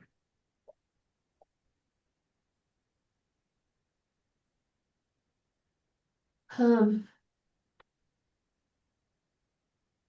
me, it goes back to that lack of data.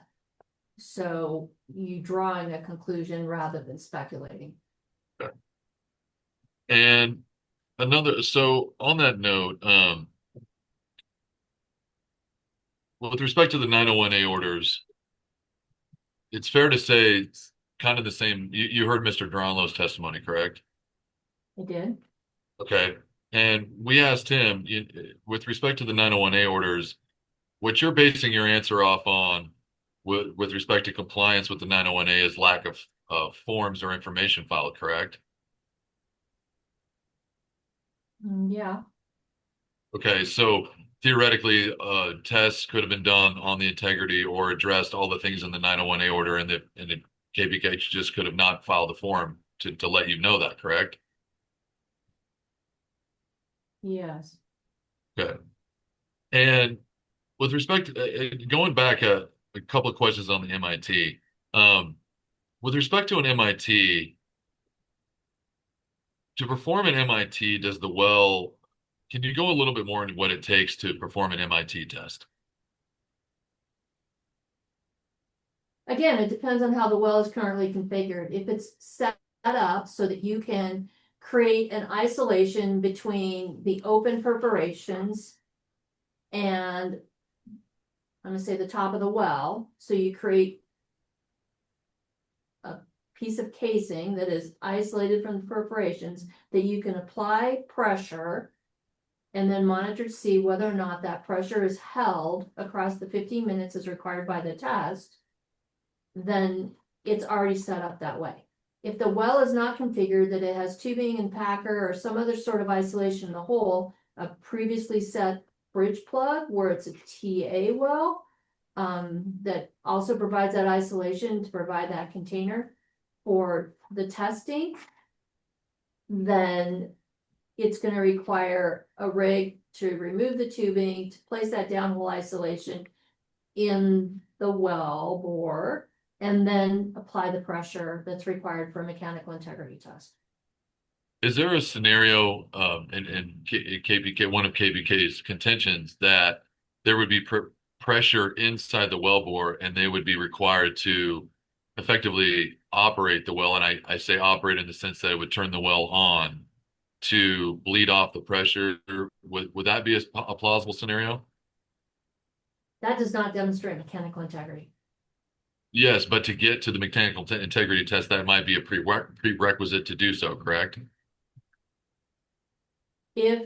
Yes, because that would seemingly not be set up for a mechanical integrity test if there was a demonstration of production casing pressure. And if they did such an action, that would be violative of the 901A order, correct? Set it up for the MIT. Well, if No. they had to lead off the pressure and that required operation of the well effectively to, in fact, turn the well on to bleed off the pressure, that would constitute operation of the well and be violative of the 901A order, correct? I would not consider that operation of the well. I would consider that setting it up for the required mechanical integrity test. You So would expect that the emissions are controlled. what was that ever communicated to KPK? I don't believe it was. It would not seem necessary to communicate that to KPK. Well, are you aware that KPK has requested the ability from the commission to perform MITs and they never received a response?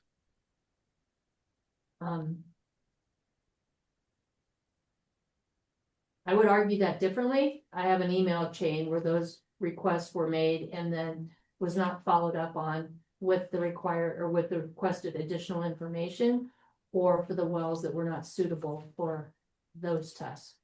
But the request was made. It was request and it was followed up on. Okay. And in the instance of the previous scenario where you would have to bleed off the gas, would it not require some ability to take the gas away or something of that nature, because flaring and venting is prohibited under ECMC rules, except for certain circumstances, correct? Correct. So in that circumstance, again, that would create a situation whereby it would be nearly impossible to comply, correct? No, Why not? because there are multiple instances of liquids unloading and it's expected that emissions are controlled, fluids are controlled during those activities. And that does not preclude the ability to test the well. So it doesn't preclude. So if they need to bleed off the gas, you guys would not, the ECMC staff's position that they would be able to bleed off the gas to perform the MITs? Yes. And what tier violation is failure to do an MIT? Pardon me? What tier violation in the ECMC enforcement handbook is failure to do an MIT? I'm assuming it's a 2, but I'm not positive. I can look it up. No, that's fine. It is a 2. What is your understanding of what a tier 2 violation is? Presents, I would say, a moderate risk. Would it should strike you as a potential for possible public health, safety, and welfare risk? Pardon? Would if I told you it said potential for public health, safety, and welfare risk, would that sound right to you? Is that the description that's given for a class 2? Yes. And a tier 1 violation, do you know what that is? Lesser? Tier 1 presents no health, safety, and welfare risk. Does that sound right to you? Okay. And then tier 3, do you know what that is? Yes. What is that? That it presents a greater risk. Okay. And if you operated and violated 901A order, what tier is that? No idea. It's tier 3. 903 is a So 3. under Sorry, objection. Mr. McGowan commenting on what tier it is starting to look like testimony on his part. I can't ask her if she's talking about violations of a 901A order. I can't ask her what violation it is, what tier violation it is. I thought I heard what tier is a violation of the 901A order. Her response was something along the lines of, I don't know. And I thought Mr. McGowan responded, it's a tier 3. I'm informing your witness it's a tier 3 violation since she did not know. Is that an issue? I think attorneys testifying as to, yeah, that's an issue. I'm not testifying. I'm stating a fact. We have administratively acknowledged the documents that are Go ahead, ECMC. Mr. McGowan. I'll let you ask the question. So is it your understanding it's a tier 3 violation? I was not aware it was a tier 3 violation. Okay, so assuming it is a tier 3 violation, would it thus not be prudent in terms of public health, safety, and welfare if in this instance the choice was to either violate a tier 2 rule or a tier 3 rule, knowing that your testimony said that it's a potential, right? You testified earlier that it's a potential if you fail to do an MIT, right? Would it not be more prudent for an operator to not violate a tier 3 rule as opposed to a tier 2 rule? The 901 order did not preclude mechanical integrity testing of the wells. It did not preclude mechanical integrity testing, but it did preclude operating the well, correct? Yes. Well, it required the repair of the flow lines so that those wells could be operated. Okay. So on that note, so you're familiar with the Rule 211 petition. Mr. Boudreau established that earlier, correct? Yes. And the petition is for, could you tell us what that's for? The ask is whether or not it's used or useful. Or what is it? Let me put it another way. Is it your understanding that the petition is arguing that the wells and or locations are either a risk to public health, safety, welfare, or used or useful, correct? Yes. But let me ask it another way. So let's assume that the rule 901A order, as you testified earlier, goes to the flow lines, correct? Yes. Speaks to the flow line issues, correct? And the associated wells, yes. Okay. So when you say associated wells, is it not true that the issues in this instance belong to the flow lines, not the wells themselves? They are integral to each other. When you say entangled, is that Integral. What do you mean by entangled? One would not exist without the other. So would it not be possible for KPK to, for example, request permitting of a tank battery on location and produce into the tank battery and stop utilizing the flow line? They could. Okay, and in that instance, that would ameliorate the issue with the flow line, correct? Yes. Okay. And you mentioned that you are familiar with 901A orders. To your knowledge, has KPK ever been found to be in violation of rules with respect to the 901A order? And specifically what I mean is, has there ever been an NOAB issued associated with the 901A order?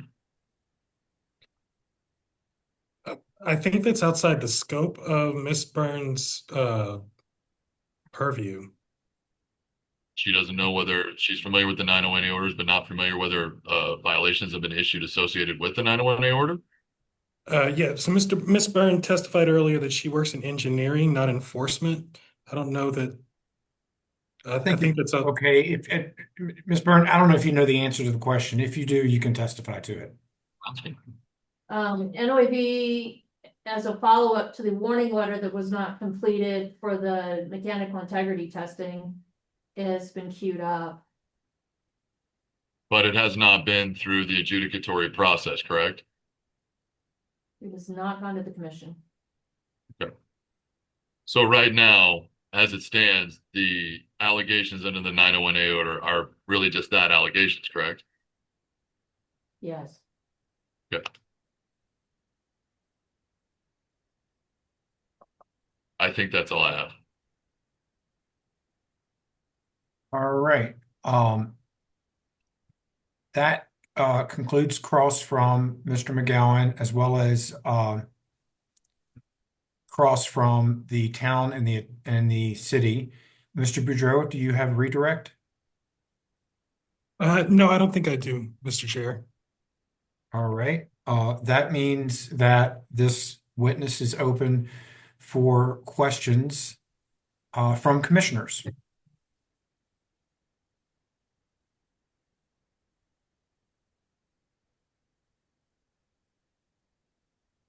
Well, Ms. Byrne, you're the winning witness today. You're the only one that did not have questions from commissioners, which means you did a very good job. All right, we'll let you go. Thank you very much. Thank you. That's all the witnesses for staff, Mr. Chair. Okay. All right. Attorneys, let's pause to procedurally discuss next steps. Mr. Schwartzendruber, I think KPK is up next with its case in chief. Would that be accurate? I believe that's correct. Okay. I'm not going to hold you to it, but can you give me a sense of the length of KPK's case in chief? Well, do you include redirect and commissioner questions or just kind of what we intend to present? I'm trying to figure out how much longer this matter is going to make. I'm trying to figure out dates and times, et cetera. Yeah, we have, I mean, in terms of our case in chief, we have several more witnesses. We're prepared an opening statement for today. We could potentially get through one witness, I think, depending on, or at least his opening or direct testimony. The remaining witnesses will probably collectively be, if I'm estimating, maybe another hour and a half to 2 hours of direct. And of course, I'm not exactly sure what our time is at, but I think that's generally probably a pretty good estimate. All right. As I'm having this discussion with attorneys, Mr. Thomas, if you could calculate time checks for us, that would be helpful as well. How long? Who is your first witness, and what do you think the length of that is going to be? And how long do you believe your opening statement is going to be? I think I'm not holding you to any of this. I'm just trying to make some guesses. No, I understand. I think the opening statement would be about 20 minutes. And I think that we could probably get through the direct testimony of the witness. I don't know if cross and redirect would be possible, but we could play that by ear. But I think we could definitely do direct. I think what I'm inclined to do is let's do your opening and then let's call it. I've got a hard stop at 5 and one commissioner will, Commissioner Oath, are you going to try to listen in as you move to the next thing you need to do, or are you going to wait and just watch the video to get caught back up? Yeah, thank you, Mr. Chair. To share with others, I have another matter I need to attend to in about 10 to 15 minutes, I need to log off. And then I was planning to listen to and watch the recording for the remainder of today's hearing. And then if I have any follow-up on that, it sounds like we'll have an opportunity to do that next week. Okay, well then let's do this. Let's do the opening. Are you ready to go, Mr. Schwarzenberger, now? Yeah, certainly we could do the opening, and doesn't sound like there's time for the witness, but we could also do the witness too. But Yeah, I'd suggest let's do the opening. We've got most of June 18th set aside for this. We're trying to reorient our calendar that day to get rid of a couple of hour-long events. So that'll give us almost a whole day. And I would think that would be hopefully enough. So, and we'll cross bridges on time when we get to them. But if you're good with it, let's go ahead and get your opening going, and Commissioner Oath will listen to as much as she can, and then she's going to get caught back up by listening to the video on YouTube before June 18th. okay, thank you. I'm going to share my screen again for slides. That sounds excellent.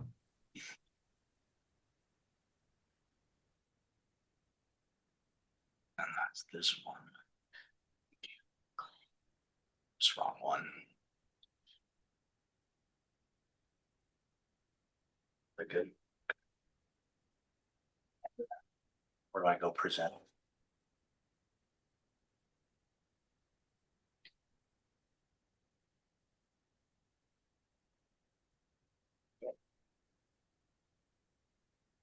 I can't. Then you get the cue. This one here. Oh. And then you can just go like that. But they can't see. I think. Oh, no, they didn't. Let me do it for you. No, it's okay. Barry, we're having some technological issues. Let me switch my screen. Sure.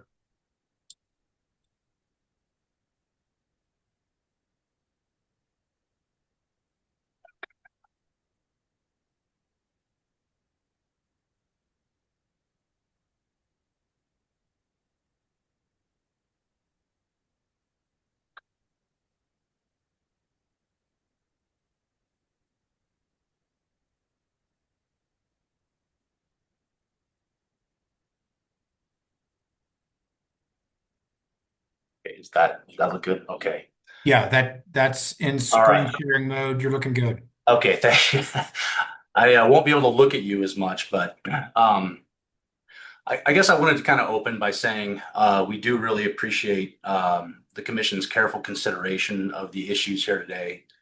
That we know they're numerous and at times complex.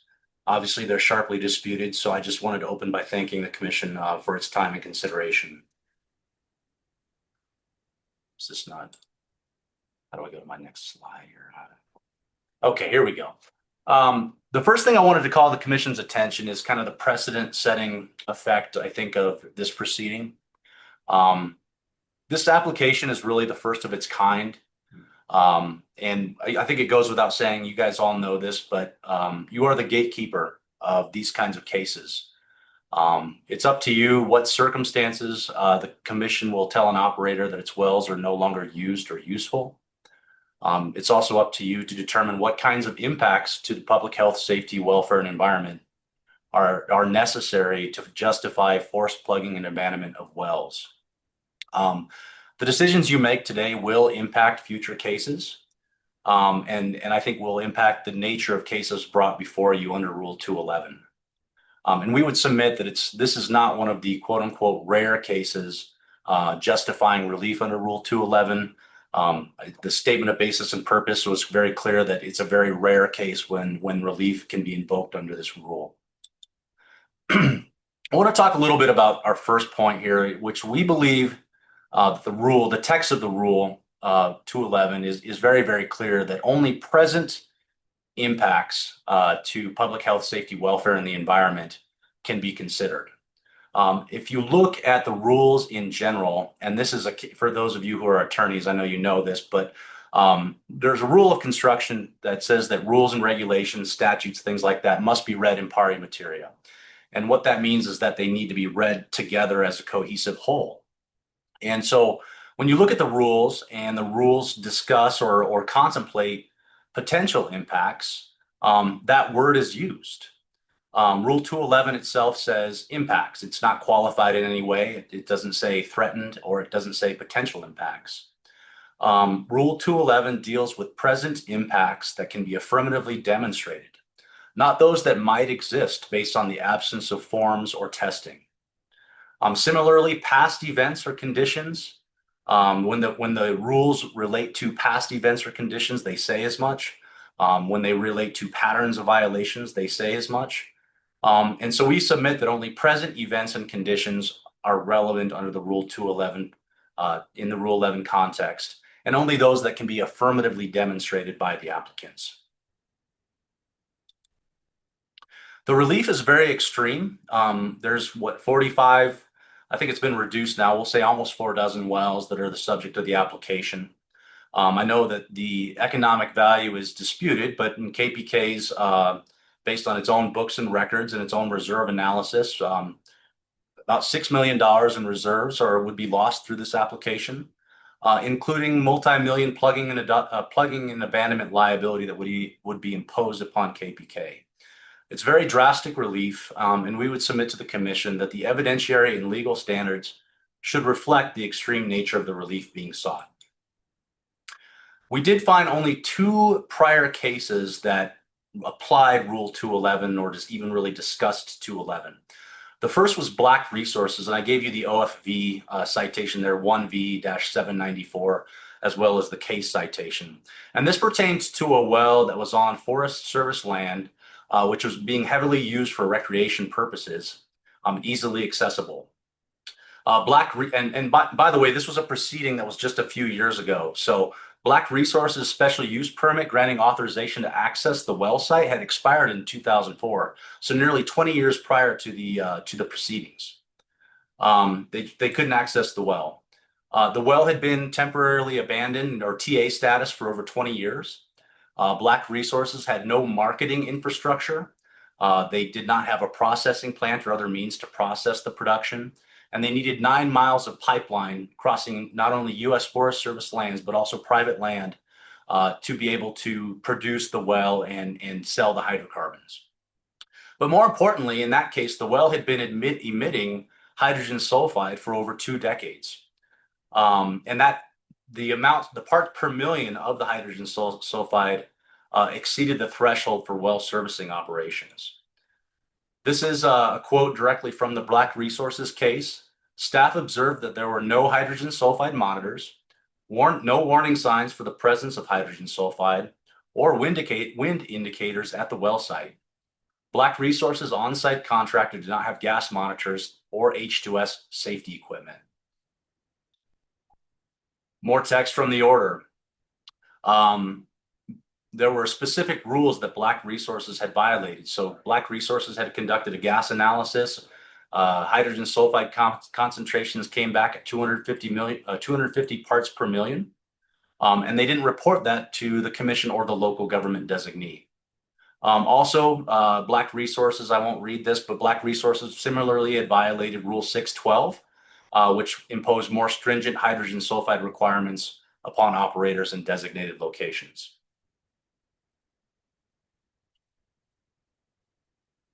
Losing my cursor here.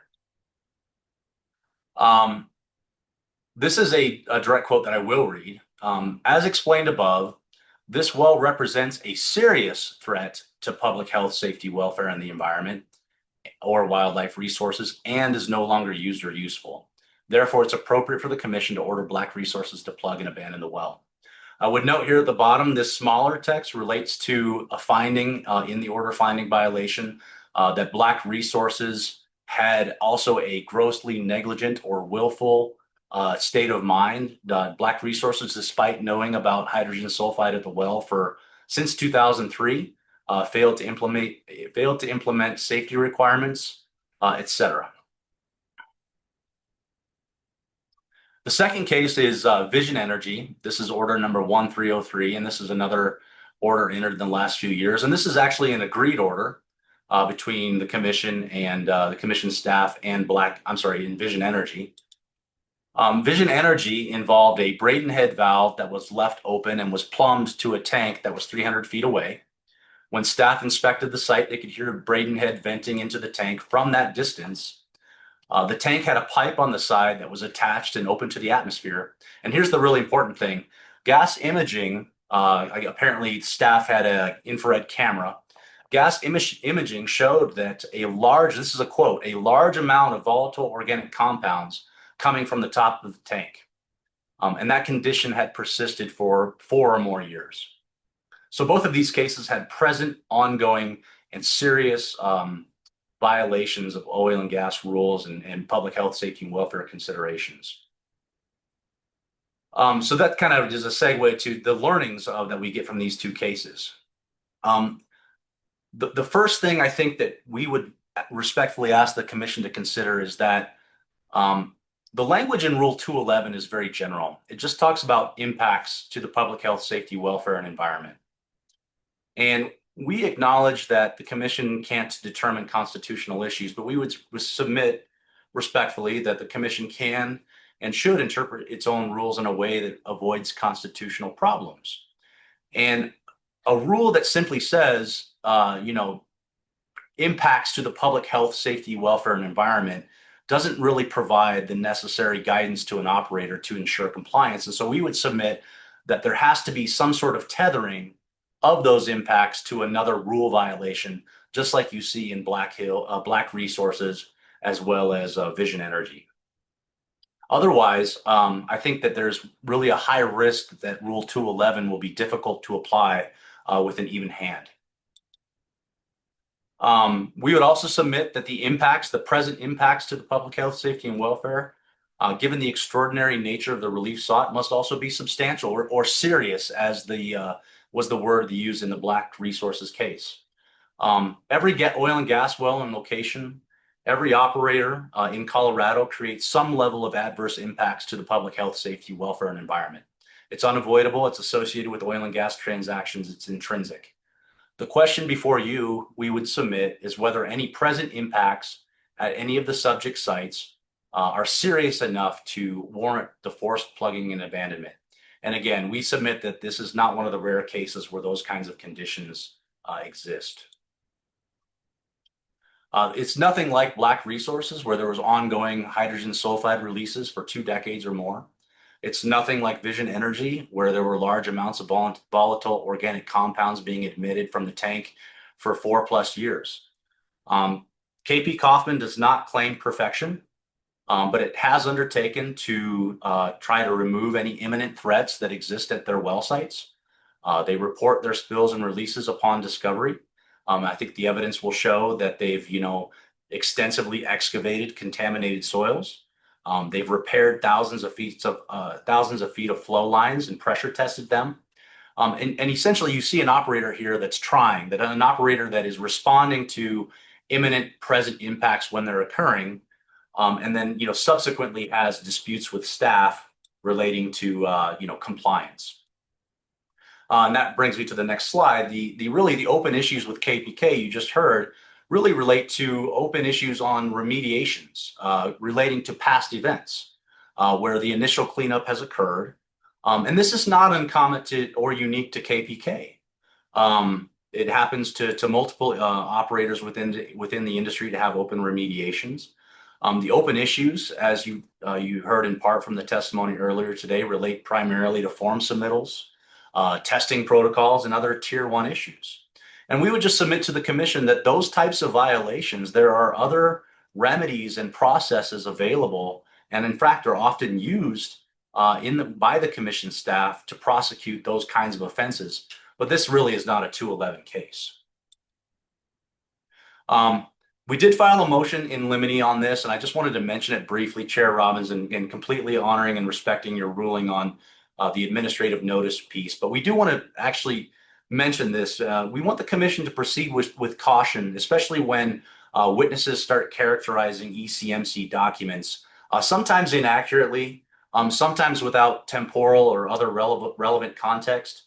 You heard one of the relevant local government designees talk about NOVs. That's simply wrong.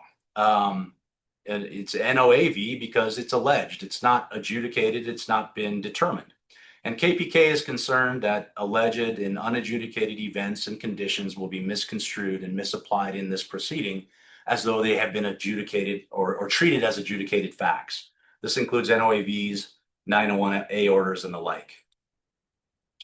Also want to give some discussion here to the fact that a lot of these authors of the NOAVs or the 901A orders are not here to testify to the contents of those documents. I call the commission's attention to Jefferson B. Department of Social Services. That was the context of that case was rather similar. It involved a situation where it wasn't hearsay statements, but it was essentially testimony given where the applicant in the adjudicative context did not have the opportunity to cross-examine a witness, just like KPK doesn't have the opportunity to cross-examine many of the witnesses of these forms and documents that are in the record. And that case said, if, as here, an administrative adjudication turns on questions of fact, due process requires that the parties be afforded a reasonable opportunity in which to confront adverse witnesses.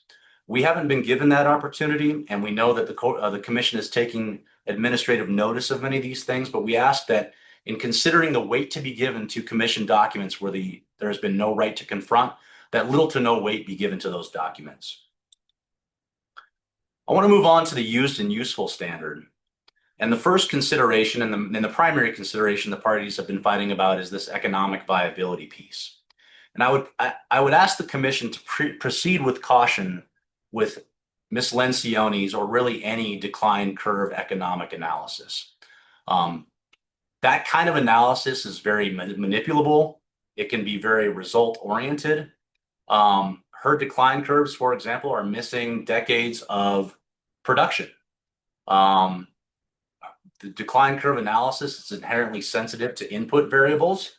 And that's demonstrated by their own experts' testimony. If you look at the Hill report, which was submitted as an exhibit to the Oberon report, he runs a decline curve analysis just like Ms. Lencioni, and he concludes that every single well other than one well is economically viable.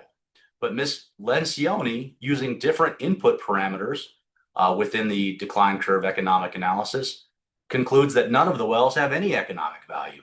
And that's just really a testament to the result-oriented nature of that kind of analysis and the manipulability of that analysis with the variables that go into it. In a sense, it's garbage in, garbage out. As low-producing wells, the economic forecasting is especially sensitive to cost assumptions. Ms. Lencioni and Mr. Oberon have to both ignore KPK's actual costs to operate through business records that have been disclosed as exhibits in this case, and they have to create fictitious costs to conclude that the wells are not economically viable. KPK's costs are taken from 5 years of business records, 2019 to 2024. Items that Ms. Lencioni wants to say are excluded from those records are included. That's why you heard some of those questions about coding expenses with different categories and that sort of thing. KPK's competing decline curve analysis, which you will see later on when we present our case in chief, and the associated economics with that analysis include all applicable well and field level costs. Ms. Lencioni also includes items that are not considered even operating expenses to reach the applicant's preordained results. She snips selected portions of the data to tell a story, but the story really unravels when you look at the totality of the 5 years of cost data that we will be submitting into the record. But current economics is not the only inquiry. The application should be denied if KPK identifies one future beneficial use. The applicant's experts, despite no apparent expertise in Sussex-Shannon refracts, summarily dismiss this possibility. And I'm not sure how she didn't find it, but they either did not find or they ignore dozens of Sussex-Shannon's refracts that KPK has performed in the past. And in fact, KPK has commissioned the Netherlands Sewell with a reserve report where if you look at the wells that are subject to the application, the arithmetic average additional value for refracking the wells is $74,000 per well. The applicants, experts really in their reports didn't even address secondary and tertiary recovery, which is another viable beneficial use of these wells that was identified by Netherlands Sewell. And this applicant similarly dismissed carbon capture sequestration following primary and secondary recovery with little to no analysis and certainly no conversation with KPK as to the viability of secondary recovery or carbon capture sequestration. So we would submit to you, and I think you heard Ms. Lencioni say it this morning, what's the best evidence of the value of these wells? It's what the market says. It's what a willing buyer and a willing seller agree to in a transaction involving the wells. And as Mr. Obern's report and testimony shows, where the market commands a zero, that's what the market pays. And that's not, you will hear evidence about transactions involving wells in the Spindle Field that are near these wells that are true comparables. And that's not what the market is commanding here. But even this transaction that Mr. Obern testified about was mischaracterized. In this particular scenario, where the transaction was for $0, the operator still assumed the plugging and abandonment liability. So the purchaser of that well clearly believed that the present value of the reserves exceeded the plugging and abandonment liability. The applicants know that the market transactions show the fair market value of KPK's wells is substantial, so they have to tell a story of extortion. But this story ignores the legal framework where these marketplace transactions take place. The actors in the marketplace dealing with KPK are parties with eminent domain power. They are metro districts or developers who can form metro districts and subsequently hold eminent domain authority that Frederick and Dacono is very willing to give. Some of the wells are within urban renewal authority boundaries. Urban renewal authorities separately have condemnation authority relating to these wells. And the reason I bring that up is that fair market value is essentially the only issue in eminent domain proceedings. And fair market value is to be determined in the eminent domain context without regard to the effect of the project on the value of the property. So in other words, these very developers could go into an eminent domain proceeding and say, this is all hostage value. These wells have zero value or negative value. And if they thought they could show it, they could go into court and do it, but they're not. They're here in front of you. But the applicants know that the market belies their position. And if they believe otherwise, they have a tribunal where they can demonstrate it. I believe that's all it is. So I just wanted to, again, thank you for your time. And we just respectfully submit that the Rule 211 procedure and relief is not appropriate in the context of this case. That's all. Thank you. All right. Thank you very much. Appreciate the opening. That sets the stage for next Wednesday, in which we will come back and provide you with the opportunity to present the case in chief for your client. We are working, commissioners, to make sure that we've got time set aside on June 18th. We're removing one or two items from the docket. I think ultimately we might end up with the Wild Earth Guardian petition and then this matter, and that would approximately be about it. Okay, before we end for the day, going around the room looking at lawyers, Mr. Boudreau, you have your hand up. Thank you, Mr. Chair. It's come to my attention that I did not make a motion to admit staff's exhibits into evidence. I'll note that 2 weeks ago, the commission agreed to take administrative notice of all documents or ECMC documents, publicly available documents available. So I don't know if it's necessary, but for purposes of making a record and formalities, staff would like to move to have all of our exhibits listed on our exhibit list admitted to the record. All right. Any objection from counsel of the other parties? All right, seeing no objection, those are admitted. Mr. Sura, Mr. Prescott, anything else for today, procedurally or otherwise? One request. As I understand in reviewing the PowerPoint that KPK has presented so far, they intend to get into agreements with developers. Would like the ability to ask a hearing officer to sign off on a subpoena Should we require testimony from one of those developers to rebut whatever KPK has to say about those agreements? Okay, yeah. Hearings Manager Thomas, you might schedule a quick scheduling conference with the parties on that issue. Mr. Sura? Yeah, I'm not sure that we haven't also asked for all of our witnesses to be accepted, or all of Exhibits. our exhibits to be accepted. So I'd like to do that at this time. I think that there's consistency amongst all lawyers for asking for exhibits to be admitted after the close of their case. So that's fine. I don't have a problem with it. Does any attorney have a problem with the exhibits from the city and towns? We will. Just say subject to the same caveat that we submit our written objections to those. Sure. Exhibits. Okay. Mr. Schwartzendruber, anything further for the afternoon? Not as far as I know. Thank you. Okay. Mr. McGowan? Sorry. No, Mr. Chair. Appreciate it. Thank you. Okay. On Wednesday, June 18th, we've got, right now, we've got a small presentation about a website for 10 minutes. We've got the Wild Earth Guardians petition for rulemaking.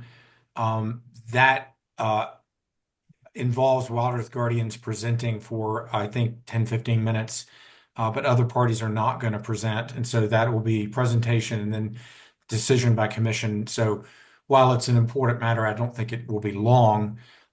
We also had an hour-long presentation on the Raton Basin study. We're trying to push that out so that it's not on the calendar. So if all goes well, we should be able to get started, pretty early that morning, say about 10 o'clock, and that'll give us the whole day there.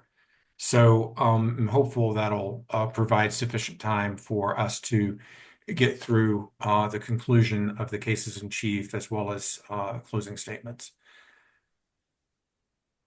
With that, I think that concludes the agenda for today. I would move. Oh, go ahead, Mr. Prescott. I was just hoping to get the current time for each Oh, party. yeah, so we can actually, plan accordingly. I tasked Mr. Thomas with that. So, Mr. Thomas, time checks. Thank you.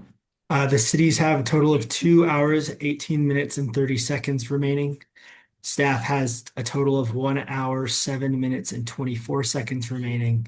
And KPK has a total of 1 hour and 39 minutes remaining. Okay. Mr. Schwartzendruber, I'm going to jump in here before you jump in. I, as one commissioner, do not have a problem providing you with additional time so that you can present your entire case in chief. So let's cross that bridge when we get to it. But I think that, we want to hear from your case in chief, just like we want to hear from the others. And I know that maybe we'll end up giving you more time than the others. But I think we've sufficiently heard from everyone. So we're going to try to continue to do this in equitable fashion. Okay. Thank you. With that, I would move we adjourn. Do we have a second? Second. Motion and a second. All those in favor signify by saying aye. Aye. Aye. Aye. Any opposed? Motion carries. We'll see everybody next Wednesday.